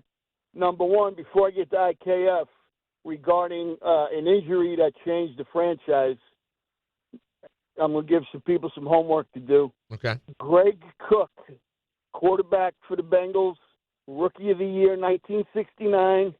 Paul Brown, the head coach. Bill Walsh, who said afterwards, might have been better than Montana or Steve Young. Never came back from that shoulder injury. Bob Trumpy, Sam Weiss on that team. Anyway, IKF has come out and said already the third base coach told him, keep a close lead, keep a tight lead. I'm going to hang up. Let's talk about it. Thank you, Fred. With some Richard-like pulls right there. Not a Pete Gogolak, but it's damn close. Oh, it's right there. That was he's pulling something. I'm just laughing at the things that the guys write on the screen. All right, let's go to the Grifster. Hey, Grifster. Hey, Peter. How are you? I'm surviving, given everything. You know what I mean? I'm pushing. I know. I thought we would get into more of that today because I even heard Carlin and Bart was talking about that earlier today too. So You tell me in the 3-hour show we couldn't break down about how weird that was that he was still in the game. And first off, before I get to my point, why are we running an RPO when he's still in the game? Dan Orlovsky said that on First Take today, and that was smart. Why are we having him run? If he is still in the game, why are we having him run? Well, I that's the thing that was disingenuous about. I just don't get it. About the one thing that was disingenuous. I liked Quinn taking accountability, but he did say, yeah, with Jayden he might scramble. No, well he'd scramble. It's an RPO. Why wouldn't he scramble? You got to. I know. There shouldn't be a run. There shouldn't be any running there. Certainly not a design in any way. So you're listen. No. I appreciate that he took credit for it, but sorry, it doesn't fix the land. I know. My point is this year's been absolutely crazy, and I'm wondering, to your point, what are the top 5 teams that you think right now in the NFL that are Super Bowl threats? I think the Lions are up there. I think the Bills are up there. That are Super Bowl what? Super Bowl teams that can win the whole thing. Teams that could win the whole thing. Detroit's in the conversation. Buffalo and Kansas City are in the conversation. Seattle's now got to be in the conversation. I'm sorry. Seattle now, Griffin, is like, they're legit. Seattle has shown it week after week. Listen, if they went into Washington and won by like a touchdown, a field goal, whatever, that was dominant. The Commanders at least played with the Chiefs on Monday. They couldn't even stay on the field with the Seahawks. That's a real team. Stu, you can't stand when I talk the Commanders. That's what I'm told. Well, it's sort of like that, bro. I mean, listen, I'm a fan, so I appreciate that you're a fan of your team, okay? Okay. However, it's New York, bro. Enough is enough. I appreciate a few comments about we also bad about Jayden and all that. So don't get me wrong. But enough, man. Don't go on and on. But that's all there was. On. All I had today was a few comments. That was the point I was making. There's a few comments for a pretty big story. I'm not going to debate that. It's a big story for you. Wait. Okay? You don't think objectively the offensive rookie of the year last year getting his arm broken in the national Sunday night game down 38-7, you don't think is big objectively? Well, I think that it deserves a comment or two for sure. It was the front page of nypost.com last night. Okay, but it's not the front page of every New York fan, whether we're Jets or Giants. You know what I mean? No, that's not our front page. Our front page. It was your front page. nypost.com had it as the front page. Yeah, I get it, man, but it's not exactly like the newspaper that speaks for us all. Don't get me wrong. Sure, but they generally go local first unless there's a big sexy national story. And I use sexy to mean just anything that gets eyeballs. You think that was that? I mean, he broke his arm. Don't get me wrong, bro. That's horrible. Okay. Yeah, I mean your season was teetering on the stink, but now it is. Okay, it's very extinct, Stu. No, you're not wrong about that part. That part we can agree on. We are finished. We are cooked, as the kids say. More phone calls to get to, and I'm going to answer every single one at 1-800-919-3776. Up next in our last segment, I'll get to everyone. But now, guys, an ad by BetterHelp. This November, BetterHelp is encouraging everyone to reach out, check in on friends, reconnect with loved ones, and remind the people in your life that you're there. Talk about personal experiences as it relates to mental health. That is what it said on the paper, and I just read it out loud like Ron Burgundy. That is what just happened. You don't see that happen with me every day. That just happened in real life, folks. You know what? You know what it's time for? Hold on. But you guys know You guys know my experience with mental health. I've talked about it a lot of bit. We talk about it on the air all the time. You know about the vape ape, those days that weren't so good. But therapy did me a lot of good at many different times in my life. And BetterHelp does a great job matching you up with the right therapist so you can focus on your goals. A short questionnaire will help you identify all your needs and preferences. And their 12-plus years of experience and industry-leading match fulfillment rate means they usually get it right. If you're not happy with your match, switch to a different therapist anytime from all their tailored recommendations. All right, with over 30,000 therapists, BetterHelp is one of the world's largest online therapy platforms, having served over 5 million people globally. And it works. An average rating of 4.9 out of 5 for a live session based on over 1.7 million client reviews. So this month, don't wait to reach out. Whether you're checking on a friend or checking up with a therapist yourself, BetterHelp makes it easier. All right, take that first step. Our listeners get 10% off their first month. Just call pound 250 and say the keyword timeout. That's keyword timeout after calling pound 250. Hey, bro, weirdest thing is happening at the game. This guy sitting next to me says, "You're our good luck charm." Every time I crack a Bud Light, we score a touchdown. Now his entire family wants to buy me Bud Lights. I think I'm some kind of a football prophet. Talk soon. The team needs me. Anything for Bud Light, the official beer sponsor of the NFL. Stock up today. Enjoy responsibly. Copyright 2025 Anheuser-Busch Bud Light Beer, St. Louis, Missouri. Dave Rothenberg here to tell you about my friends at Bathfitter. Now, they converted my kids' bathtub to a shower and did an incredible, really an unbelievable job. They offer all types of custom bath renovations, including their unique PermaFit solution for a watertight fit done in just one day. Durable and easy to clean with no demo or mess and lower cost than a standard replacement. And a lifetime guarantee. Right now, no money down, no payments, no interest until 2027. So start designing your bath today like we did at bathfitter.com. There's only one Bathfitter. At Uline, the prevailing opinion is, if you don't live it, you don't believe it. The people at Uline believe in hard work, and they live it by being there 24/7 to answer your call, having 41,000 items in stock, and offering same-day shipping from 12 locations across North America.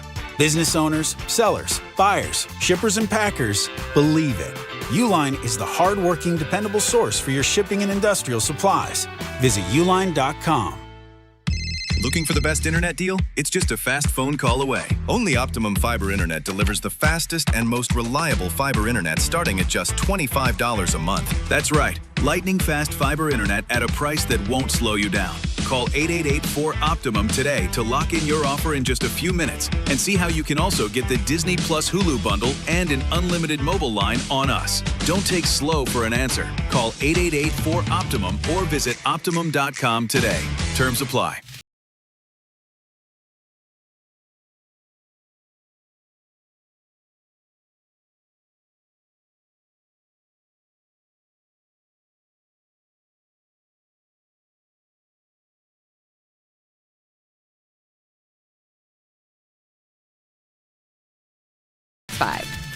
Gambling problem? Call 1-800-GAMBLER. 21 plus only. Must be physically located in New Jersey. T&Cs apply.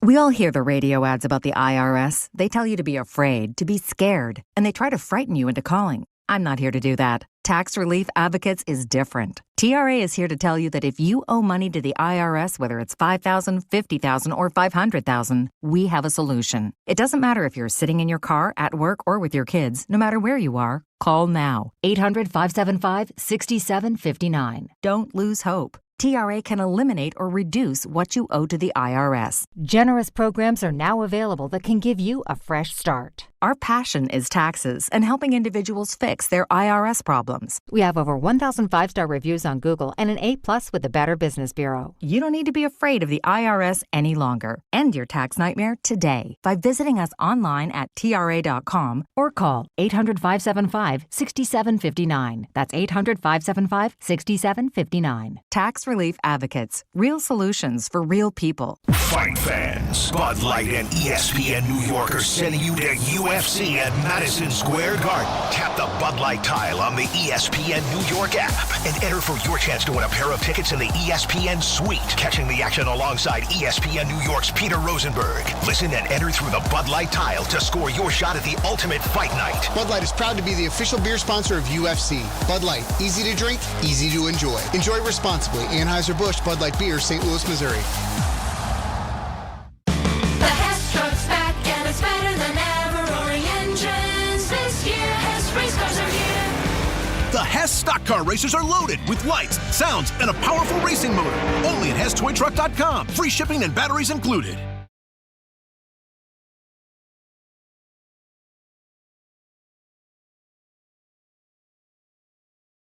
All right, well, since you played Mass Appeal, actually, before I even pick up the phone, YouTube TV customers get the sports you love on ESPN back, including college football, college game day, Monday Night Football, the NBA, college basketball, and more. Act now. Go to keepmynetworks.com to get ESPN back. All right, now, since we're playing some dope hip-hop, why not say hello to Chris? What's up, Chris? Peter, how are you, man? Thanks for taking the call. Thanks, dude. Hey, dude, much love to the fandom for Jayden Daniels, man. I hope the guy's okay, seriously. Oh, thank you, man. I hope the same as well. I think he's – listen, I think no matter what, he's going to be okay. It's his left arm.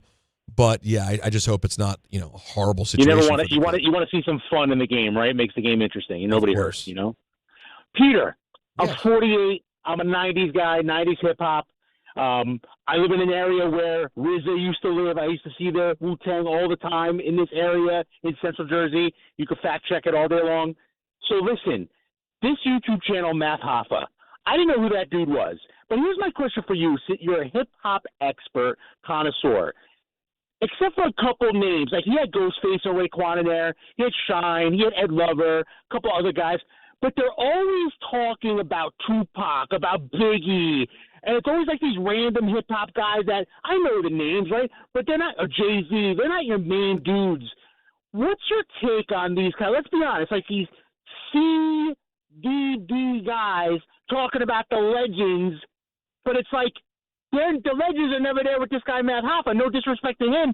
What are your thoughts on that? Because I'm watching them like, I know these guys are in the game, and I know they know these guys, but like, you think Jay-Z and you know what I'm saying? You understand what I'm putting down? Isn't it the same? Isn't it the same as sports? No, I disagree. Because like Dan Orlovsky is here talking about Patrick Mahomes. Respectfully. But hip hop 90s.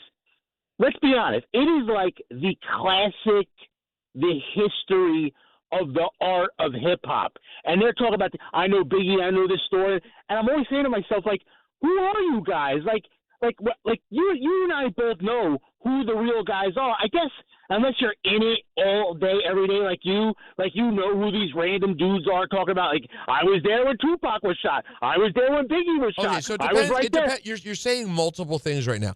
I hear what you're saying. If you're talking about sort of like these interviews, random dudes, yeah, we're like random people who weren't that big do interviews to talk about really huge names who are like no longer here. I get you. If you're talking about podcasters who are commentators like Matt Hoffa or Joe Budden, who like weren't the single most successful rappers of all time but have great podcasts, that I think is different. Those guys to me are like Dan Orlovsky or someone else who was not the best player ever, Tim Legler, but can do the job. So there's a difference. Yes, I don't respect the people who are just out here doing every interview, saying everything they know about everyone. But there also may be some times where people were really around and you just didn't quite realize it. Rick in Neptune, what's up?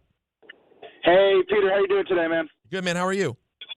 I'm good. Before I get to my WWE question, I just wanted to say, like, I was definitely thinking about you last night with that horrific injury. Like, as someone that listens to the show all the time, it is like the first thing that popped on my mind. Like, man, I know Peter's going to be really upset about this. Oh, because you're family, Rick. That's why we love you. Thank you, dude. Yeah, absolutely, brother. But I just wanted to ask, like, obviously you work for the WWE, so I know you can't really say much. Or like, I love when things start like this. Go ahead. Yeah, man. But like, I haven't really been fully like. What do you think of the product right now? I haven't really been fully happy with it.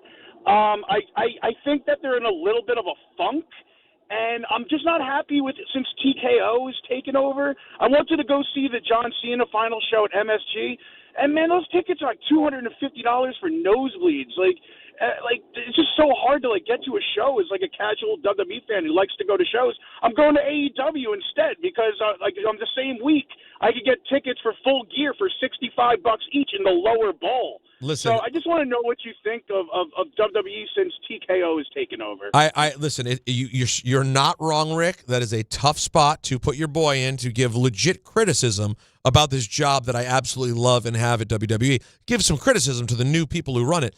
I will say this though, because I do like to be honest and fair. The ticket price thing, people bring up a lot to me. TKO has always, like the UFC prices have always been pretty high, and now the WWE prices are pretty high as well. Not as high as UFC, but they're pretty high.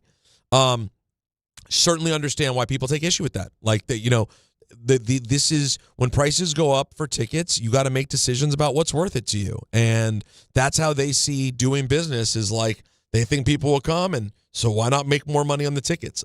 Listen, I don't own a huge corporation, so I don't necessarily think of things through that lens. So I certainly get where you're coming from, man. I used to always say, the WWE line used to always be the best value in entertainment. That may still be true, but it ain't the same numbers that it once was. So I feel you.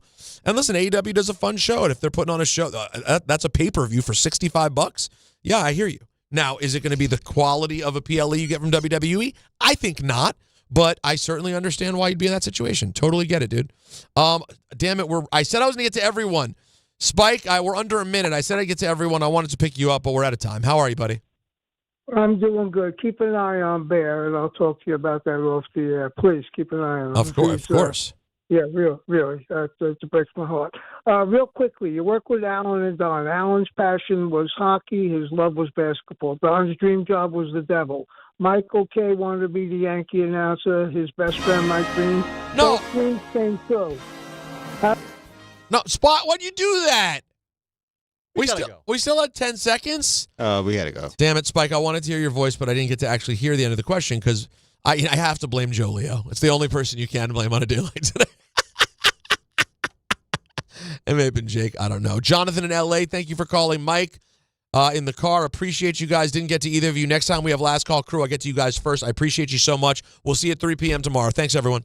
Is college even worth it these days? At Empire State University, it actually is. They are SUNY's leading online university. Flexible, affordable, and built for real life. With more than 120 degree programs, you can study what matters most to you. And students agree. They're ranked #1 in student satisfaction among SUNY schools. Whether you are finishing what you started or starting fresh, your goals are within reach. See for yourself. Visit sunyempire.edu before the next term begins.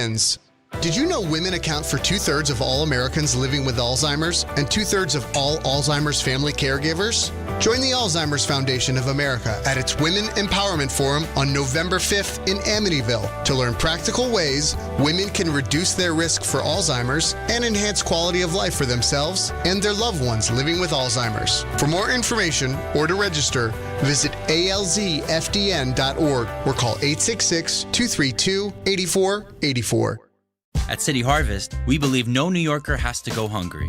With your help, we're on the road 365 days a year, rescuing over 77 million pounds of nutritious food and delivering it free to millions of New Yorkers, transforming surplus food into sustenance, sustainability, and smiles, rallying thousands of New Yorkers to power a network of nourishment across our city. One day, one meal, and one New Yorker at a time. That's how we feed good. Donate at cityharvest.org. 1 in every 6 men is likely to be diagnosed with prostate cancer in his lifetime. That's why New York Presbyterian wants to remind men over 50 to book a prostate cancer screening. A simple blood test is all it takes. It could save your life. Screenings are available across New York City and Westchester at locations near you. Schedule your annual prostate cancer screening today at nyp.org/cancer screening. Stay amazing. New York Presbyterian. Every aspect of your business will operate better and faster with artificial intelligence. AI is a race, and companies that act first will win. Thrive Managed AI is your advantage over all your competitors. Thrive partners with you on a smart, secure AI strategy for your business. Then they deploy and manage it for you. Be first and win the race with Thrive Managed AI. Start with a complimentary strategy consultation at thrivenextgen.com/ESPN. That's thrivenextgen.com/ESPN. At AT&T, we guarantee our network so you can talk college football with your BFF while taking Buster to the vet. Hey, yeah, I can't believe he ate the whole thing of chicken wings. And I can't believe we're staging a comeback. Touchdown! Staying connected matters. That's why in the rare event of a network outage, you'll